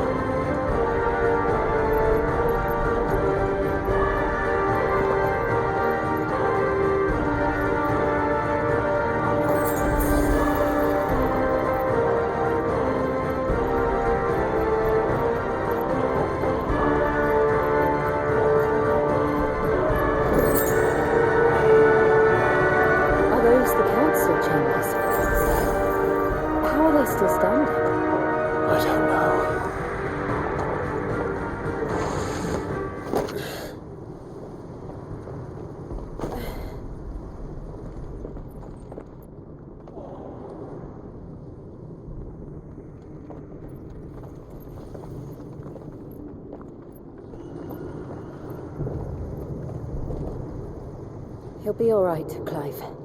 He's a survivor.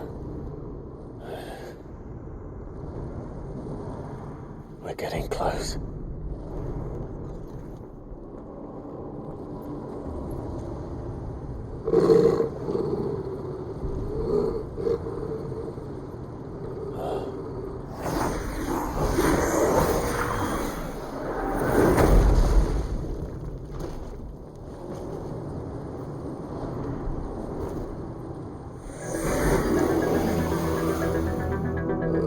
Looks like somebody doesn't want us getting any closer. I don't care what it wants. Neither do I.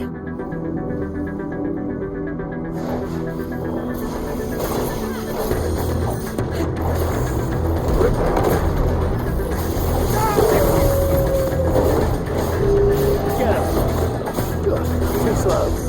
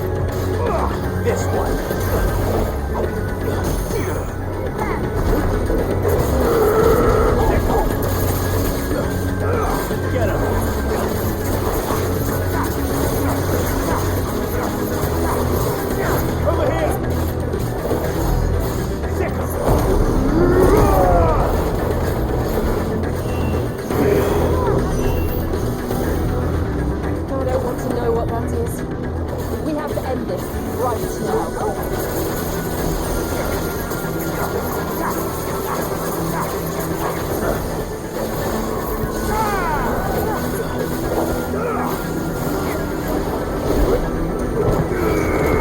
This one.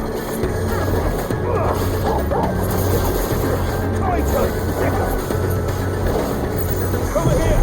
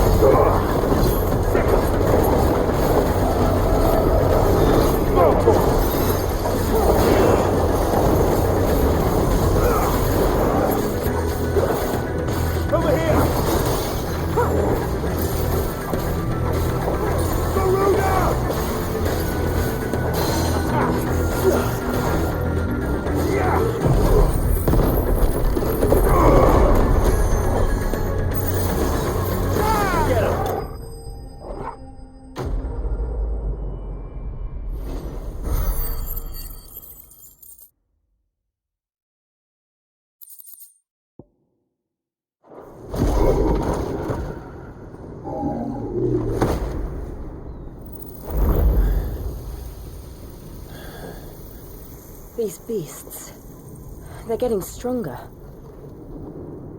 We can think about them later. Right now, there's only one thing we need to focus on. The heart.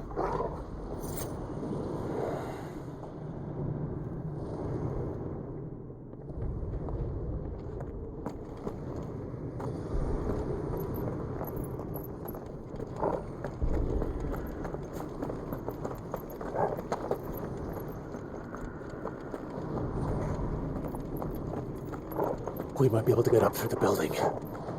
It's worth a try.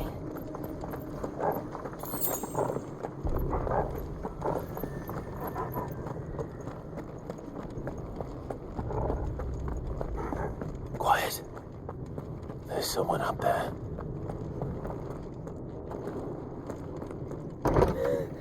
Is someone there? Mother. It's you. What happened here? He tried to take him from me. Oh, my boy. My darling boy. Is this the child you made with the Emperor? Why, Mother? Why did you betray us all? You have no right.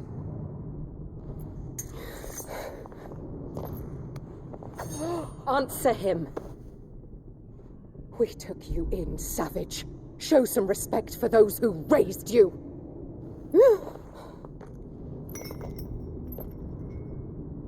Honorable Elwyn, always thinking of his precious homeland.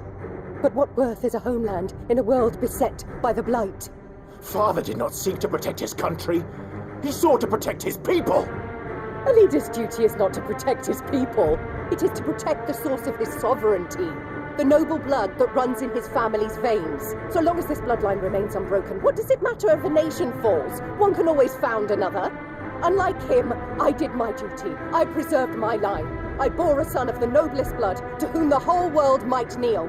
That is why I gave Rosaria to Sambrek. that I might join my line with the Lesages and birth a saviour of this benighted land, blessed by both Bahamut and the Phoenix! You sold your country for a child. Why did he need another? You had Joshua. I had nothing. You were always your father's son, so very strong and bold and daring, and yet you failed to awaken. Would that Joshua had been granted 1/10 of your strength? Oh! How the nobles laughed that Elwyn's firstborn was surely the son of a concubine, and my own, not long for this world. The shame of it! The shame of being slandered by one's inferiors! How could you ever know how that feels? It should have been you! Why didn't the Phoenix choose you? Joshua's every waking moment was spent trying to shoulder the burden that you and the Phoenix and the Duchy foisted on him. That's why I became his shield. To help bear the weight. But what did you do? You betrayed your own blood and surrendered your son to his fate! Joshua, my darling boy. I never meant to hurt him. The soldiers' orders were clear. He was to be spared. Why did you survive when the only one I truly cared for died? What? Have you not looked out of the window? Joshua is here! The Phoenix lives on! He's battling Bahamut as we speak!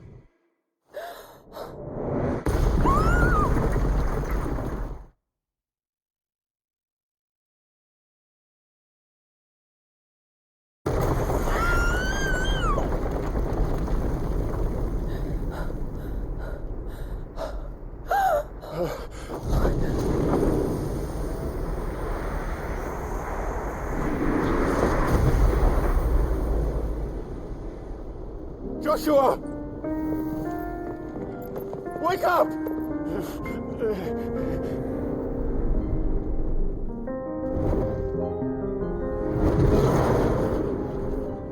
I am a shield of Rosaria.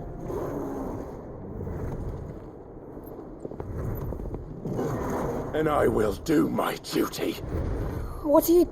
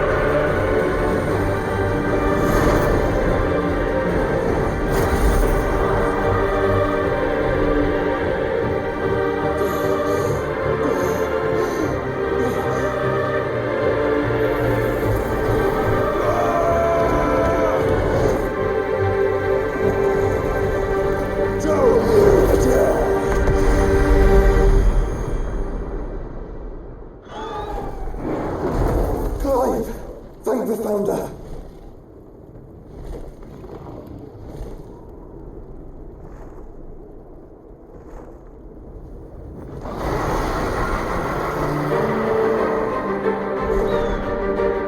It's now or never, Joshua.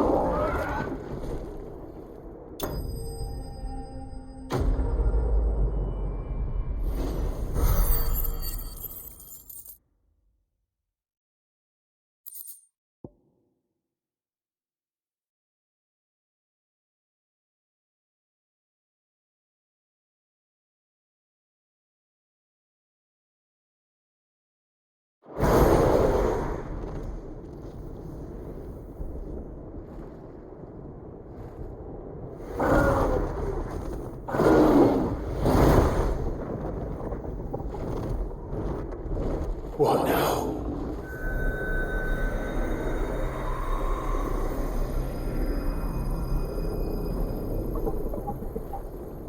This is drinking the ether.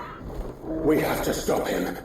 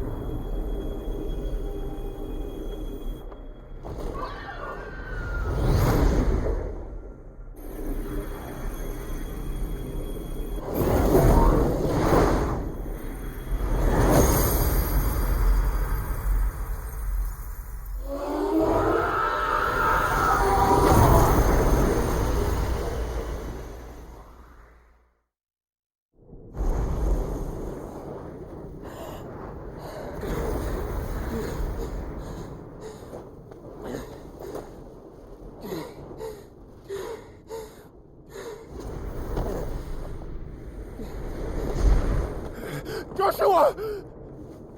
Clive!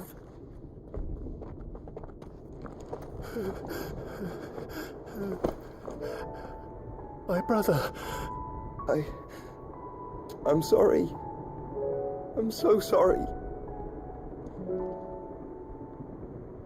You're alive. We both are. Nothing else matters.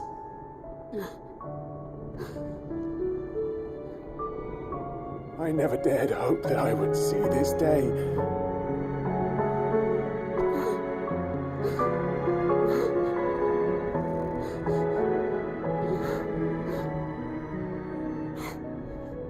Reunited at last. Jill.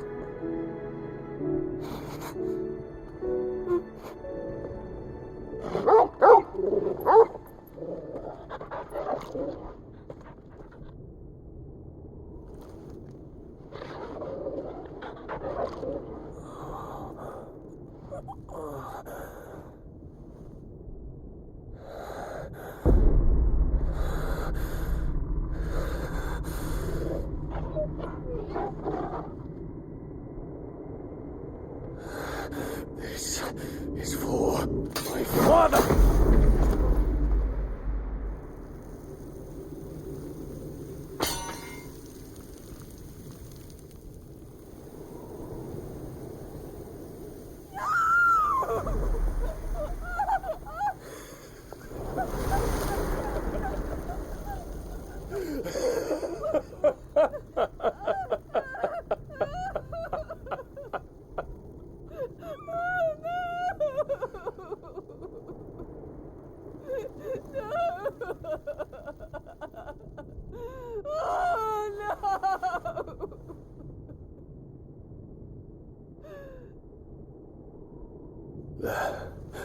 It is done.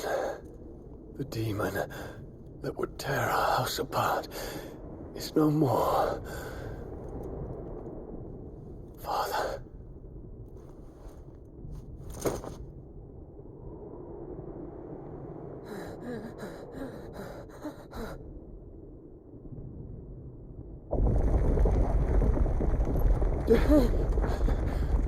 The Mother Crystal. It's collapsing. Right. We need to leave. No. Wait.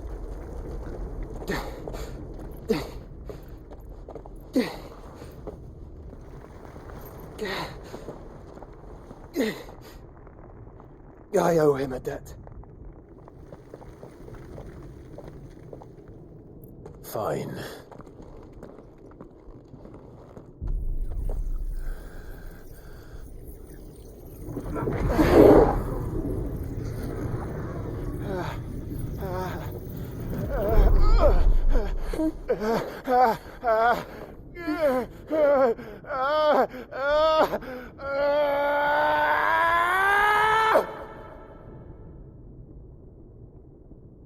You there. Tell me what section. Little as yet. Don't reinforce the walls. Will be found. This is our situation. Report, Captain. It could be supplies of spread. Can nothing be done to call them off? I regret not, Your Radiance. The Dragoons answer to none but His Imperial Highness. The Council is powerless to intervene. We're hearing reports of rebel Madness is this, Dion. throughout the neighboring districts. Focus all efforts on extinguishing the fires around the capital. The city can wait. What about stocks of weapons and arms? Don't dally, man. Go! Your Radiance. Are the doors locked? And I want you to find out Make sure the doors are locked. next movements. By the light. Dion. Have you taken leave of your senses? Call off the Dragoons at once. Fear not. The populace will come to no harm at their hands.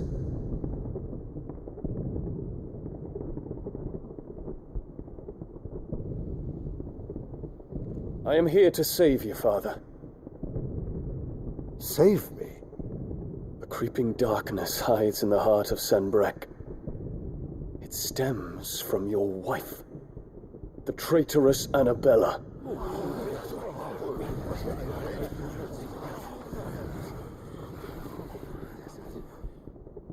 Not another word, Dion. Father, though you may not see it, The darkness has taken hold of you. It has made you forget yourself. But I bid you remember, there was a time when you ruled not with cruelty, but with compassion.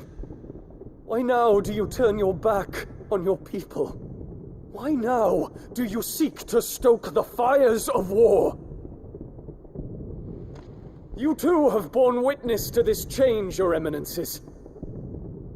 And you know, as well as I, who is responsible for it.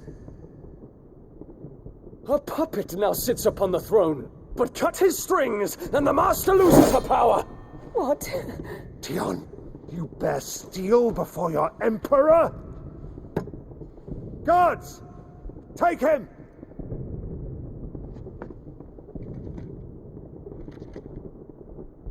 For every citizen who falls, another can be bred. For every home that burns, another can be built. Those were your words. But when the last of your citizens has fallen, and all of their homes have been reduced to ash, what will become of your empire, of its rulers, of your god? As the mother crystals crumble one by one, and the blight sweeps in to claim all that we hold dear, our people look to their emperor for protection. Yet he labors not to secure their futures, but to seize what is left of the twins for himself. Even if it should come at the cost of everything his loyal citizens have labored to build. Dion, you must understand. A small price to pay, is it not? You've been blessed with great power, Dion. Enough to win me the world. So go, claim Valisthea for me, brother.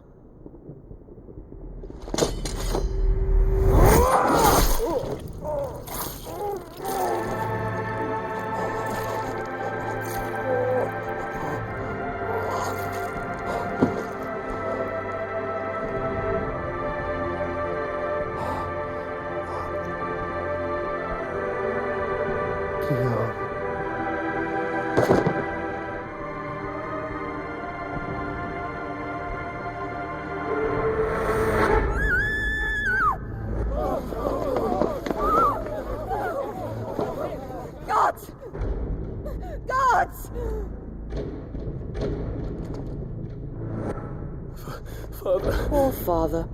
How he doted on his children. That he would die to protect me was plain. It was but a matter of when. You planned this? You did well to endure so long. But you broke in the end, as I knew you would. And now Muthos approaches. Put him to the proof. I would see if he breaks. Go, Bahamut. Kinslayer.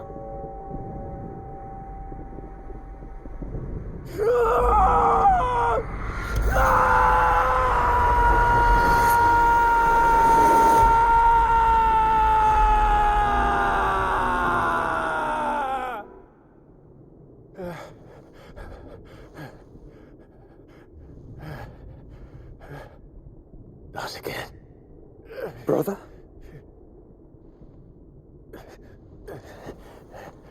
It's a long story.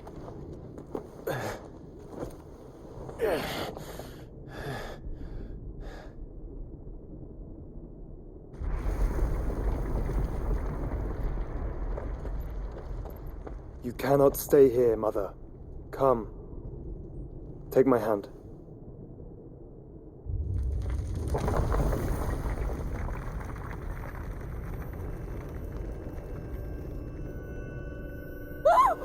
Get away from me! This is all just a dream, just a bad dream! You will not take me, Shadow! You will not take me!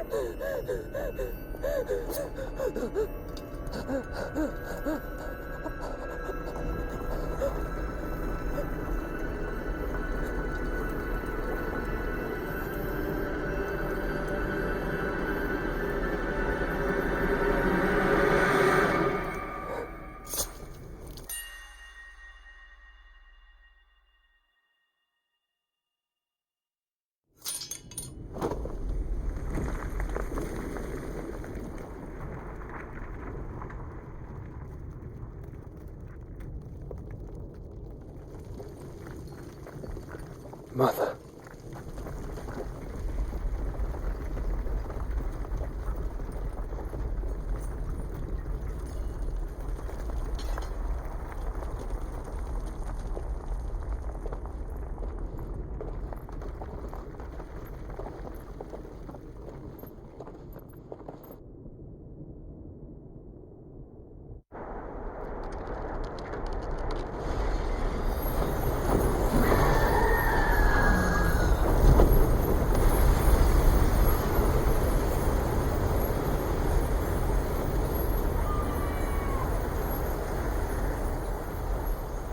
If it is consciousness that weaves your wills together,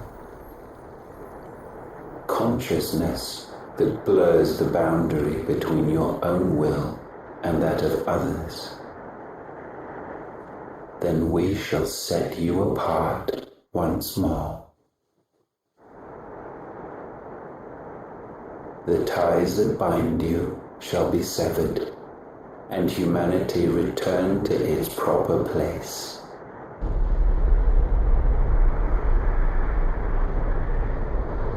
By primogenesis shall a new age of reason begin.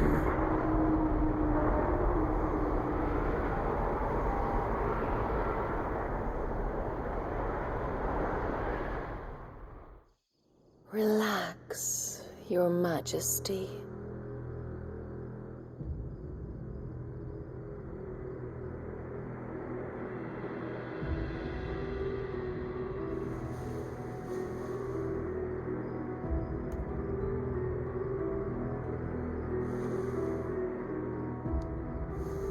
Don't you want to play? It's been a long time. If that is your wish. Men, you are as meek as all the others.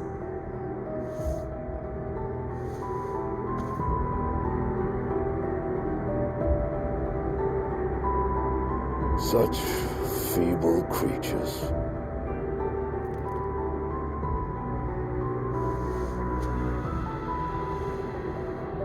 Gifted the power of Eikons, yet slaves to fickle emotions which usher you to your doom. And so you bind your fragile wills with strands of consciousness. The wretched handiwork of a wretched people. The sons of fire were united at last, and for but a moment their flame burned bright. Soon Mythos shall become our perfect vessel. And then shall the world be remade. Not before the bonds are severed, of trust, of respect, of love. Only when every strand of consciousness is cut away, may Mythos return to our side. By primogenesis shall all be undone. Mankind shall be rid of his wretchedness, and Mythos of his will. But while he yet clings to it, he has the power to forge bonds anew, and so we bid you. Find Mythos, and sever every one. To destroy that which has no physical form, you ask the impossible. There is nothing your black blade cannot cut, Odin. We shall unite with Mythos, and bring forth a new world. so long as our vessel remains unclaimed by humanity. It shall be done, Master. My will is yours.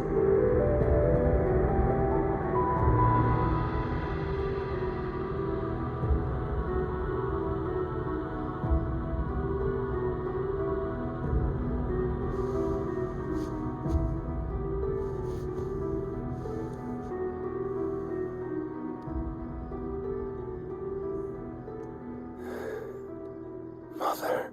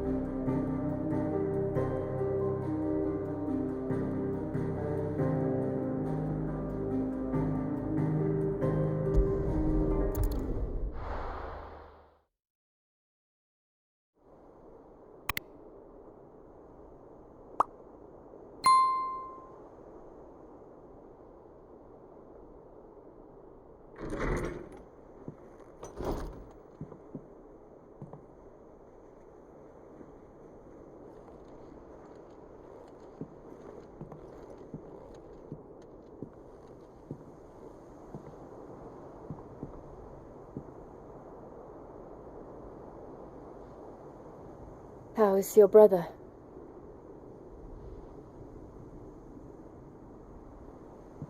Asleep since I returned from the Dominion. Taya says he should be back on his feet soon enough. For a while, at least. She discovered something on his chest. A swelling, circled in stone.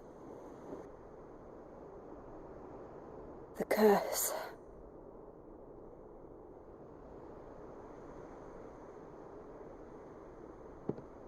For every mountain we climb, another rises up to greet us, doesn't it?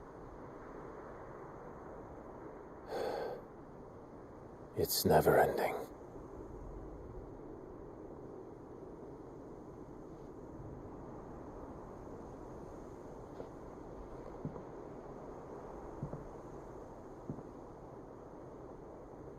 Even the sky seems to have grown tired of it all.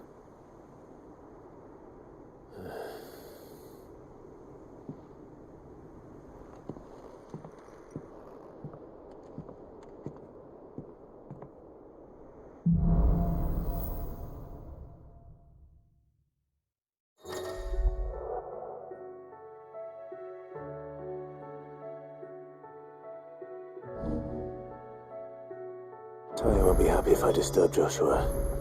While he rests, I might as well see what Otto has to say.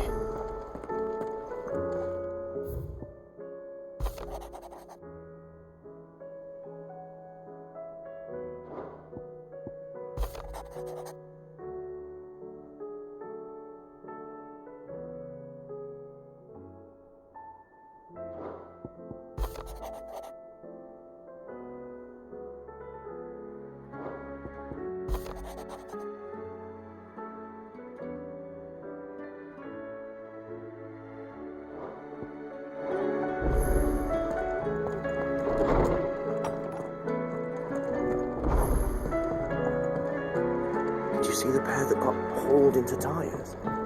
Aye. Trouble with your gear, or... What's saying Fornian, do you? Not bad, if I do say so myself.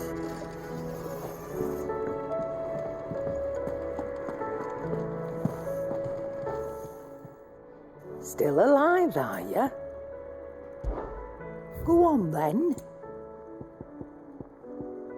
Come again. Or don't. I'm not much bothered either way. Or the moon, for that matter.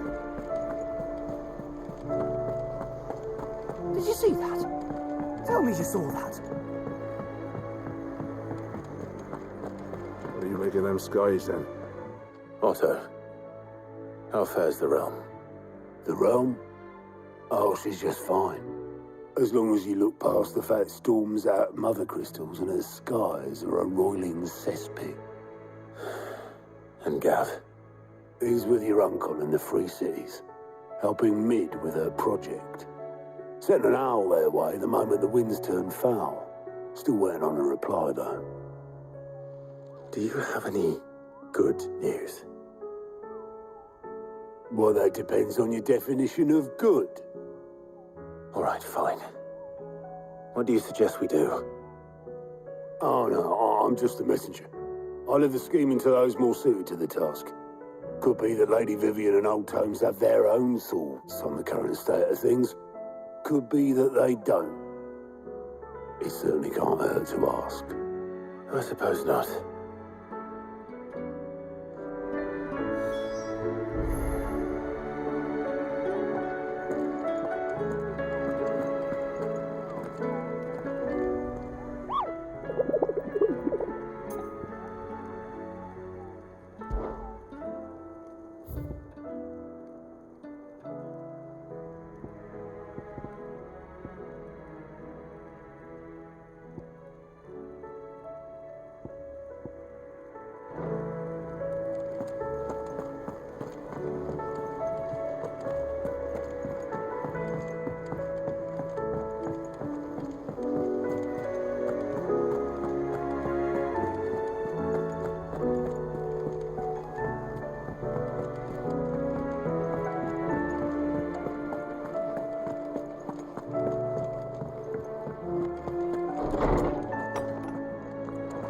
Is a storm coming, Sid?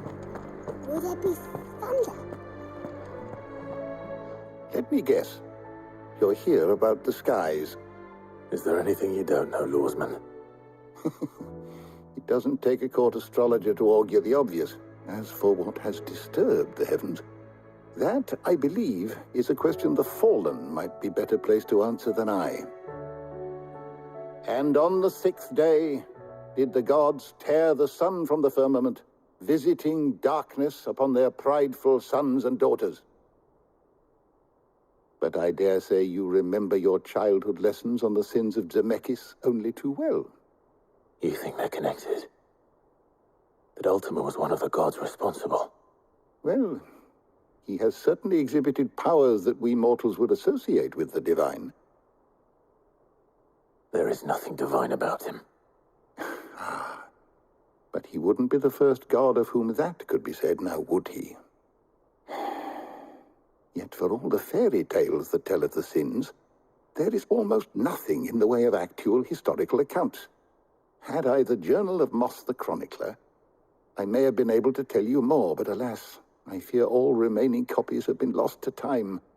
You will forgive me, I hope? Certainly not. Because there is nothing to forgive. Even without this journal, you've provided us ample wisdom. And we will always be grateful for it.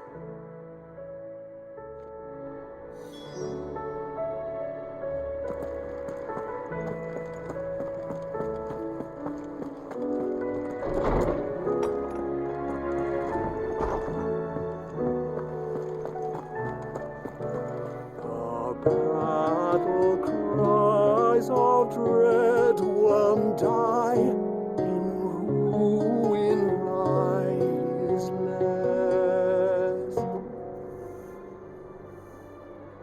As shrinks the glim, so spirits dim,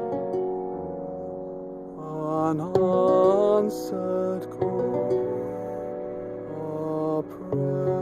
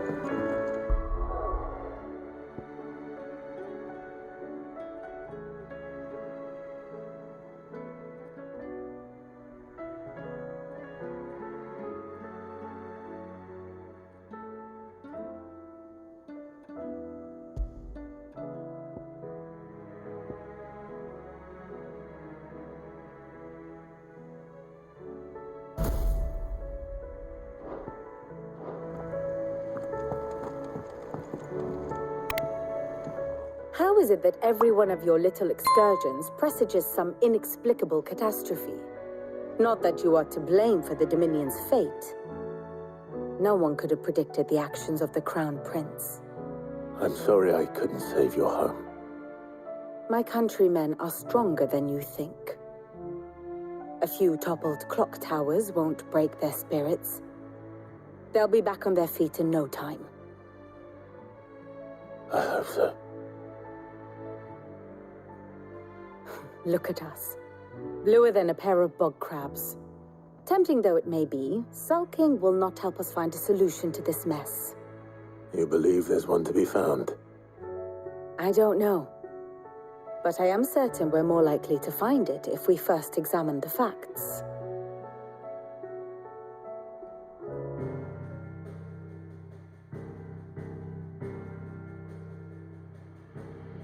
Beneath these darkened skies, fear and confusion reign over Valisthea. Oh, the lands around the fallen mother crystals had already begun to wilt for want of ether. But not like this. Crystals that filled wells and fueled furnaces, now nothing but pretty shards of rock. And those that hang from the people's necks cast nary a glimmer of light to keep the dark at bay. It is only a matter of time before the common folk convince themselves that the end of days is upon us. Yet I fear a swift end is more than we can hope for. While most of the world thirsts for ether, the remainder drowns in it, spawning Akashic in droves. And amidst the hordes of mindless beasts, with magics as like to fail as function, even the strongest nation would falter. Rosaria and the Iron Kingdom teeter on the brink of collapse, while the tragedy in Twinside has all but paralyzed the Holy Empire. Dhalmekia fares little better. Rumor has it the ministers fled the capital after the fall of Drake's Fang, leaving their beloved republic to crumble. Waloed, meanwhile, moves in earnest. The Einherjar has been sighted off Storm. The world, in short, is in chaos. It would seem our civilization was nothing but a castle of sand, to be washed away at the whim of the waves.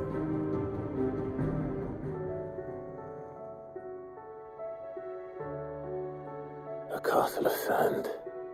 Not my best flourish, but it seemed fitting. The reports I've received are considerably more blunt in their appraisal. Without the protection of their nations, it will fall to the people to defend themselves against those who would take what is theirs. Which is only ever going to end one way.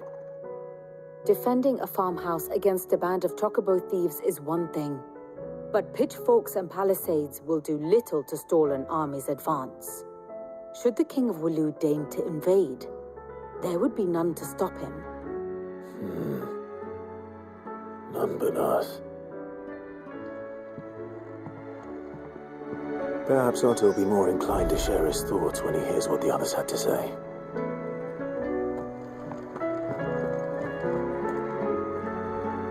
Clive, we have a problem. Only one? That would be a first. It would. Actually, there are three. We had as many owls arrive while you were at the shelves. Martha's got Akashic at her gates, and talk of monsters roaming the hills outside of Northreach has put the wind up Isabel and her lot. And don't forget Dalimil. Lubor says the village was raided by bandits. When it rains... It fucking pours. The curse breakers are spread thin, taking stock of the damage in the Dominion. And even if I could get word to all of them, I doubt they'd get here in time to make any real difference. Which means there's only two people who can. Jill and I. Let them know we're on our way.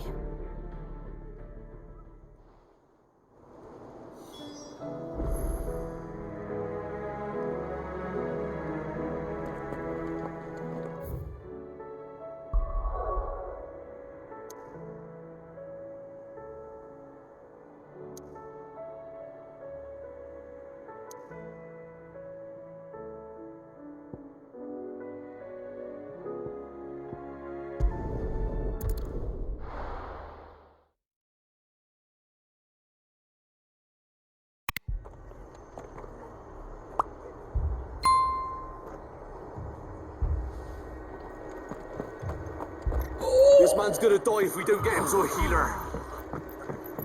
But all our beds are taken. Martha, it's good to see you. And you, Clive. Jill? Otto said he'd been attacked by Akashic. What exactly happened here? Those skies are what happened. Not long after they fell dark, we had our first visit.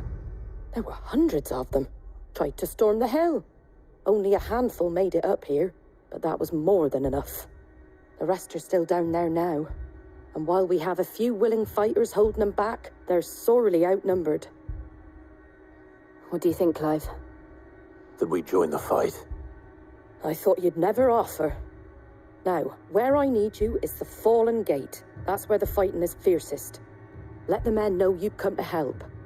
Something tells me they'll be pleased to see you. We're on our way.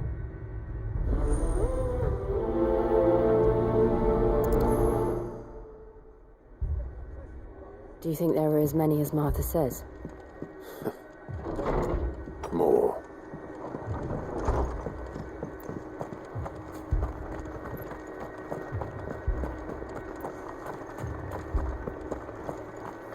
You don't think they've abandoned us, do you? Them not. Not a chance.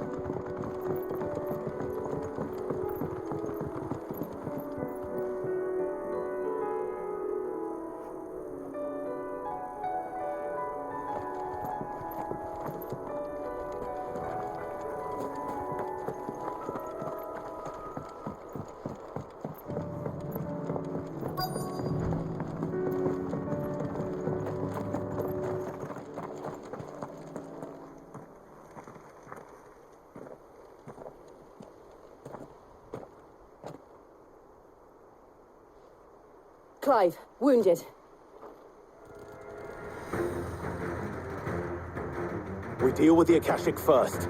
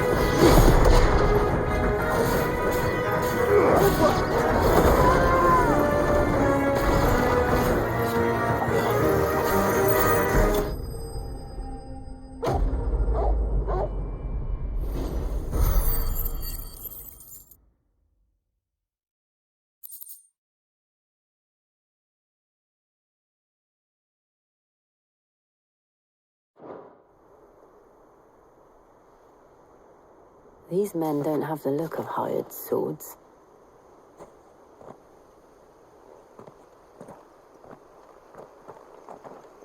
If you've come to rob this place.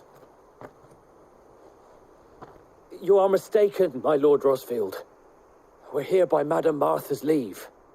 How do you know my name? Forgive me, my lord. There wasn't time for introductions. We're with the Guardians of the Flame. Wade's men? But how did you come to be here? Where is your commander? Sir Wade left earlier with a scouting party to find out where the Akashic were coming from.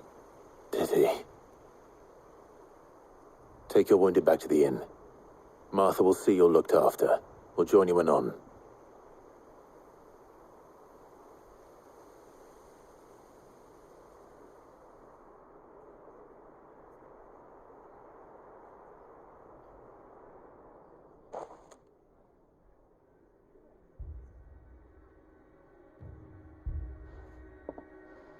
And to think you took them for thieves. A fine reward for holding off the horde, that is. When did Wade and his men arrive? Not long after Rosalith fell. The Guardians asked me to shelter some of them that had lost their homes. They were making ready to leave just as the skies turned, and we agreed it was best we stuck together. Martha! Trouble!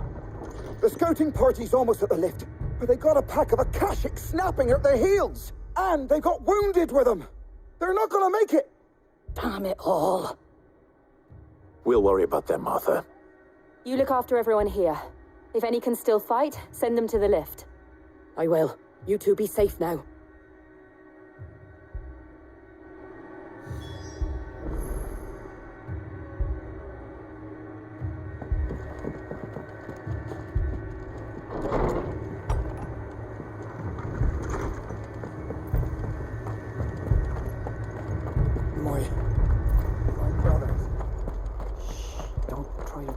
Mad dogs, the lot of them.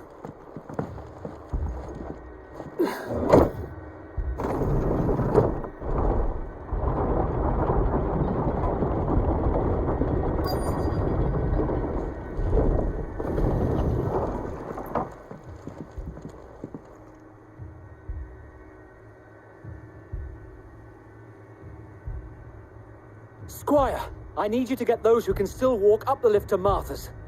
But what about... I didn't ask, Oscar. Sir.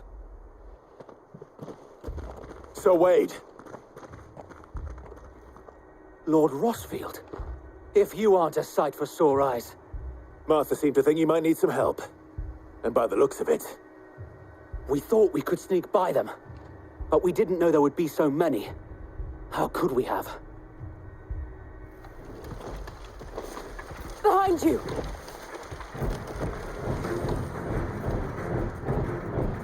Damn it! We need to get the injured to safety. Do you think we can hold them off? We can certainly try. Are you with us, Sir Wade? Always. Then let's do our duty.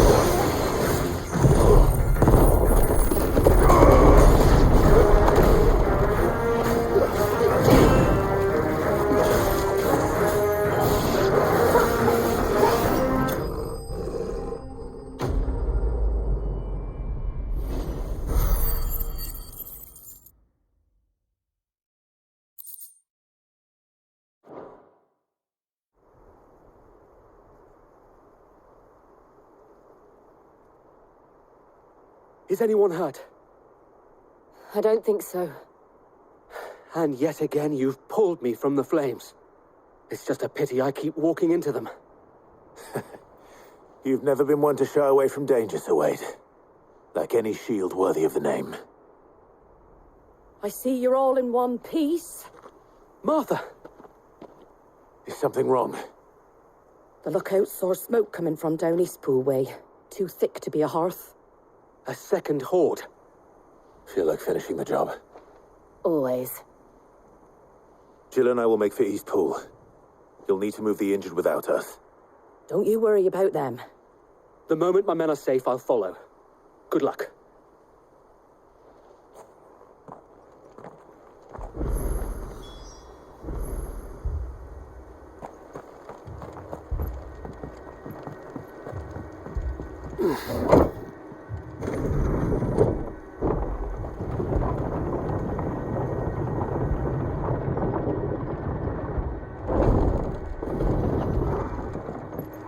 Mad dogs, the lot of them.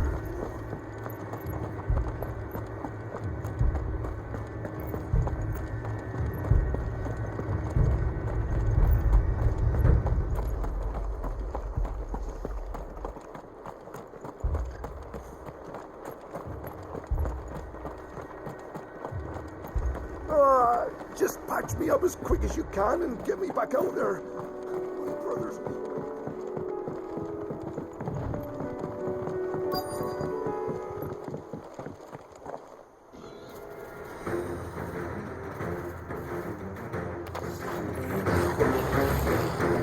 They're headed for the rest.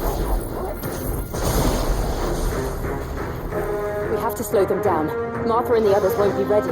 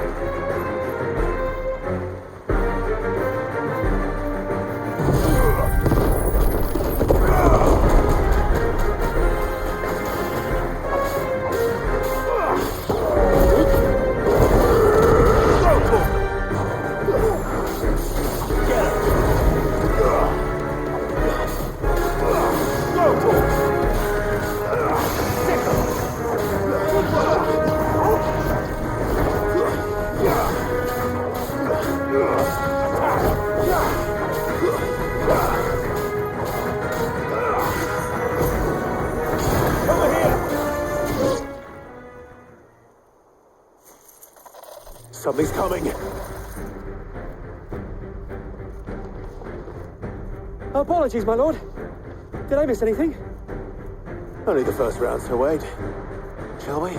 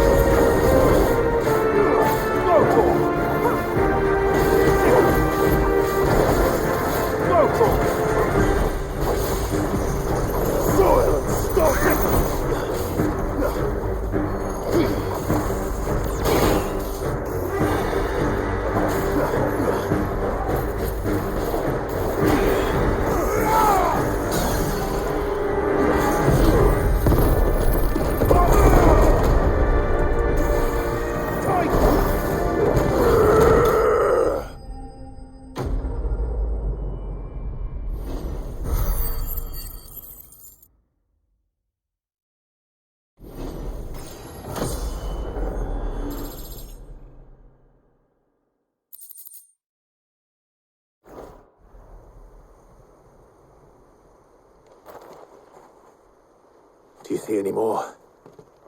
No. I think that was the last of them. But it won't be long before the next lot arrive. Then we make for Martha's while we can.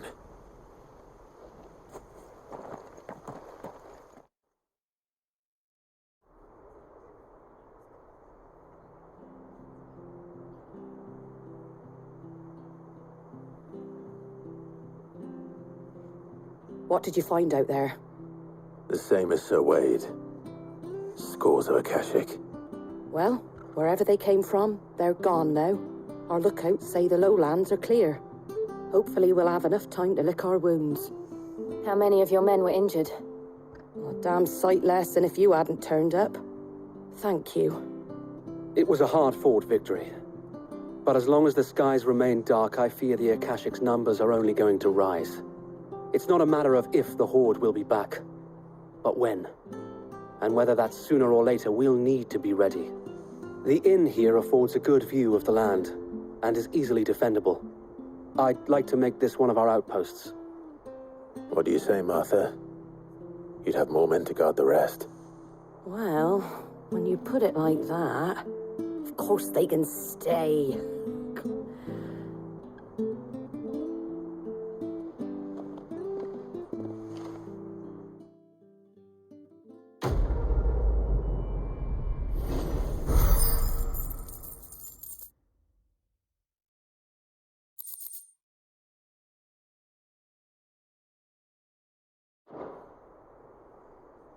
My lord, there's someone I'd like you to meet. Oscar, over here.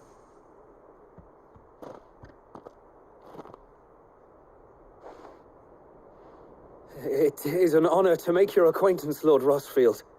I am Oscar. Oscar of House Murdoch. Murdoch? I wasn't aware the Lord Commander had children. Oh, he didn't. But his brother, my father, did. I am Sir Rodney's nephew. Well, go on, then. It's not for me to ask him. Yes, so wait.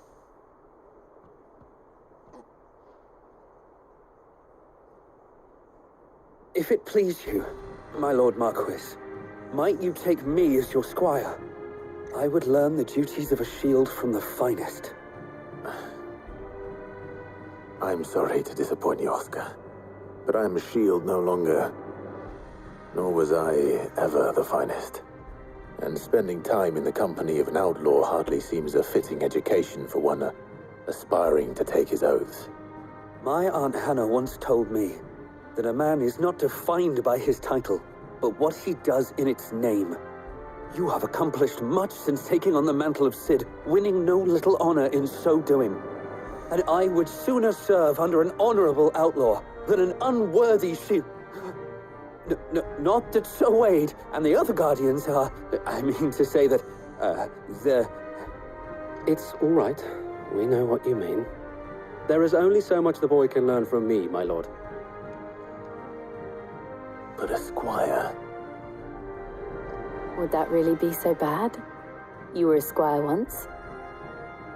And I'm certain Sir Rodney would approve.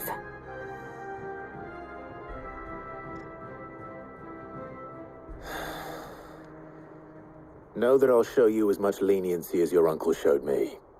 I would not have it any other way.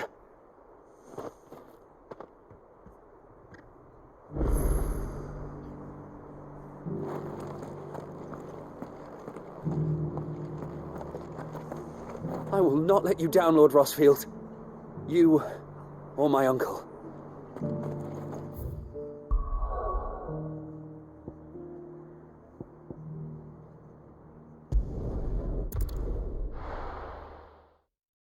First we find Isabel. Heard a bloke saying he saw ghosts on the far side of the wall. Ghosts? I saw it with my own eyes. The whole of Oriflamme under a flood. And we're next.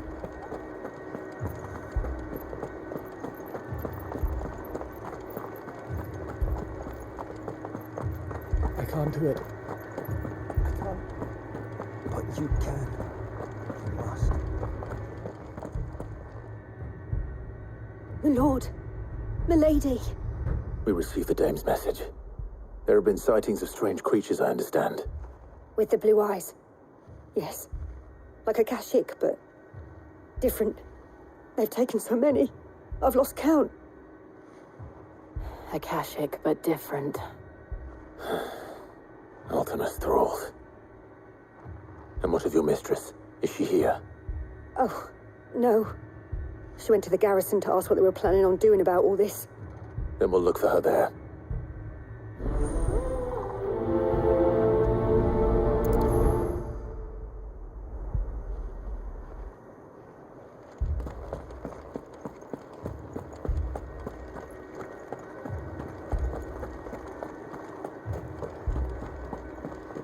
We could leave.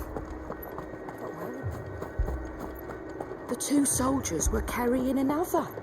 He didn't have any legs.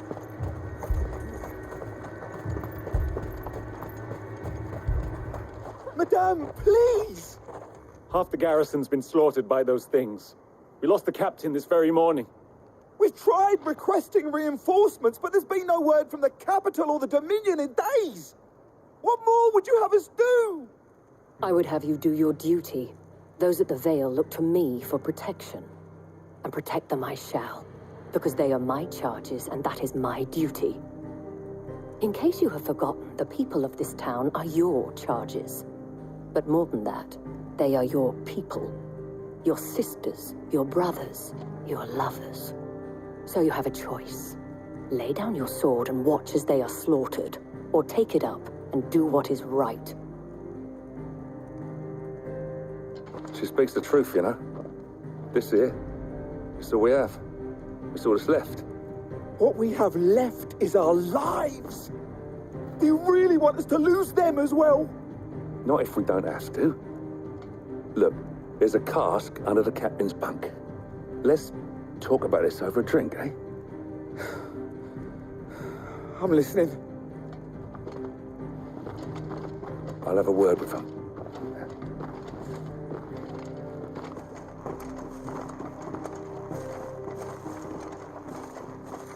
Ah, Clive. I didn't expect help to arrive so quickly, and sought to take matters into my own hands. It was a noble effort, but I thought you might still need some support. I'd like you to consider my needs. What we need to consider is where the creatures came from. The way the survivors speak of them, one would think they appeared out of thin air. And perhaps they did. It's hard to know what to believe these days. We'll talk to the survivors.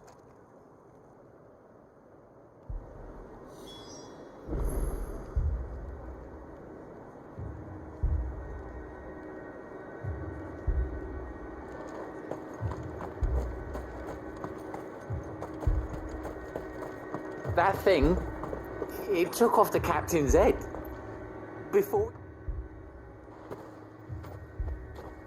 Did you see the creatures that attacked you? Creatures? Yeah, they came out of nowhere. They went for Joseph first, then me, and then they were just gone. Do you remember where you were? On the road from Oriflamme. We just passed Moor when... Where's my Joseph? It's all right. Just rest now.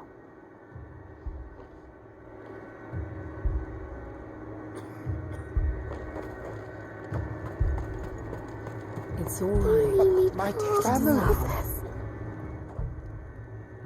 You're a pikeman, yes? What happened? I've got family in Moor. I heard the flood was spreading, so I went to see if they were all right. And a pack of them glowing things found me in the meadow. I ran for my life. I never did get to the village. Leave that to us. At least we have an idea of where the thralls might be now. We should head for more.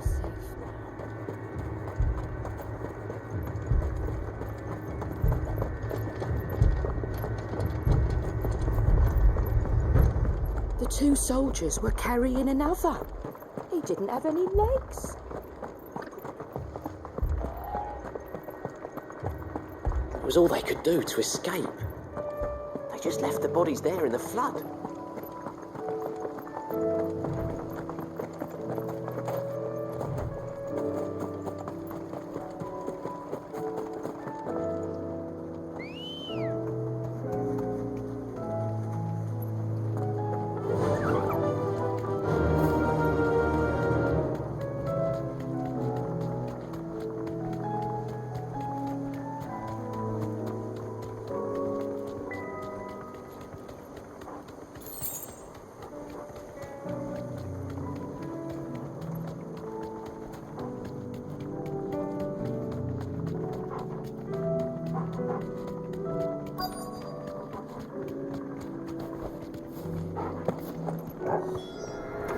Clive, look.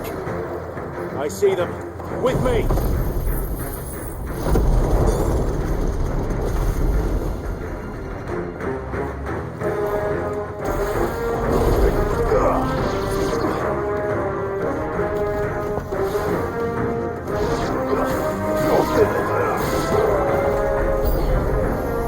Should I pry? Save your strength.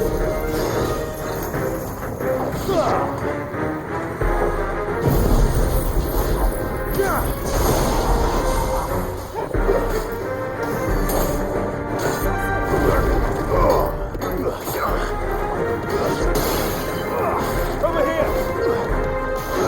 This way.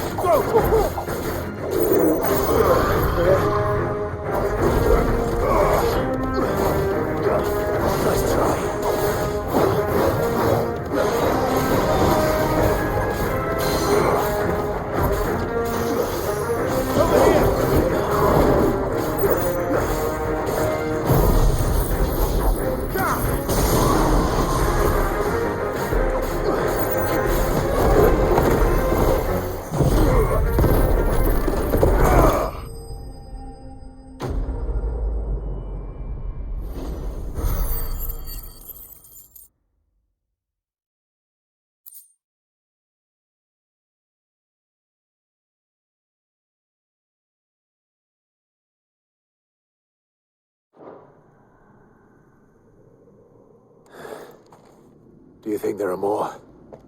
There are always more. But I'd say we've done what we can for the time being. Then we should let Isabel know.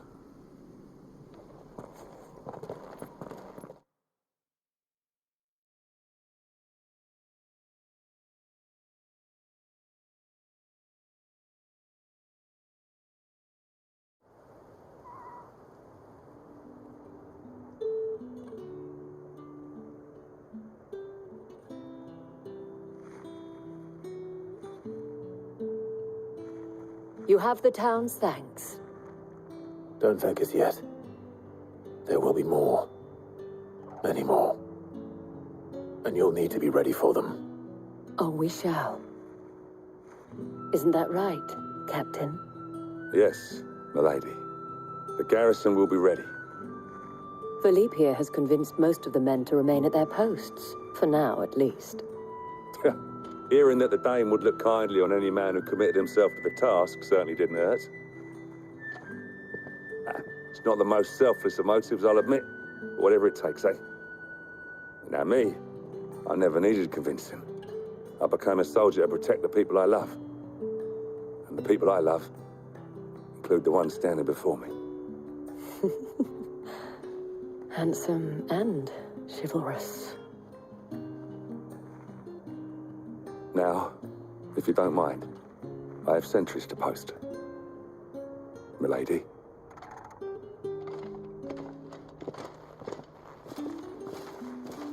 Lest you wonder, I'm not foolish enough to believe that this has solved all of my problems.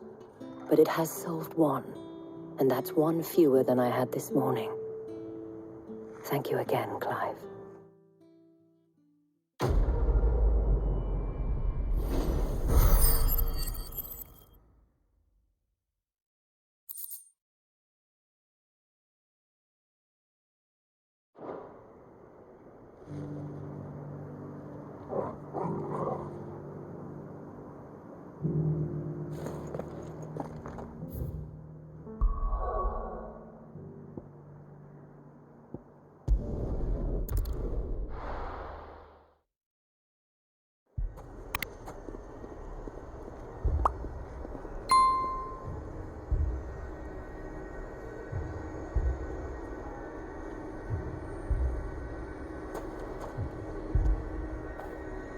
I feel good, boy.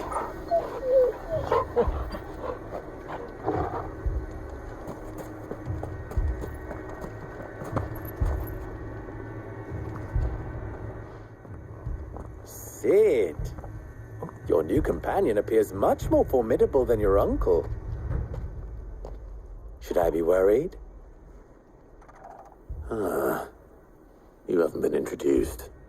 Jill, Clive has told me much about you. All lies, I'm sure. Your Stolas said that Dalamil has a bandit problem. Indeed. Although, you're a little late. They left with our food and guild days ago. Any idea where they went? The desert's a big place. Your guess is as good as mine. But the fact is, I have more immediate concerns. What did you say to me? What did you say? As if by magic. Let's just say we've yet to reach a consensus about how to solve Dalamil's little problem. And at this rate, it won't be the actions of the bandits which prove to be our undoing. It will be our own. Now, I've tried reasoning with the dissenting parties, but even the Desert Hare has limits. Perhaps we could talk to them. What makes you think they'll listen to us? What makes you think they won't? She makes a fair point, Sid. And you won't have wasted much of your precious time if you fail. They're just across the courtyard.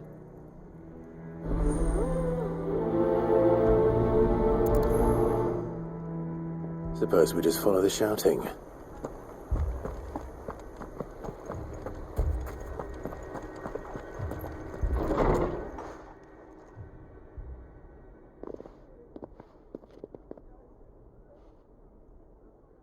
You wouldn't talk like that if it had been your men whose throats were slit.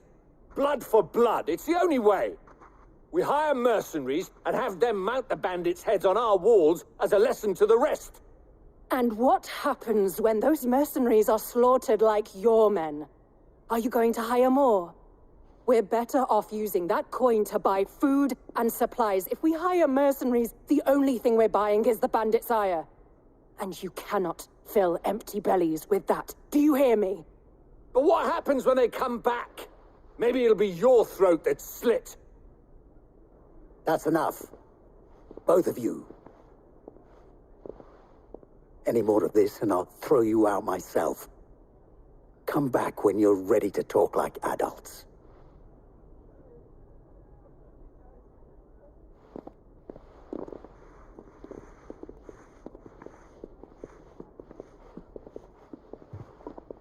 Victor.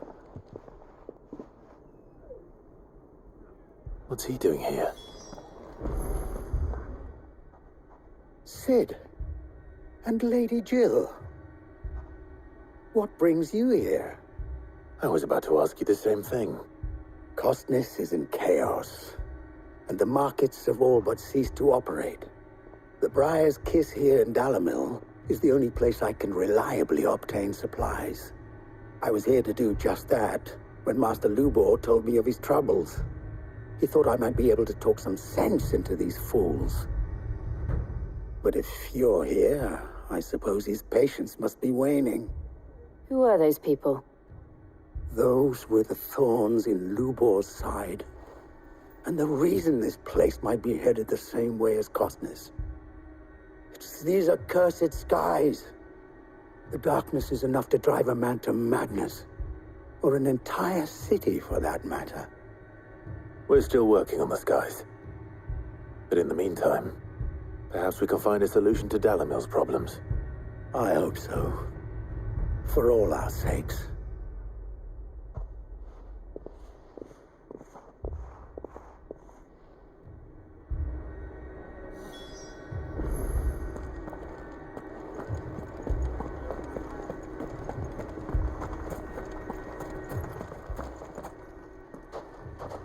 So, you see my predicament? What I saw was a room full of people who were angry and afraid. And with good reason by the sound of it. But if left to smolder, that anger and fear could set the entire town alight. My thoughts exactly. What to do? Both sides wish to protect their homes and livelihoods, if only they could agree on how. But as long as they are divided, we are vulnerable. And if there's one thing bandits like, it's an easy target. What would Sid the Outlaw suggest? Well, if it were my namesake, he'd let them choose for themselves and be on hand to pick up the pieces when it all went wrong.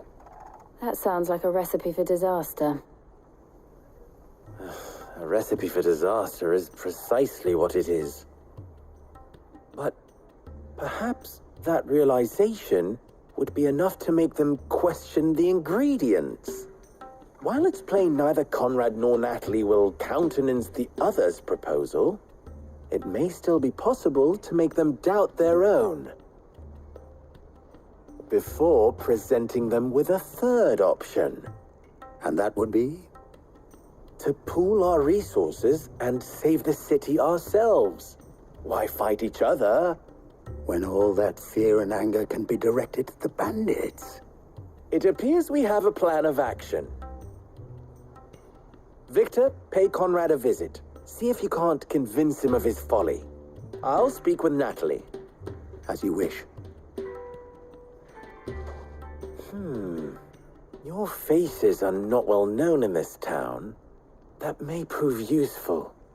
Don't worry, Victor and I will do most of the talking. You need only play along. Play along? What he means to say is yes.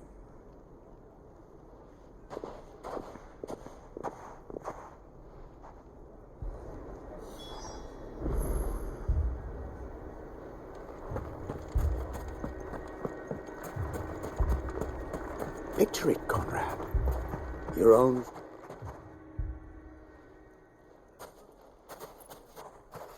Ah, here she is. The Lady of the Spear herself. Conrad, may I introduce you to Jane, commander of the Red Wings, the oldest mercenary guild in the Free Cities. A pleasure, my lady. The pleasure is all mine. As I told you, I summoned the commander here from Canberra to inquire about a contract. Victor says you told him no.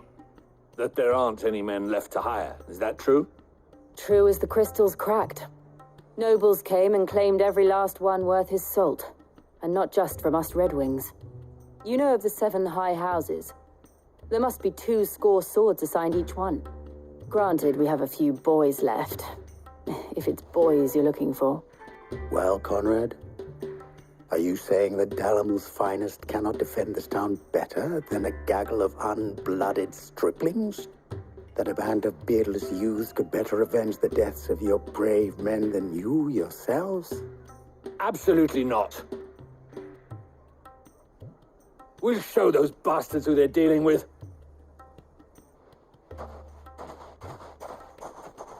I can't believe that actually worked. Conrad's not what you call the brightest candle in the crypt. And there's a reason why I had you do the talking and not Sid. Well played, my lady.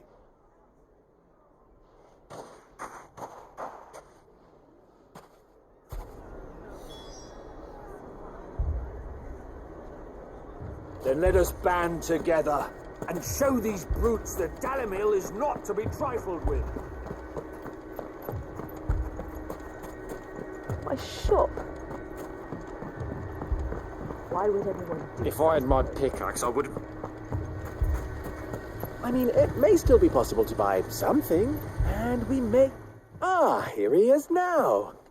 Natalie, allow me to introduce Lord Underhill of Randalar's prestigious League of Merchants. Lord Underhill. At your service. Underhill? I was just telling the good lady of our conversation, my lord, and how you were lamenting the state of the capital's stores. Lubor says that not only are the granaries almost empty, but that war and the Blight mean this season's harvest won't be enough to fill them for winter.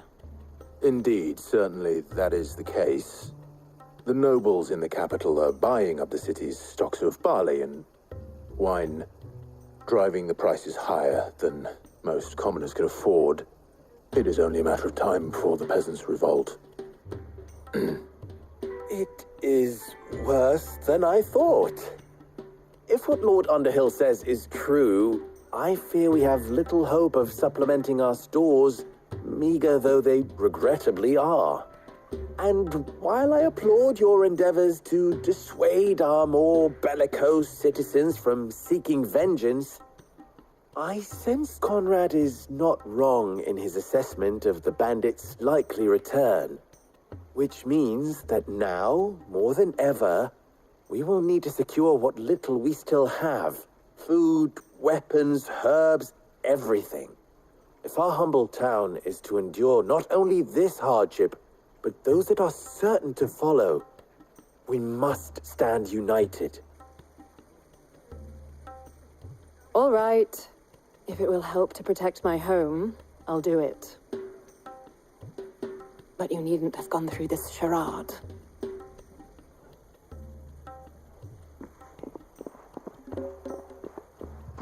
Thank you, Clive. Your performance was nothing if not workmanlike. She saw right through it. I didn't say it was good, merely that it produced the desired effect. Now, my scouts should be returning shortly. Meet me back at the Briar's Kiss, and we shall see what we face.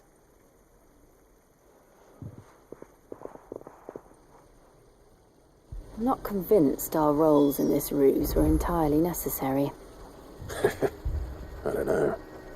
Conrad seemed quite taken with you. What little I can to defend what little we have. Mummy, I'm scared. Oh, I'm ruined. Good news, Sid. Both Conrad and Natalie have somewhat gracefully accepted their new roles. With time, they may even learn to. Time no longer appears to be the luxury it was before lunch. I take it your scouts found the bandits. Technically, it would be the bandits who found my scouts. It appears they march for Dalimil as we speak. All of them. You're not serious. They don't just want food, they want the whole damn town.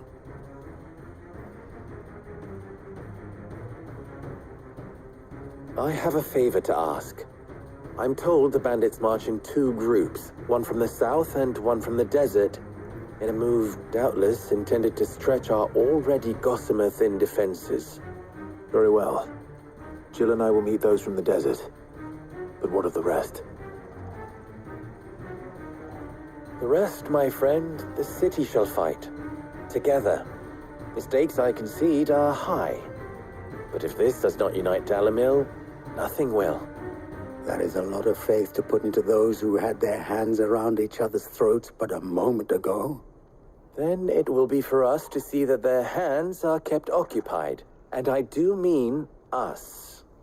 I thought you might say that. We'll hold them off for as long as we can. And we will do the same.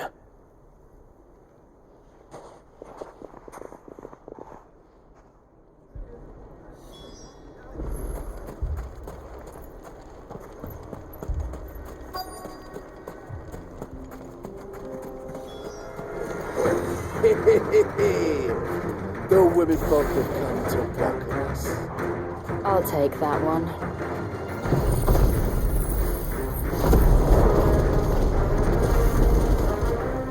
He's all yours.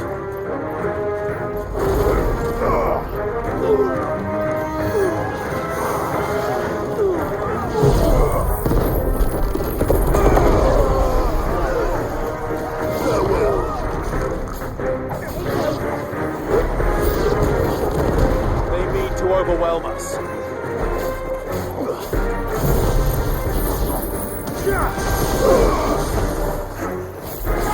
Over here!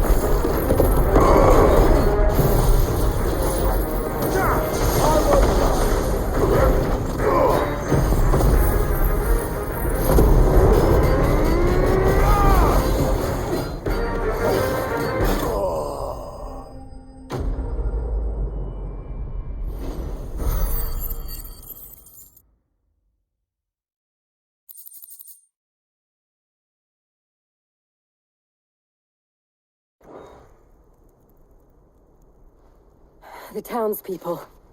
Could they have held out? I don't hear any fighting. What do you think? That we should hurry.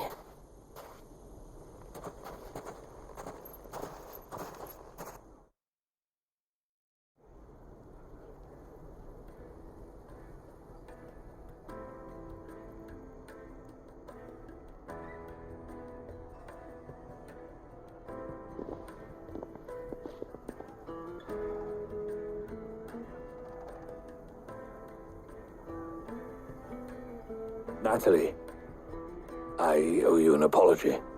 You did well out there. The inn would have been lost had you not held the line. Without you, there would have been no line to hold. You saved us, Conrad. You saved Dalimil. We all saved Dalimil.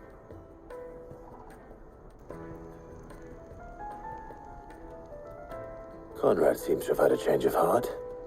I'd say they both have. I take it from your presence that our visitors from the desert won't be joining us either. Pity. The Grant. Calm now, Victor. Why quibble over the details? We are united, and that is all that matters. As for you, Sid, you fight considerably better than you act. I'll take that as a compliment.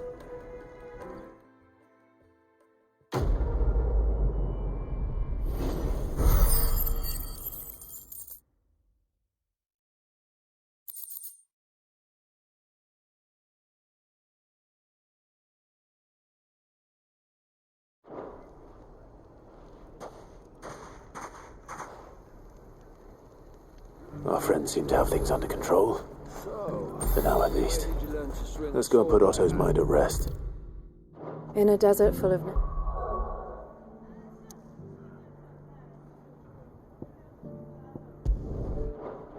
Wells, a woman has to learn.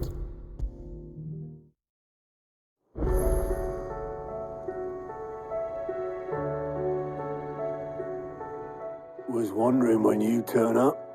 Had owls from all our friends thanking you for your timely intervention. How is it you always manage to arrive at just the right moment? Luck, I suppose. Any word on the rest of the realm? Let's see. Storm's still crying out for mother crystals. The nations are still in chaos. And the skies are still the colour of a kick in the kidneys 2 days on. So... Right. Clive, we knew this was going to happen. Well, not the bleeding skies part, but you take my point. Now's not the time to second-guess yourself. Now's the time to visit the infirmary. Taya says your brother's awake. Thank you, Otto.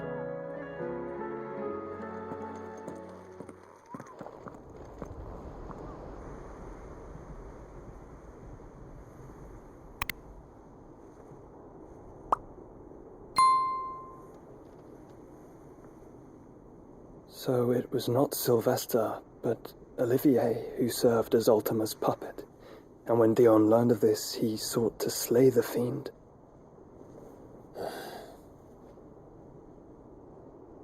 Only for his father to take the spear that would have freed him. Enough to drive a man to madness. Small wonder he hasn't stirred. I would be afraid to wake. Had I but reached out to him sooner, warned him of the threat Ultima posed. But now, both an empire and her prince lie broken. Joshua, what do you know of Ultima?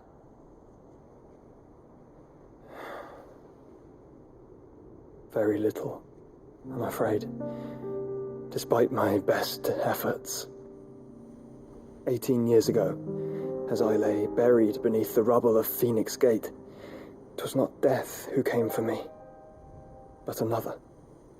And it was while in my rescuer's care I first heard of Ultima. I've been chasing his shadow ever since. Ultima is driven by some deep, dark purpose, and for whatever reason, it would seem you are crucial to his designs. He will stop at nothing to have you, even if that means toppling an empire. But why me? What possible use could I be to such a creature? That is one of many answers that have eluded me. Yet, I am certain of this. It is not mere chance. You were chosen for a reason. All dominants carry within them the might of an Eikon. Nigh limitless power that is at once acutely limited. I wield fire, and only fire. And I only ice. 8 wardens for 8 elements. But you, Clive. You are different. You're special. Your abilities begin with the flames of Ifrit. But they do not end there. The fact Ifrit can even exist goes against everything we thought we knew of dominance. Perhaps Ultima has been waiting for one such as you, whose potential is truly limitless. I've encountered that thing several times now. If it or he, as you say, needs me, why hasn't he claimed me as he did the boy? Were I to hazard a guess, I'd say the two of you are somehow incompatible. His mind not properly attuned to your body. His mind? Mind, awareness, spirit, call it what you wish. But I believe Ultima to be an embodiment of the concept. It is why I struggle and fail to contain him here inside me. I'm sorry. Inside you? With every setting sun, I feel my strength wane. And though the Phoenix's flames mend the prison I have made for Ultima, they do so at a cost.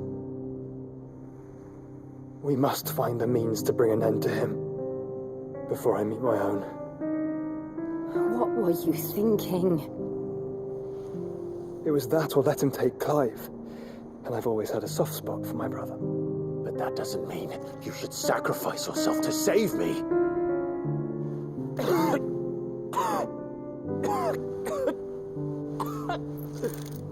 Joshua. Clive, it's Gav. There's an army of Akashic at the gates of Canver.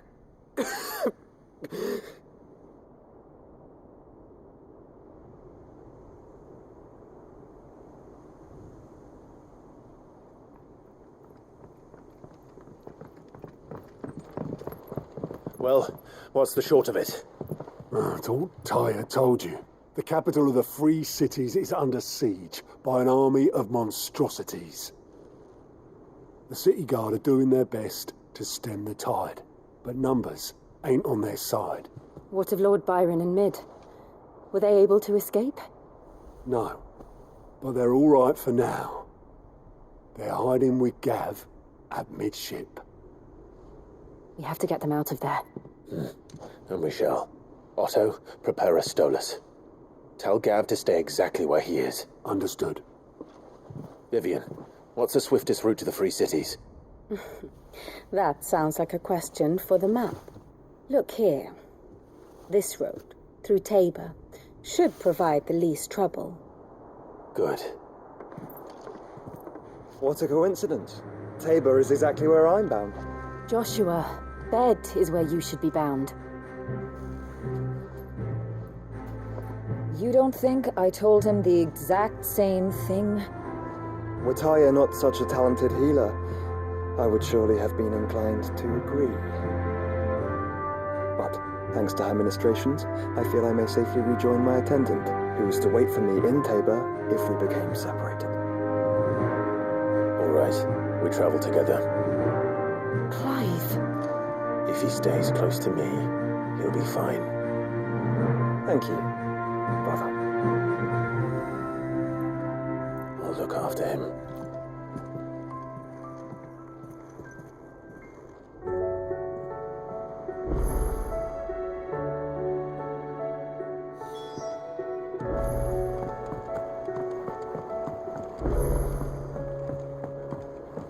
Did you see that? Tell me you saw that.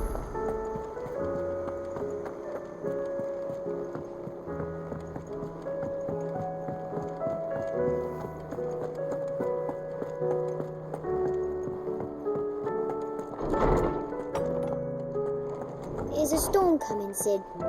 Will there be... Sid, perhaps you can help me solve a mystery. I can certainly try. Who's gone missing this time? It's not who, but what. Mid's scales, the ones she made for her workshop. I borrowed them to teach the little ones about weight, and shortly after the lesson, they vanished. My first thought was that they'd taken them off somewhere to play, but when I asked, they swore they had nothing to do with their having disappeared. Which almost certainly means they had everything to do with it. Perhaps a visit from Sid will jog their memories. I think it just might. Thank you. I don't like to imagine that my pupils would lie to me. But if they have, I'll have no choice but to discipline them accordingly. They were in the atrium when I last saw them, as always.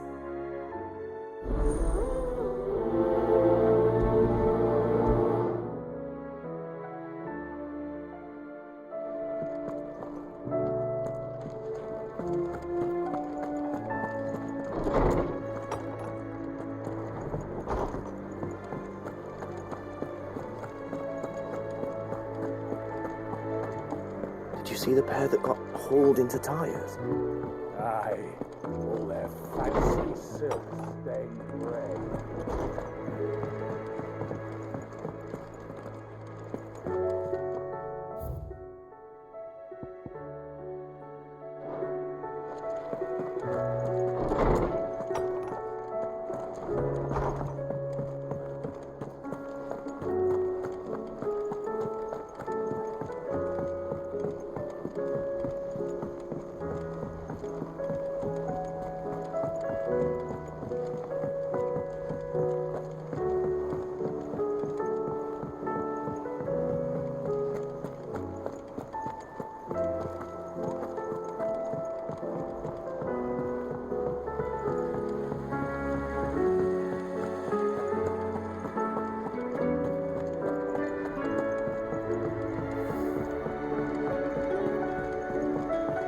What do you reckon we should do?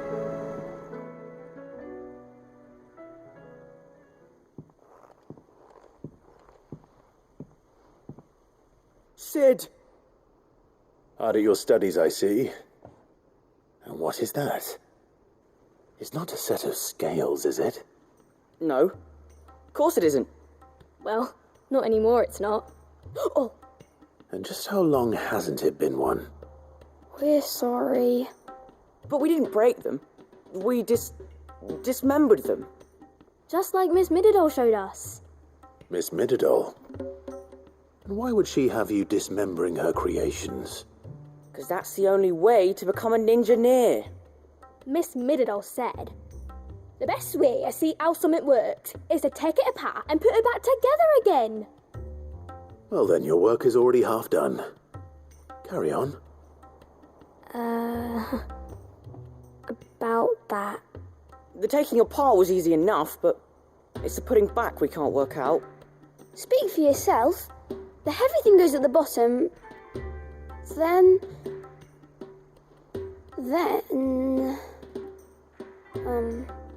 You three need to learn to take responsibility for your actions.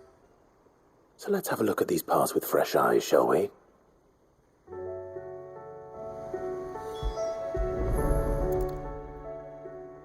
All right. Everything here was once part of Miss Mididol's scales.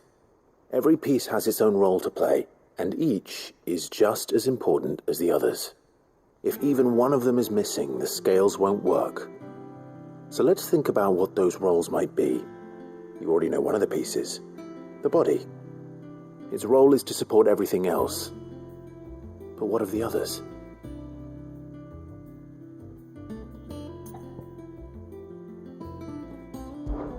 This is called the arm. Why do you suppose that is? It doesn't look much like an arm. You're right. It looks more like a wing. Like a chocobo wing! You've ridden a chocobo before, haven't you, Sid? Will you teach me to ride one day? I'll think about it. Now, what do arms do? Hold things. So wait, maybe this arm holds things too? Good thinking. You're on the right track.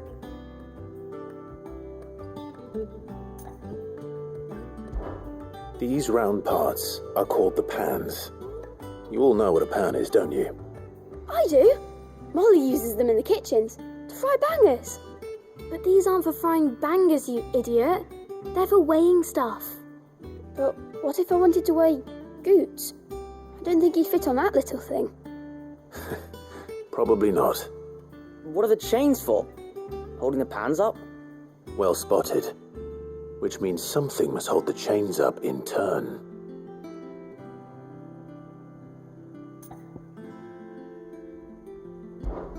This tiny piece is what's called a cogwheel, or gear. Have you ever seen one before? I have. Miss Middledale's dungeon is full of them. Most are on the floor. She puts them in all her inventions. They spin round and round and round and round and... That's right. They're very useful when you want to make things move. Do you remember if there was anything on the scales that moved? I remember the arm moved when I tried weighing an apple. And then somebody ate it. Not my fault. You shouldn't have tried weighing it before lunch. We know what part's supposed to move and how it's supposed to move. So, let's put the pieces together first, see what doesn't move, and then stick the cogwheel to that. Not a bad idea. You see? It's not so difficult. So, now that we've taken stock of the parts and learned what they do, what do you think? I think we've got it. Then here's what we'll do. You tell me what goes where, and I'll put the scales together. Well, obviously you need to start with the body. All the other pieces fit onto it, don't they? And the arms go on the body, just like real arms. Or wings, if you're a chocobo. And then the arms hold the pans by the chains. Very good. Let's see if that works. There. All finished.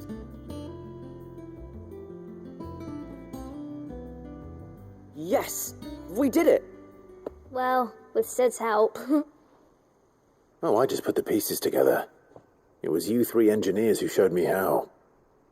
That's right. We're Miss Middledale's hairs. Her hairs? Yeah, hairs for the future.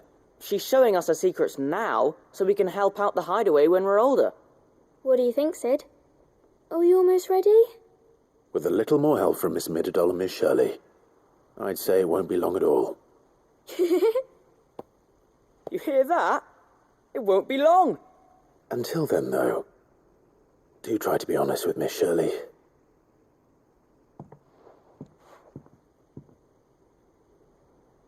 Hey, look!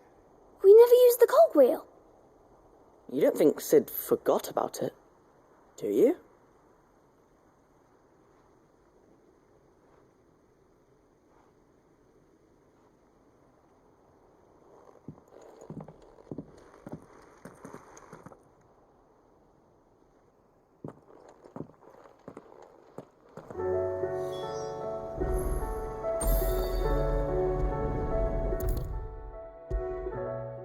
Is a storm coming, Sid?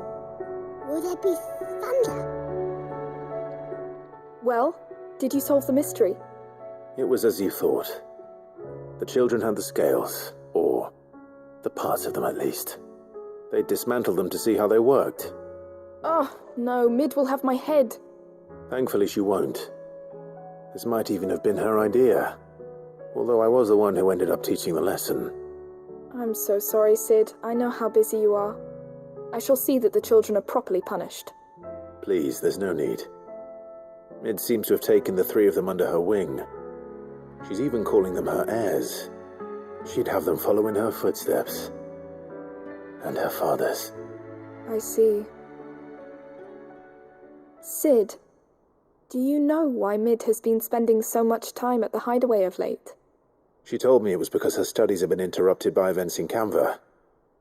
Is that not true? No, it isn't. The university offered her a commission.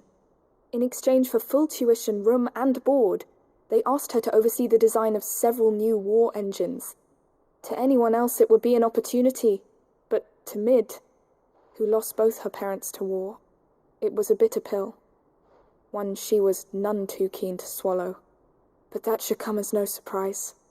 She's only ever cared about bringing people hope. The very last thing war can be said to do. Which explains her heirs. She's working to give them a better life. And so should I. What's the odd engineering lesson? Oh, you've given them far more than that. And I'm sure they're very grateful.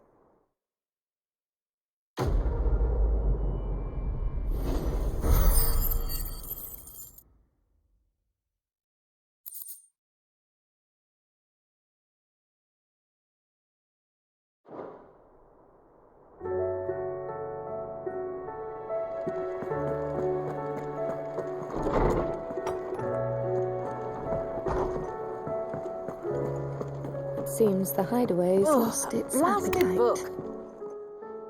Here, you put me in this situation, Clive. You can bloody well get me out of it. I need a hand with a recipe. Are you sure it's me you're looking for? I'm not much of a cook. I'm all the cook will be needing, thank you very much. What I want from you is a little of your time, right? Oh, and perhaps your sword. You remember Ivan's stew, right? Well, despite the look of the thing, and that awful stench, people wolf it down. So I thought I'd try making one of these supposed masterpieces myself.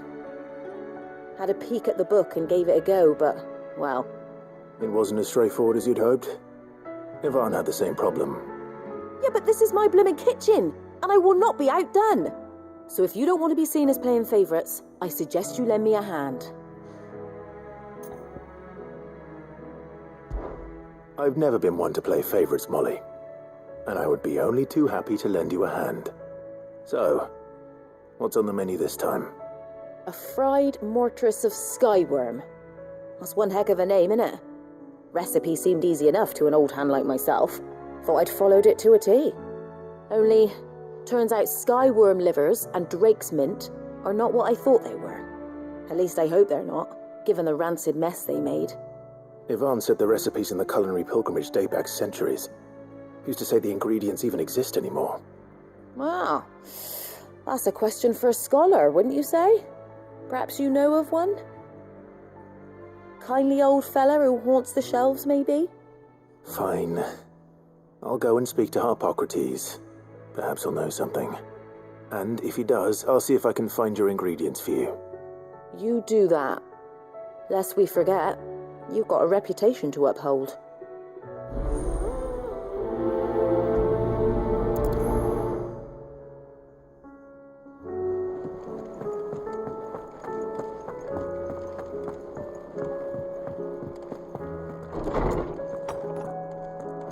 There's a storm coming, Sid. Will there be thunder? Lawsman Harpocrates. I've come to pick your brain if you don't mind. It's about the book you lent Ivan.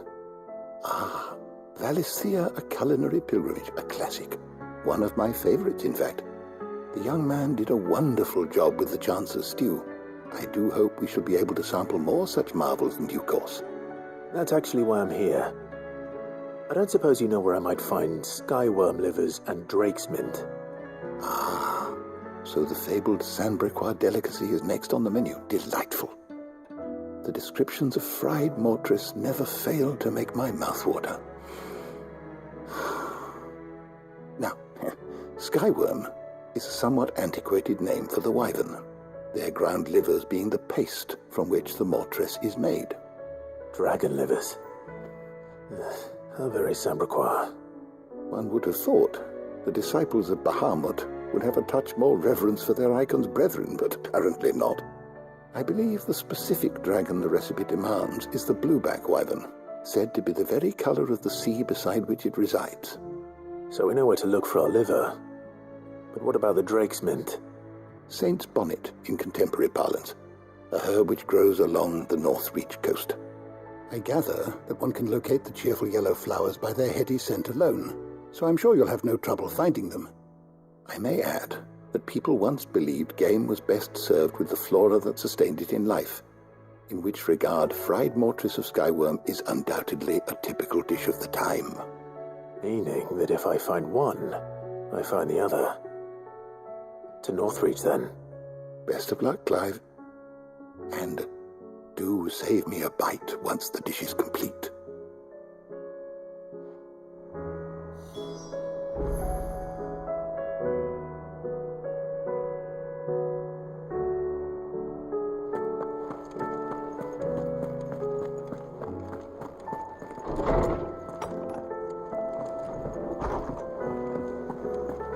Seems the hideaway has lost its appetite.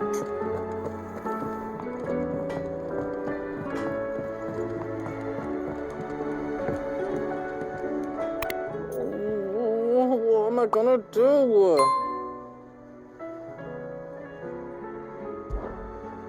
Is everything all right, Goose? You seem more discomposed than usual. Oh, I don't know what that means, but I'm in a bit of a muddle. Oh, I think Nan might be in trouble, and she's... It's all right. You can tell me.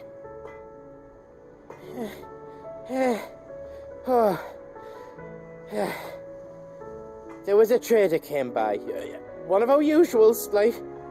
Said he'd heard some rotten rumours about her down Dalimil Way. Folk are saying she's been selling to bandits and cutthroats and that. I mean, she's fond of a chance to make a coin or two, aye, but she'd never do business with baddies. Especially not the kind who go hurting people who haven't done out. I wanted to ask her about it myself, but I'm scared she'll give us a tongue lashing. She'd never give your tongue a lashing, though, would she?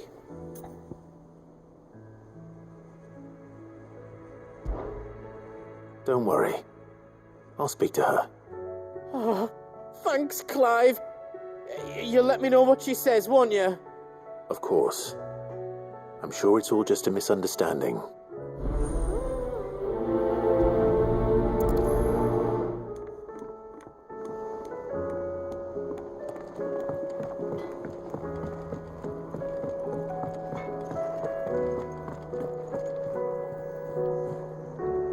Lady Karen, how's business? Not nearly as foul as the weather. You're doing good trade then? Both in and out of the hideaway? Can't complain. Wait, what exactly are you getting at? Not once in 5 long years do you pay my affairs half a care, but here you are today raking me over the coals like a bloody popoto. Just asking. Out of interest. All right. I'm here because I was told that certain rumors have been circulating. About you selling weapons to brigands. Oh, are you? And who was it who knows me so well as to tell tales of my evil exploits? I didn't exactly hear firsthand. All I know is that someone in Dalimil has been spreading word to that effect. And what?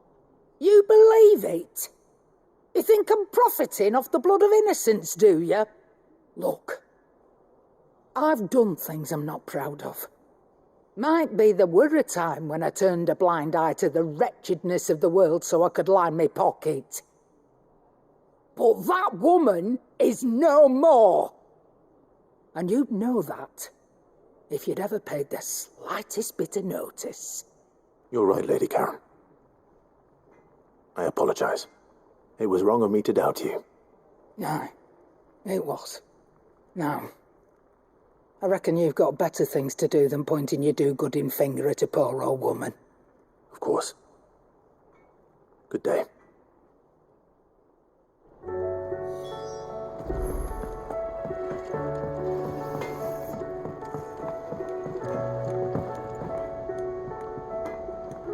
I spoke with Lady Karen.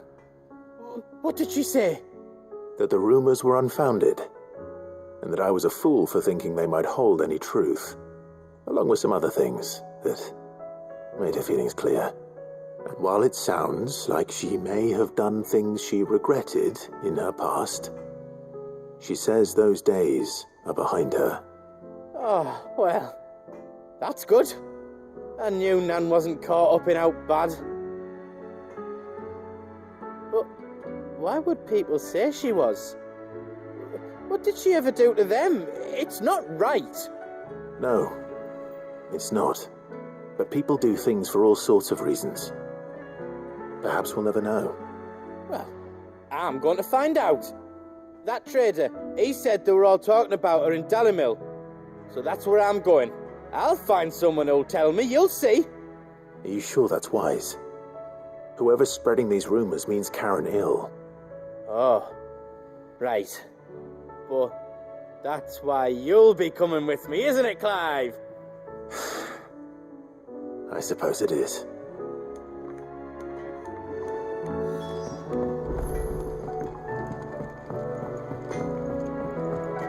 Did you see the pair that got hauled into tyres?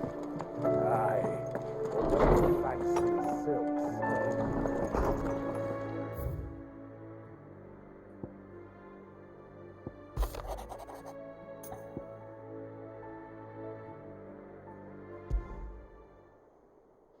Rutherford. Wasn't that the name of my uncle's manservant? Why would he be at Martha's Rest?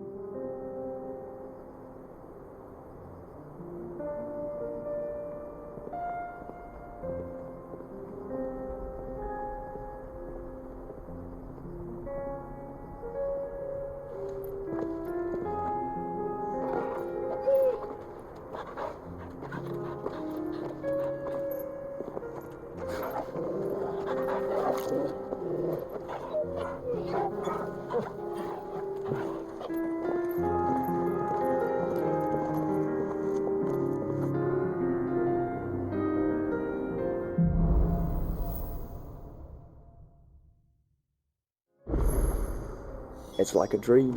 The four of us out walking like we used to. Enjoying this, are you? Gav and the others could be in danger as we speak. You're right. I'm sorry. Yote is a fine scout. If Canva was she will already have begun gathering information. Tabor isn't far. We should pick up the pace.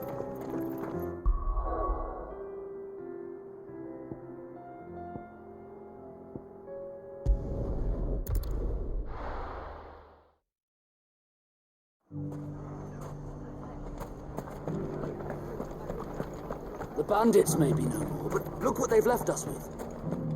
We have a hard time putting this... It shouldn't be too hard to find goods. Are the bad men going to come back? No, the gentlemen of the town guard are a strapping bunch. Perhaps.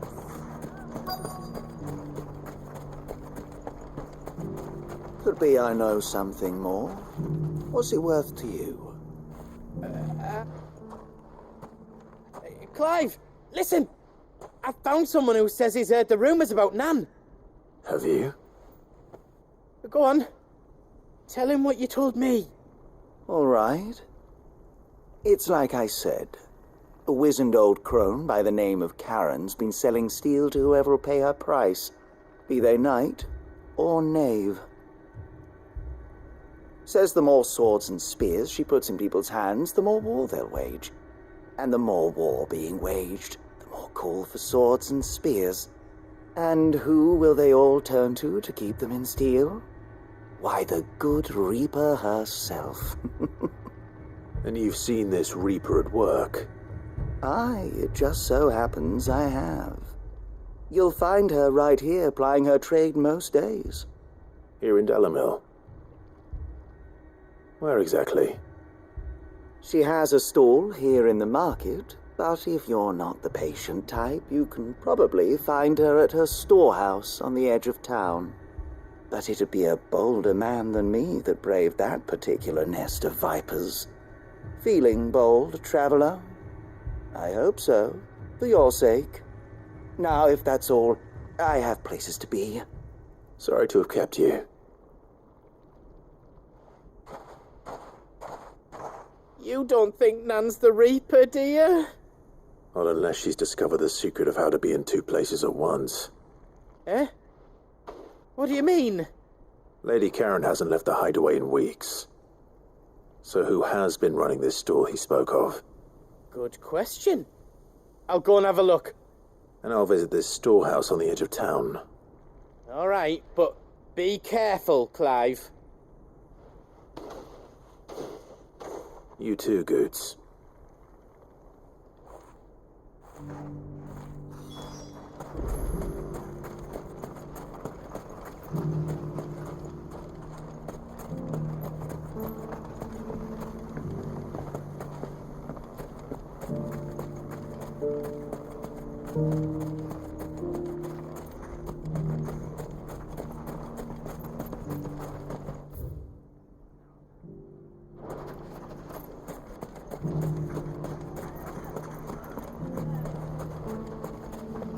The gentlemen of the town guard are a strapping bunch. Perhaps. What a mess. Where do we even...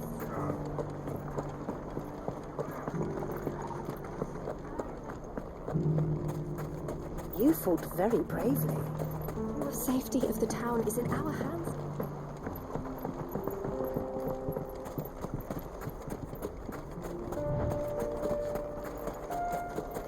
Time to brave the Viper's Nest.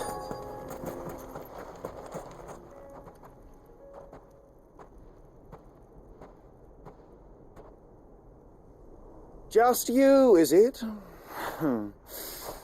Thought I might have laid it on a bit thick. It was a fairly unconvincing tale. So, what now? That's up to you. Die a slow death, or a quick one. Boys, he's all yours, but that sword is mine.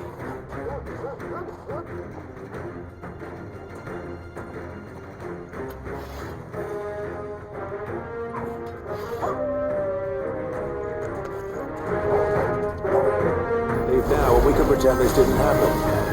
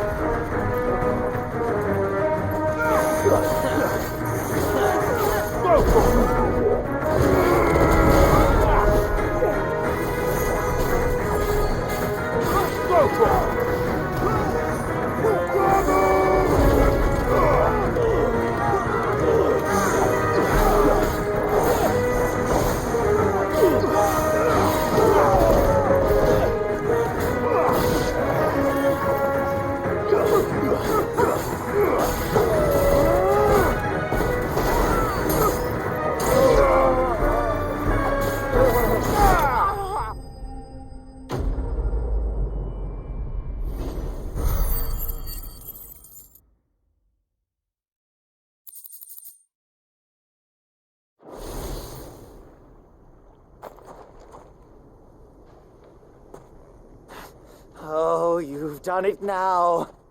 Go on. Tell me what I've done.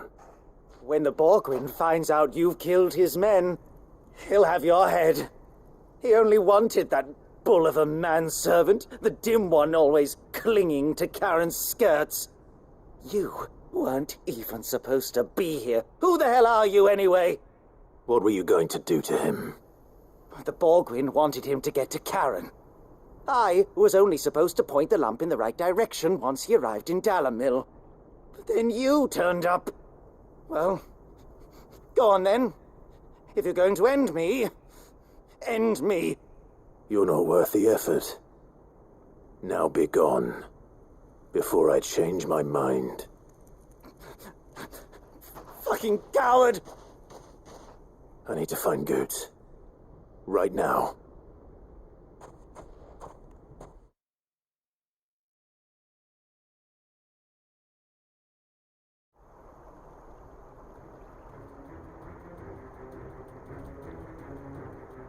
Get your filthy paws off me, you naughty-pated lout!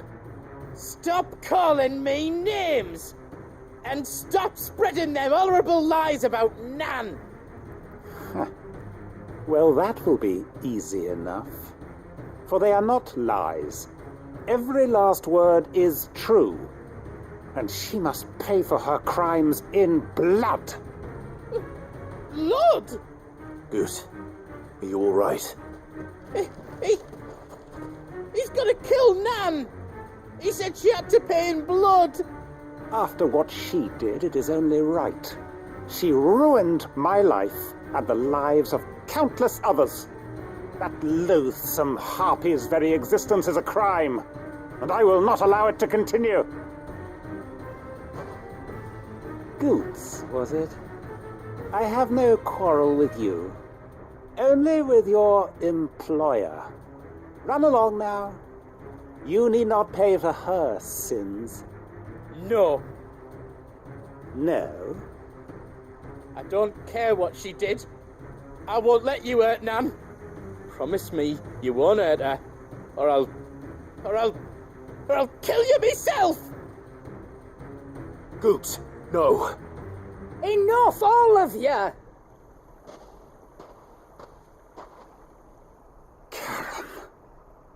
But how did you? You're a sight less clever than you think you are, the pair of you. Did you think I wouldn't notice the two of you slinking off together? Well, the whole thing got me thinking, who in Dalamil might bear me a grudge?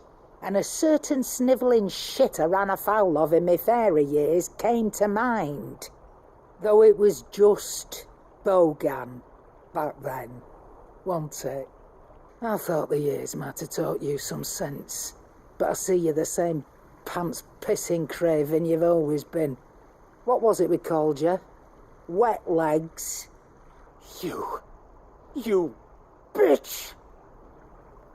Everything that happened, it was all your fault! And now you'll finally pay for what you did to me!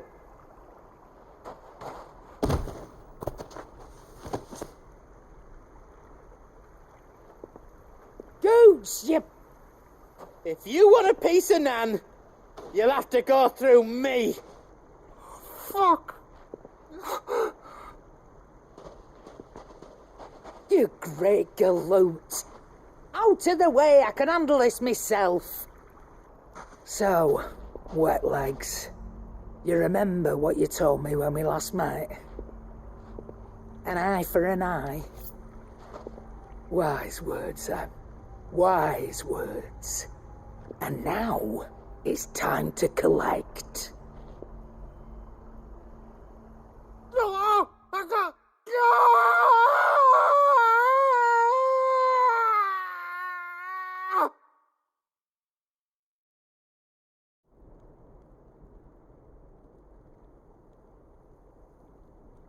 Sorry to keep you waiting. Is he... dead? No. But I reckon he wishes he was. It ain't easy going through life one eye short of a pair. After all, I should know. You don't mean... Oh, don't tell me you didn't notice. Lost it to old Wet Legs back when we were working the same routes. Said I'd stolen from his strongbox. I'd done nothing of the sort, mind, but that didn't stop him taking his little revenge. So I took some of my own. Sorry, lost everything. His coin, his clients. Always knew he'd be back one day to claim his due. But he crossed a line dragging poor Goots into this. It didn't hurt you, did he? No, Nan.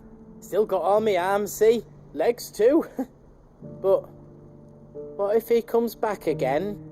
What if he does? First we take the other eye, then we work our way down. He'll learn his lesson soon enough. But something tells me the wet legs has learned it already. Right. Let's get you back to the hideaway. You've attracted quite enough attention already. Ta-ra, Clive. Remind me never to cross you, Karen.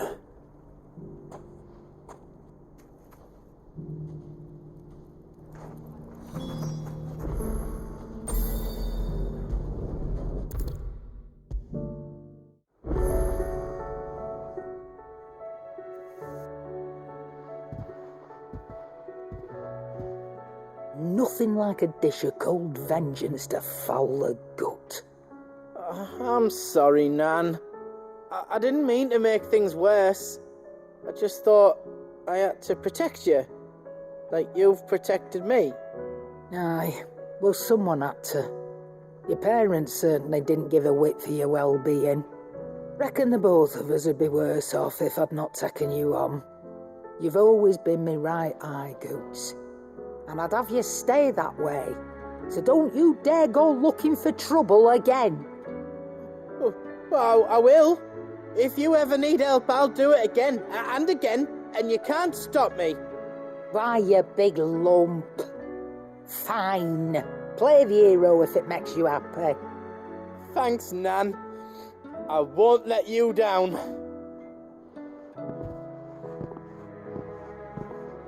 There's nothing he wouldn't do for you. That's as maybe. But if he's ever to make his own way in life, he'll need to start looking out for himself as well. Till then, he'll need people to watch his back, just like you did in Dalamil. Don't think I didn't appreciate that. Of course. His family. Stop it. You make me one good eye, mister. I don't go thinking that'll do you any favours. A potion today'll cost you the same as it did yesterday.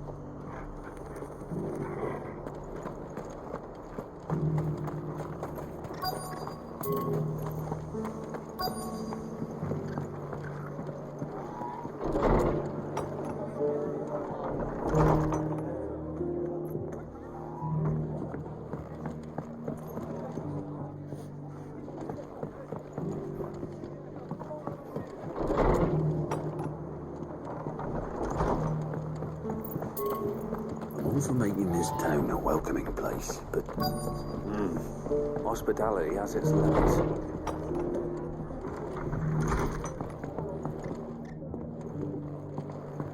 Have you heard the latest from Twinside? That the Empress is no more?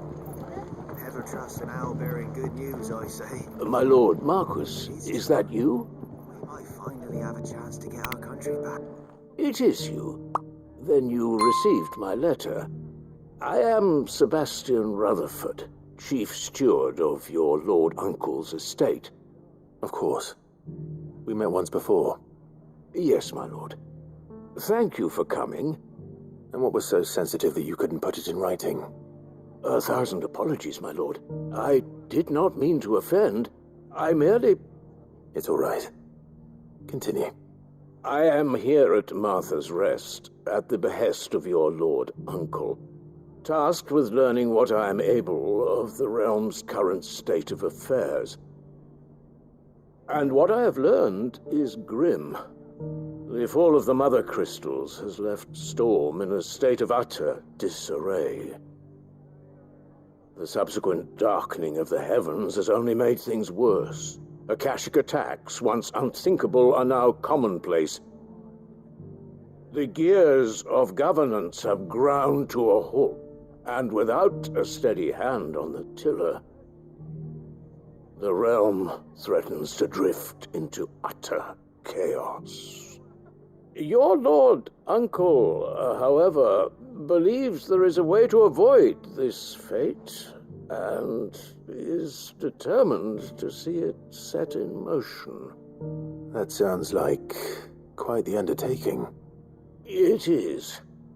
Hence my having enlisted the aid of several colleagues serving the 7 high houses. Alas, I have lost contact with 2 of those colleagues already. They are both able-bodied and trained in the sword, yet in these dark times even that may not prove sufficient to keep a man safe on the road. So you want me to find them? I'll need to know where they went. One I sent to investigate the Republic, the other the old Imperial capital of Oriflamme. That doesn't exactly narrow it down. I suppose I'll start in Dalimil and work my way east. Thank you, my lord. I shall pray for your success and safety.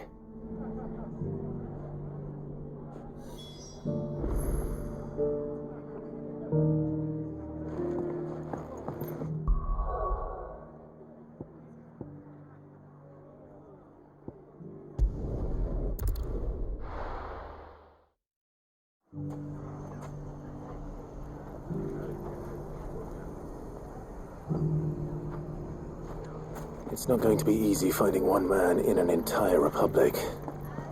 Let's hope someone here's seen something.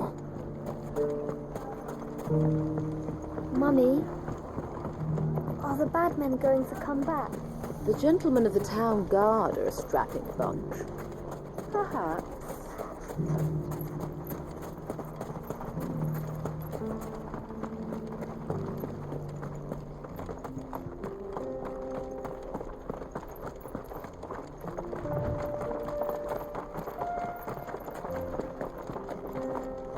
Someone's got himself in trouble.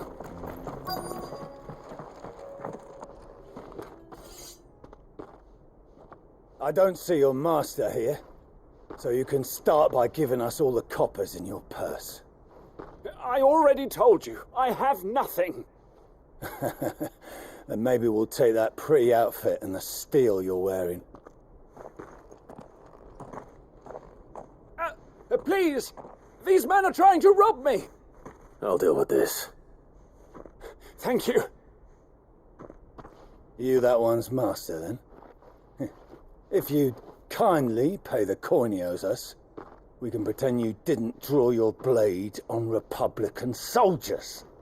Or you can go back to your garrison and I won't report you to your captain. Oh, you're more than welcome to. He hasn't had many visitors since we slit his throat.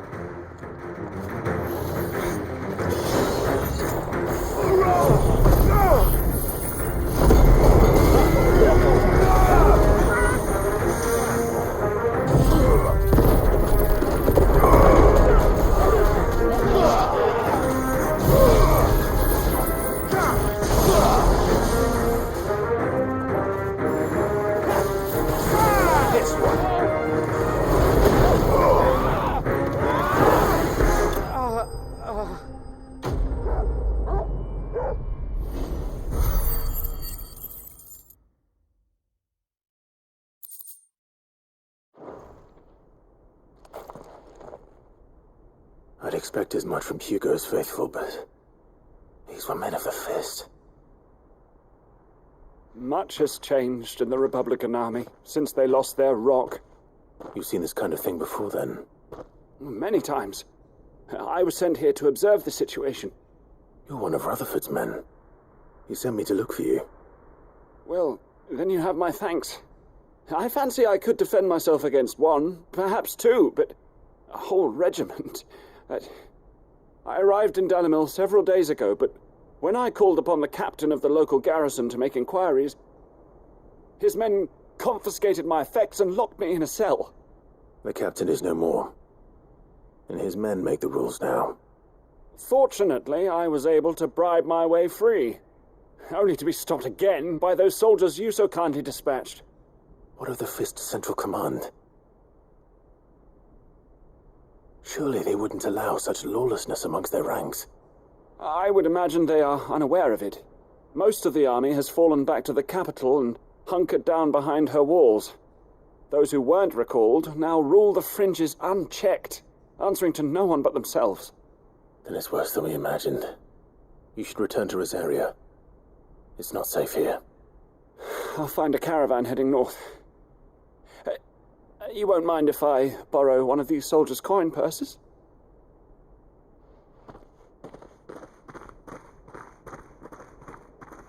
Not at all. Now, to find this second associate of Rutherford's.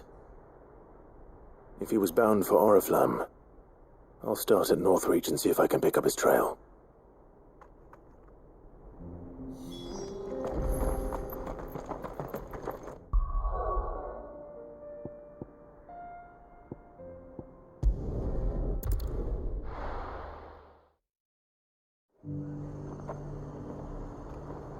There's a lot of road between here and the capital. Rutherford's man could be anywhere. But there were ghosts at the gates not days ago.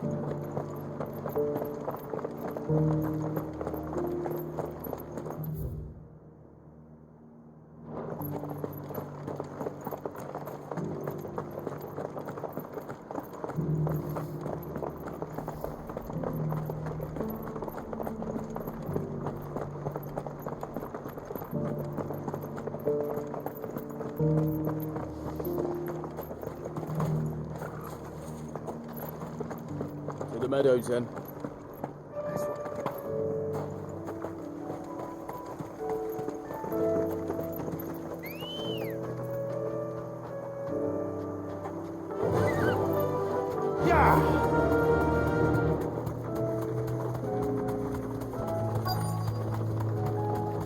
Harpocrates said I should be able to find what I'm looking for somewhere nearby. Bright blue dragons and bright yellow flowers.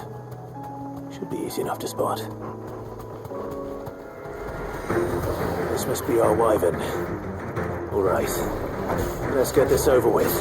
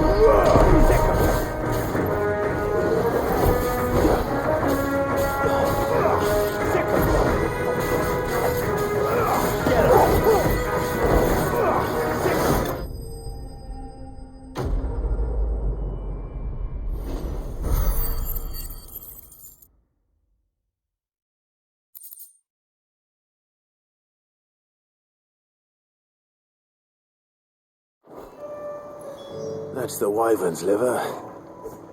Now I just need to find the herbs. Bright yellow with a heady scent.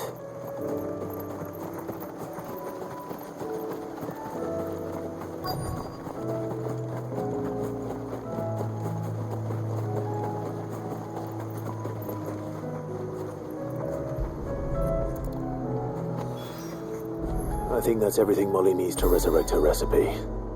Better head back.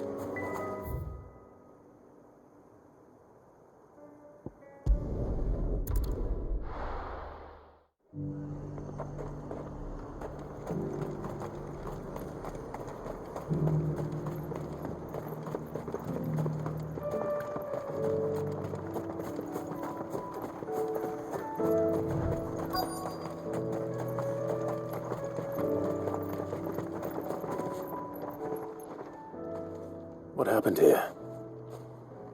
If you're with the others, they've already relieved me of my belongings. I'm not. I'm looking for someone who was sent here by a man named Rutherford. And then you found him. I am Alistair Rockford, attendant to the Lady Ariane of House Wellesley. Of the 7 high houses of Rosaria. It's been a long time since last I saw my great-aunt. Is she well? My Lord Marquis? Yes. Yes, she is. The Lady Dowager has granted me leave to assist your Uncle Stuart. I was on my way back from the old capital when I saw some villagers being robbed on the road here. Bandits? They looked more like field hands, but it didn't matter in the end. I did what I could to help the victims, but all it earned me was a pommel to the temple. Which way did they go? South, toward the gate. All right. I'll take care of them. Founder knows I've met enough of their kind. You head back to Northreach, visit the Vale, tell them I sent you. Thank you. I shall. Founder be your shield.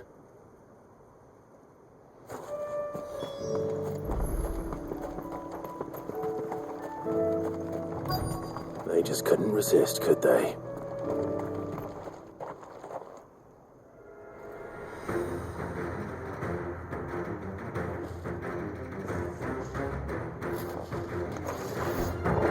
This one's ours, pretty boy.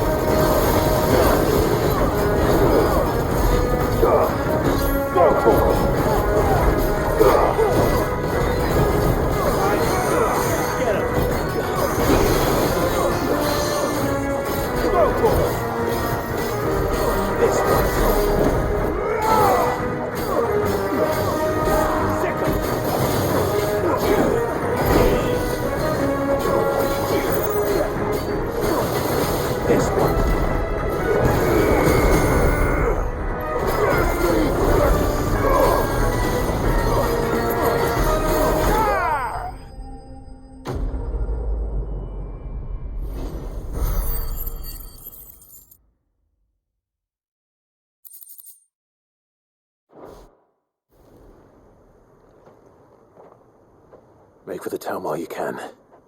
There may be more bandits nearby. You don't need to tell me twice. Many thanks, traveler. This looks to be all of them. I thought I told you to make for the Vale. And stand by as ill might befall the heir to the ducal throne. It's just Clive, and I'm fine. Which is more than can be said for you. I will survive. Strange that the garrison wouldn't intervene in such a brazen attack so close to their gates. The garrison have their hands full inside the city. Some days they don't even send out patrols. There are few hands left to work the fields, and even fewer to transport the grain. The market stalls are nearly bare, and the price for what remains is exorbitant. It's not uncommon to see a fight break out over a crust of bread. When I said the ones who attacked me didn't have the look of bandits, I meant it. They were probably just desperate. Rockford, listen to me. If you are to continue your investigation, you first need to seek the attention of a healer. Of course. I shall return to Northreach right away. But allow me to thank you first. Had you not happened along, Don't thank me. Thank Rutherford. It was he who sent me. I suppose he'll be wondering where I've got to. I shall send a Bastolus as soon as I'm able. Good day.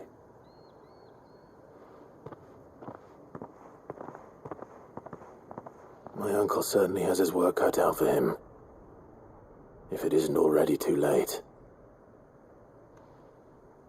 I should go and tell Rutherford that his colleagues are still in one piece.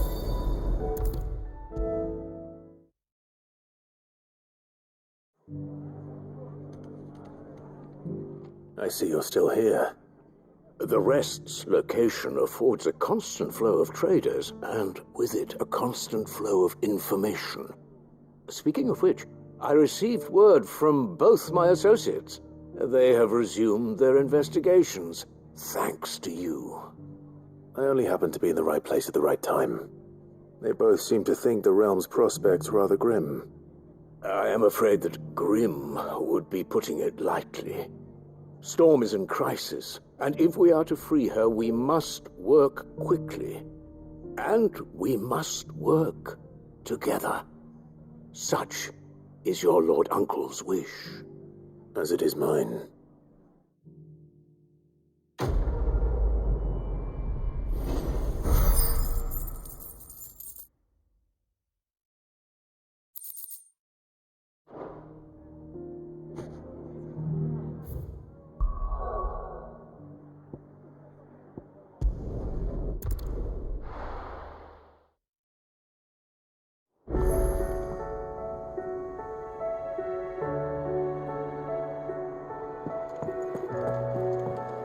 Or the moon, for that matter. It seems the hideaway has lost its So, did you have that word with Tomes then? I did, and he was as helpful as ever. He told me exactly where to look, in fact.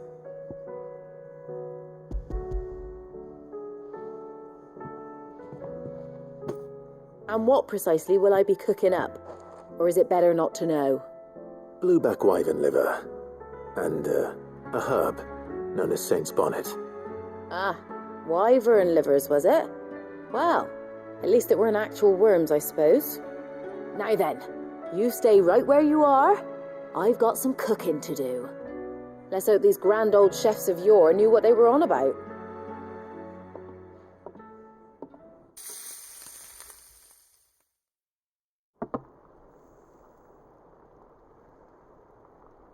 And here we have it. Fried mortress of skyworm. Ivan's offered to make sure it's fit for consumption. Well, I say offered. He as good as begged. And rightly so. Is there any higher honour than partaking in a slice of culinary history?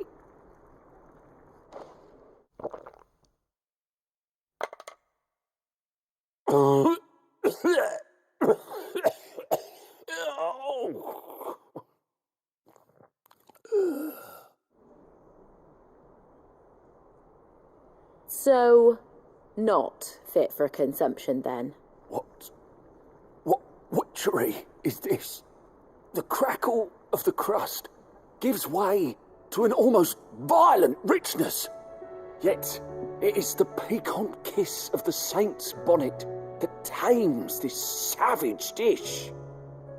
It is a tour de force, a force of nature even, a maelstrom of flavour and sensation, a graceful beast emerging from centuries of slumber. I think he likes it. Well, I can't quite tell with all that nonsense he's talking, but I reckon you might be right. It was decent then, I take it. Decent? It's remarkable, and I defy any man to say a word to the contrary. Sid, might I suggest that you command a party of your finest men and women to procure a dozen blueback wyverns forthwith? I'll give it some thought.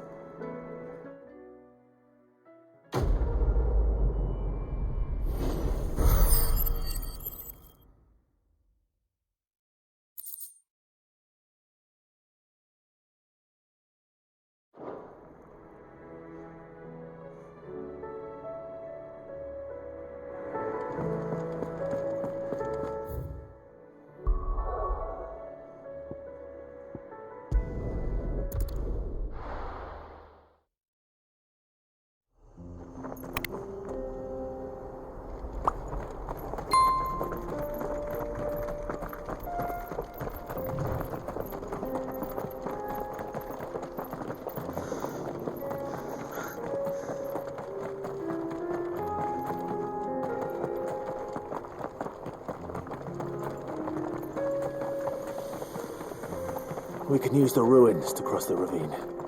Assuming they will allow it. The echoes have a will of their own.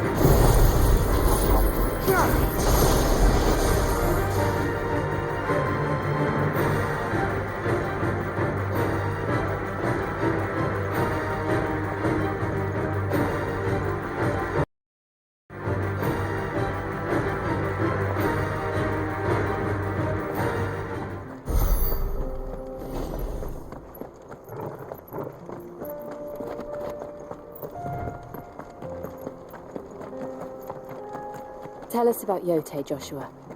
She's strong-willed, loyal, and deadly with a blade. Much like Clive, but with better manners. Very well. This one. Over here!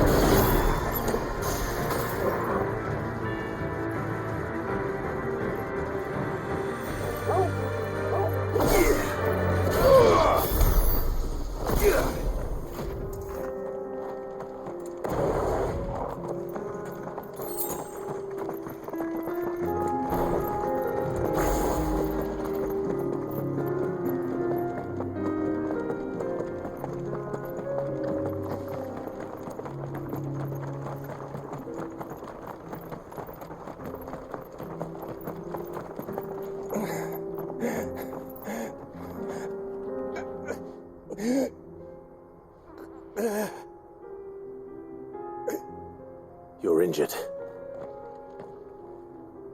What happened here? Where are your comrades? The ether flood up ahead. It swallowed our camp while we slept. My own men did this. Turned every last one of them. There's a village not far from here. Tabor. The people were kind to us. It's only a matter of time before they won't stand a chance. We can't let those monsters reach the...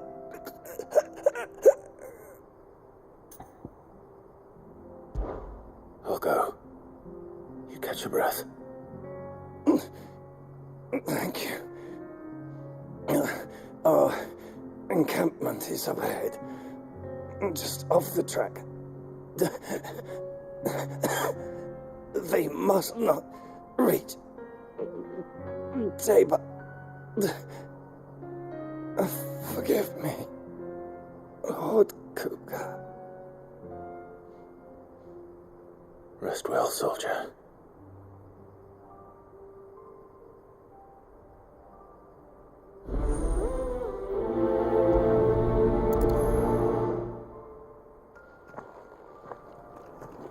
You said the encampment was close. Let's hope the Akashic are still there.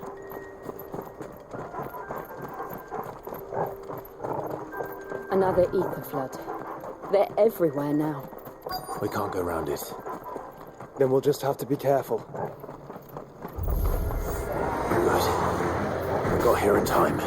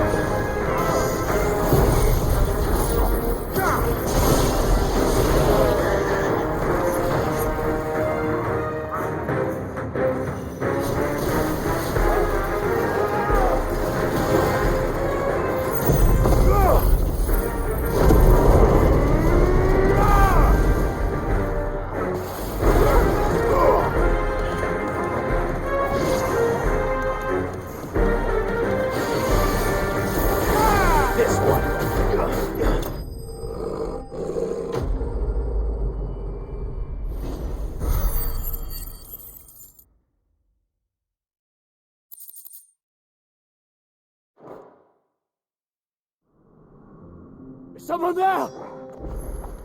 Please, I can't move my leg! That doesn't sound like an Akashic.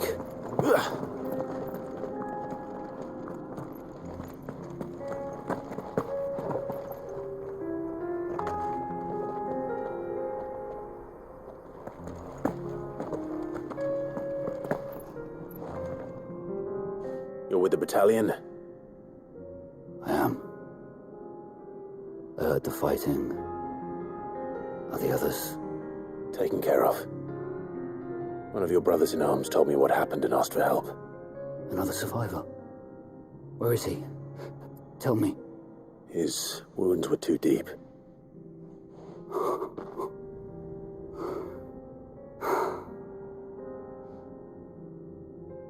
He was right to send you. Those things you slew are no longer my brothers. Tabor is safe thanks to you. Here, you've earned it.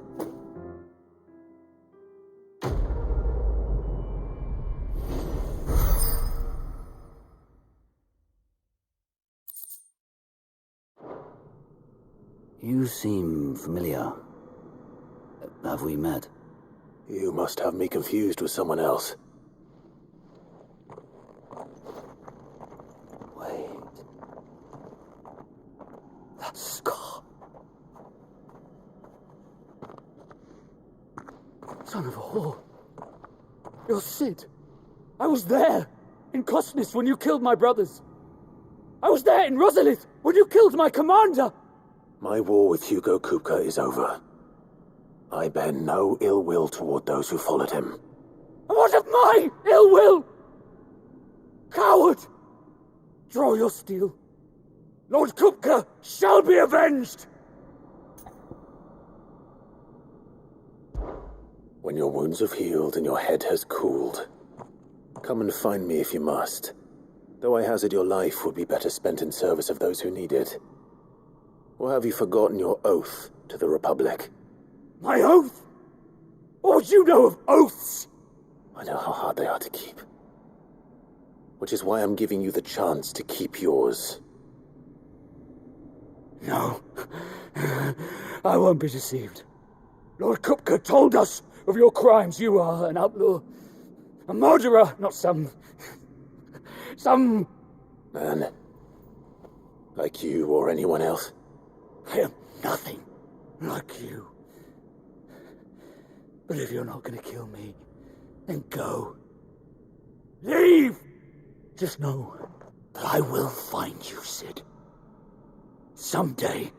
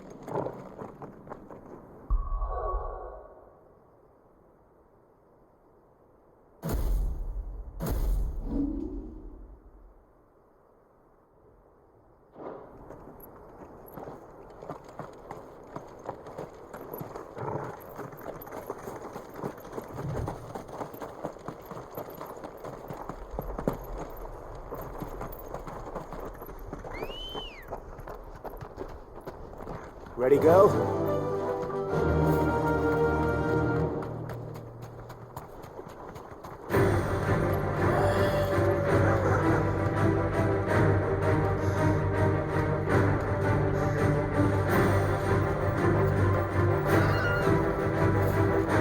We're nearly there. Have you been to Tabor before? There are a few places I haven't. No need to ride from here.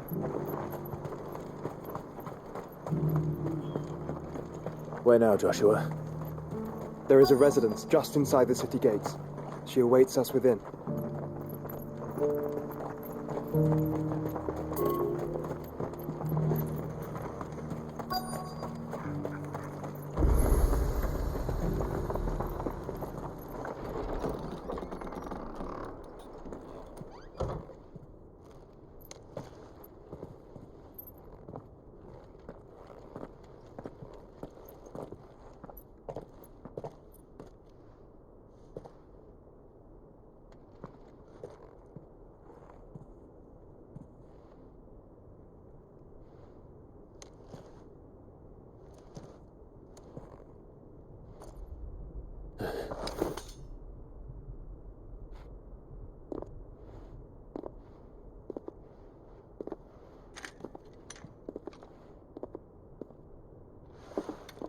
My Lord Marquis, it is an honor. I am Yote, Knight of the Undying, charged with the protection of His Grace Joshua Rosfield, Keeper of the Flame of the Phoenix. Of course. It all makes sense now. Would you care to elaborate? The Undying are loyal servants to the ducal throne. Or more specifically, to its heir. They have served our family for generations, albeit from the shadows. Since their inception, they have been tasked with the preservation and enactment of the rites of ancestral communion. After the events at Phoenix Gate, it was the Undying who delivered me to safety. And since the day I left Rosaria, Yote has been my constant companion and protector. Without her sword, I would not have survived my journey across the realm. Rise, Lady Yote.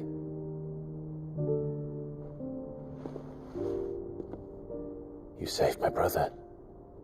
I owe you a debt I can never repay. I but did my duty.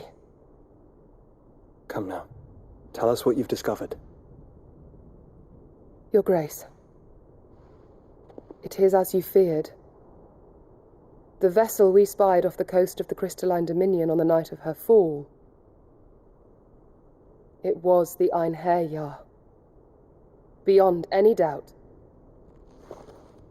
The Black Galleon. Joshua, the Einherjar is the Royalists' flagship. What business would they have in the Dominion? Upon learning of Waloed's involvement in recent events at Drake's Fang, I sensed the malign influence of Ultima, and bid Yote and the Undying look into the matter. We have reason to believe that the Black Galleon weighed anchor shortly after the fighting began, and set a course due south. For Canva. Then it is Waloed knights who besiege the cities. What is left of them, yes. And the Black Galleon sails at but one man's behest. Barnabas Tharm.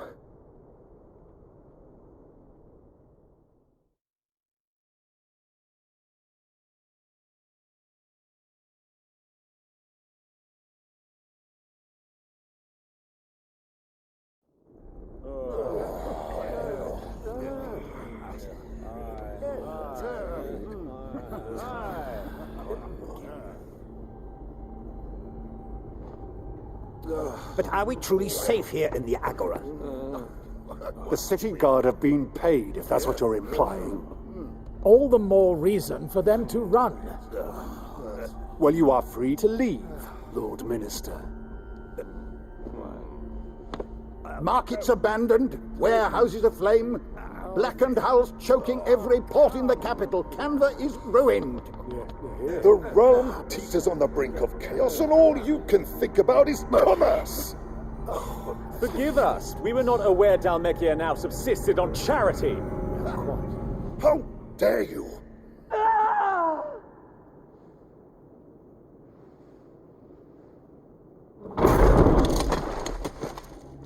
Distinguished members of the Council, you must forgive His Majesty this intrusion. What is the meaning of this? A trifle crowded, but I fear it will have to serve, my liege. Very well. My colleagues, do you not see? The king, he has come to save us from the Akashic.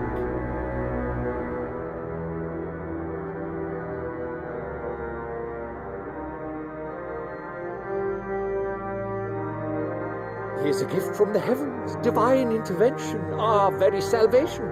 And of course, if it is compensation he requires, we would be most willing to negotiate a fair price for services rendered. Fools! Your ignorance unbecomes you. Your Majesty, correct me if I'm wrong, but I would swear that the fiends washing the cobbles of Canva with the blood of her citizens wear the colors of Waloed. Ha! So you do not deny it. Guards, fetter them, and see our guests to the dungeons!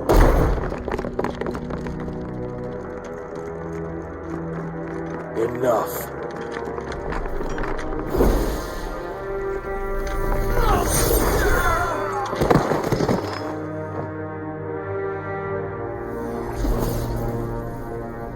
Pathetic creatures.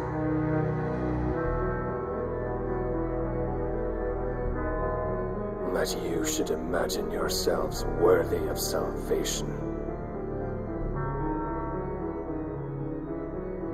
The girl is still here, somewhere in the city, her consciousness fair dripping with her late father's hubris. A consciousness to which Mythos is inextricably bound and inexorably drawn. See that he is made welcome. Yes, Your Majesty. Come, Mythos. Surely the prince's light cannot have sated you.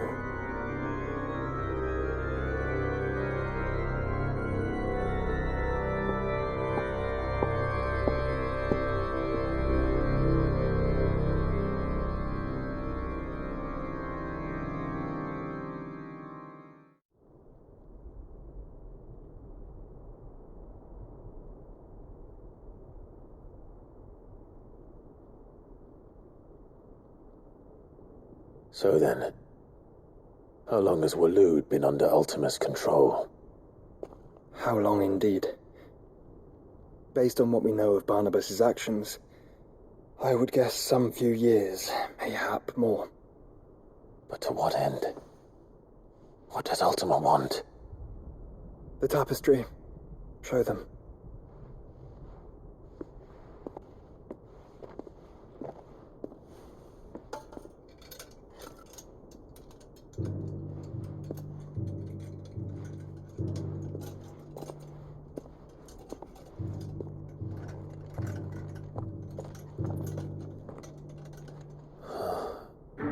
By the flames. Phoenix Gate, Drake's Breath, and now here. But what is it? It is old, ancient, even. Naught remains of the faith it represents, save what can be gleaned from the image itself. None could tell me what the one in the apothecary meant, even the Undying. But I believe it may be the key to discerning Ultima's purpose. That figure in the center, the one beneath whom the Eikons congregate, that I believe to be Ultima. He is a god, or at least godlike, his very existence beyond our ken. The Eikons, and by extension their dominants, are meant to be his subjects, and while some, like Barnabas, have accepted this role, others have rejected it, like you, Clive, which is rather inconvenient, as it appears he needs you most of all.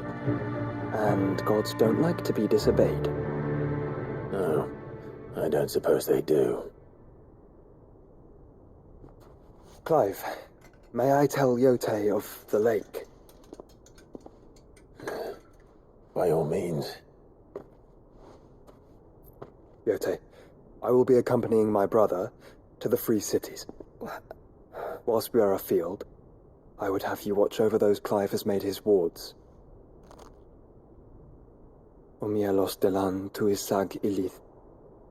Though well concealed, the hideaway lacks trained fighters to defend its occupants should they be discovered. But it is my duty to... As it has ever been my brother's duty, remember. If that is your wish, Your Grace. But please be safe. If aught were to befall you, You have my word.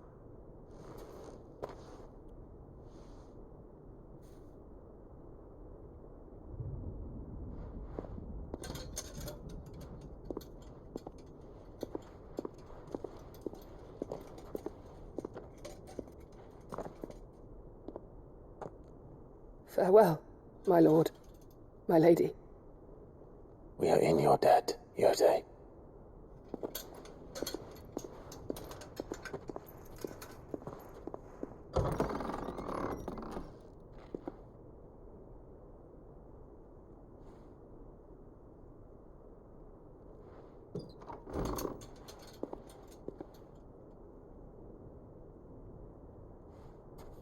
Let's find our friends.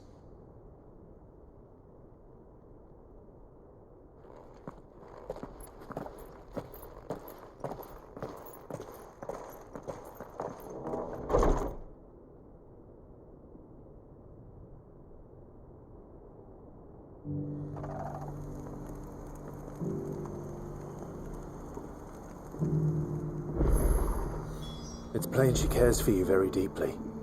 And I her, which is why I had to let her go. Opportunity beckons. Who among you is bold enough to heed her call?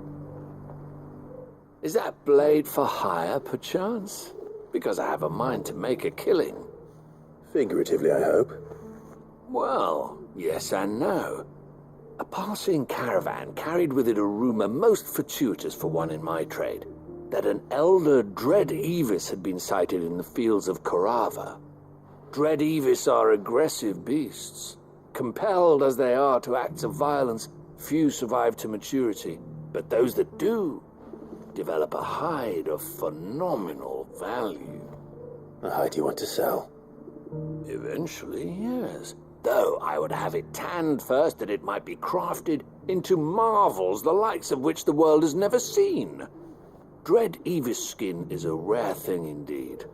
But the worked hide of a well-aged beast, now that would fetch such coin that Gilbert himself might weep with envy.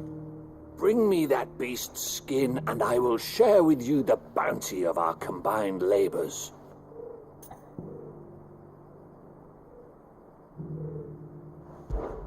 All right. I'll hunt your Evis. Of course you will. When one lives in such troubled times, it is a fool who lets opportunity slip his grasp. Leave Tabor through the east gate, but take the path that branches west. Once you reach the checkpoint at Tovany, you are a mere stone's throw from the fields of Corava. I eagerly await your safe, and above all, triumphant return.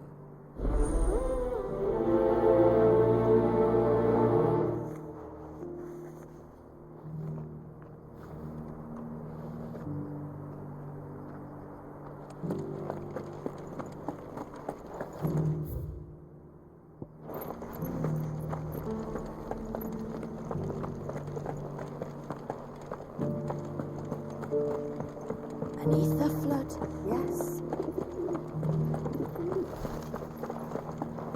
How are those new boots treating you? They're fantastic. You! Finally. No one was paying me the slightest heed. Is something wrong? At the university, the students would hang on my every word. Sadly, this far from home, I'm just a vagrant greybeard. The university? You're a scholar. A specialist in ancient cultures, the most accomplished in all Valisthea, some have said. Not that I look the part in these tattered rags.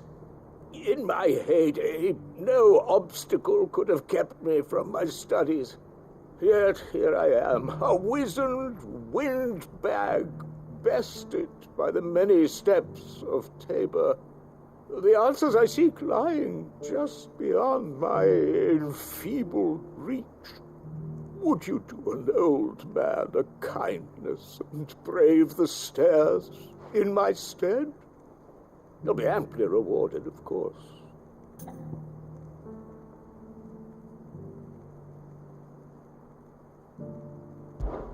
Climb the stairs and memorize a few inscriptions for me, assuming you know your letters, that is.